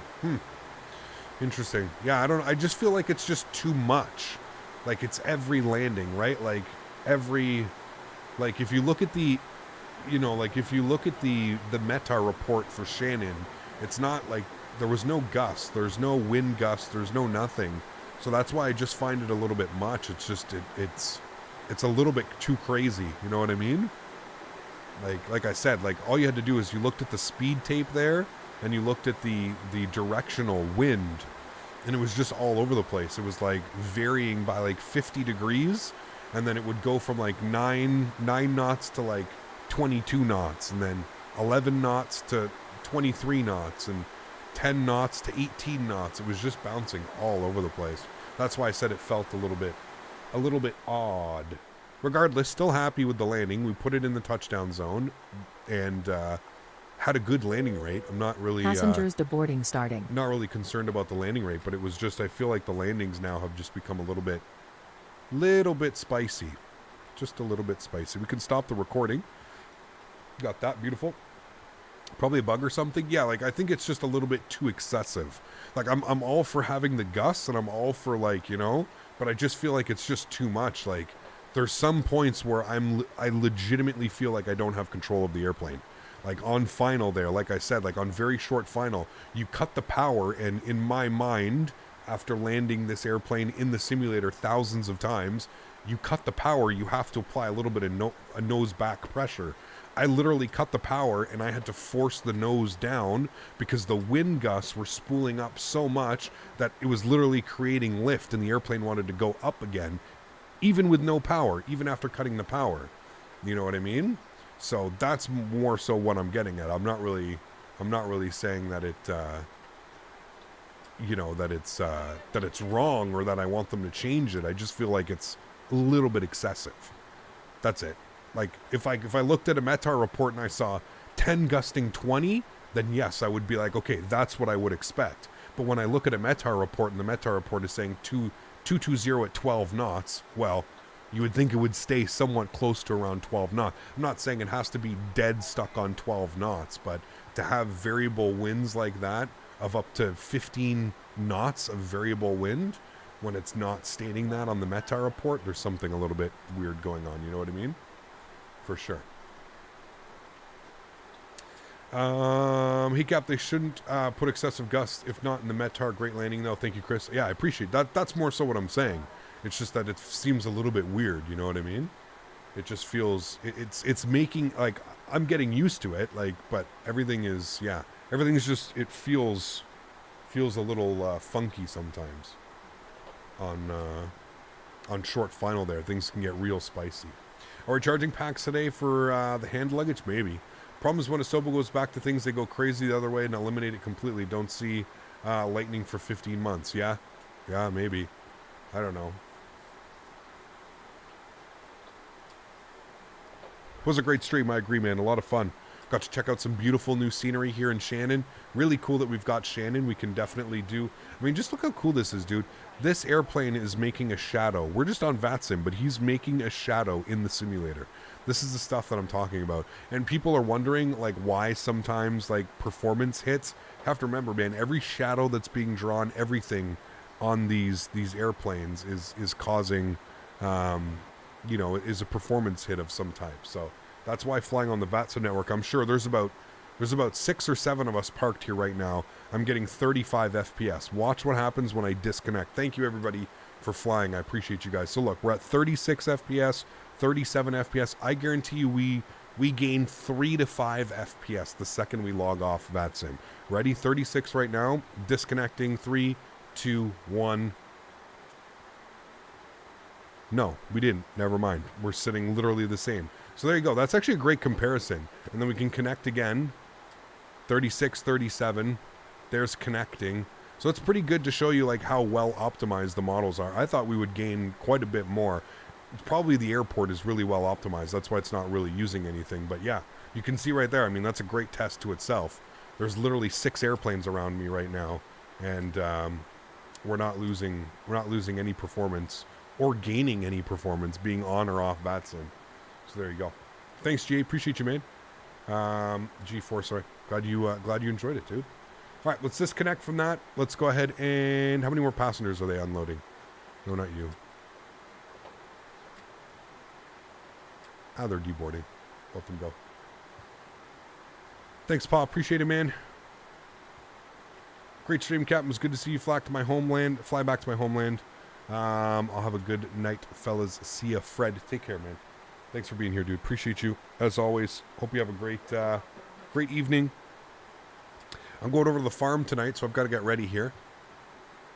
Do you know any YouTubers to help a bit with VATSIM? There's tons, Tiny. I don't know any off the top of my head, but you can just Google or YouTube VATSIM tutorials. There's tons, man. Tons. Yeah. Sent you pics of the same model plane collection. Have a look when you have a chance. Cheerio. Oh, damn. I haven't seen any of that. That is pretty fancy. That's damn cool.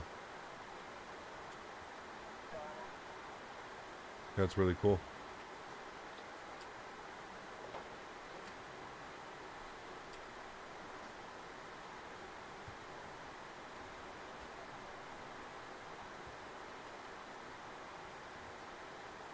It's only half of it? Damn, that's wild.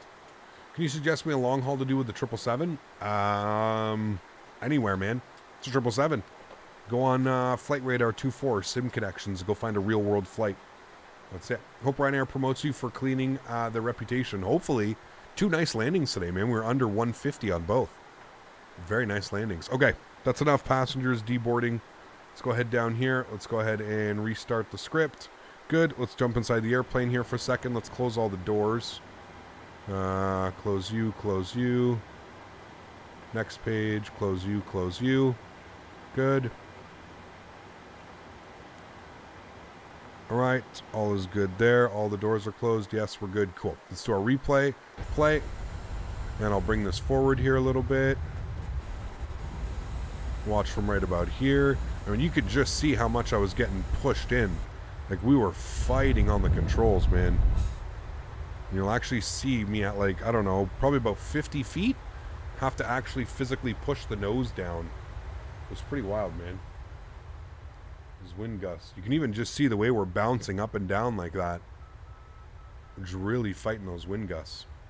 Have a great stream. Great stream and have a great Thanksgiving. Thanks so much, Steel. If I don't see you this weekend, man, thanks for being here, dude. I am still streaming Saturday, Sunday, and Monday, so we're not going to miss any days, but it's just Sunday stream may be a little bit shorter than normal. Yeah. My winds were going crazy, 15 to like 20 knots. Yeah, dude. Like, I mean, look right here. Like, I'm literally like, holy macaroni, dude. And then we put her down nice and smoothly, kept the center line-ish, kept the center line.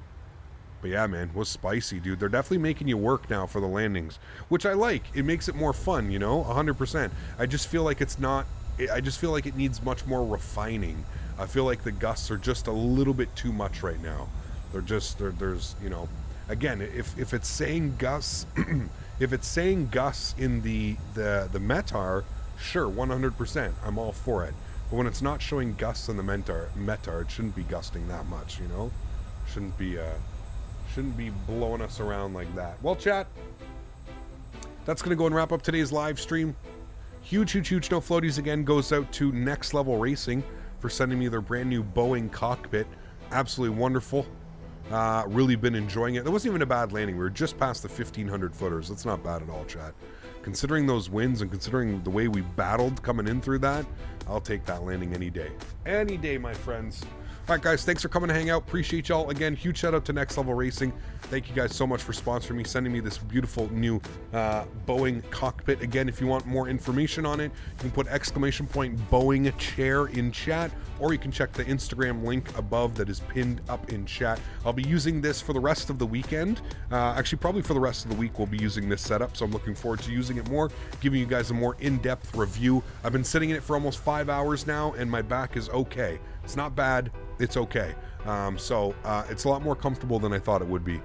That's for sure. So that's good news, chat. Good news to that. Alrighty, guys, enjoy the replays. Thanks for coming to hang out. Appreciate y'all. I'll catch y'all on the weekend. Saturday, we're going from Shannon to Glasgow, Glasgow to Dublin.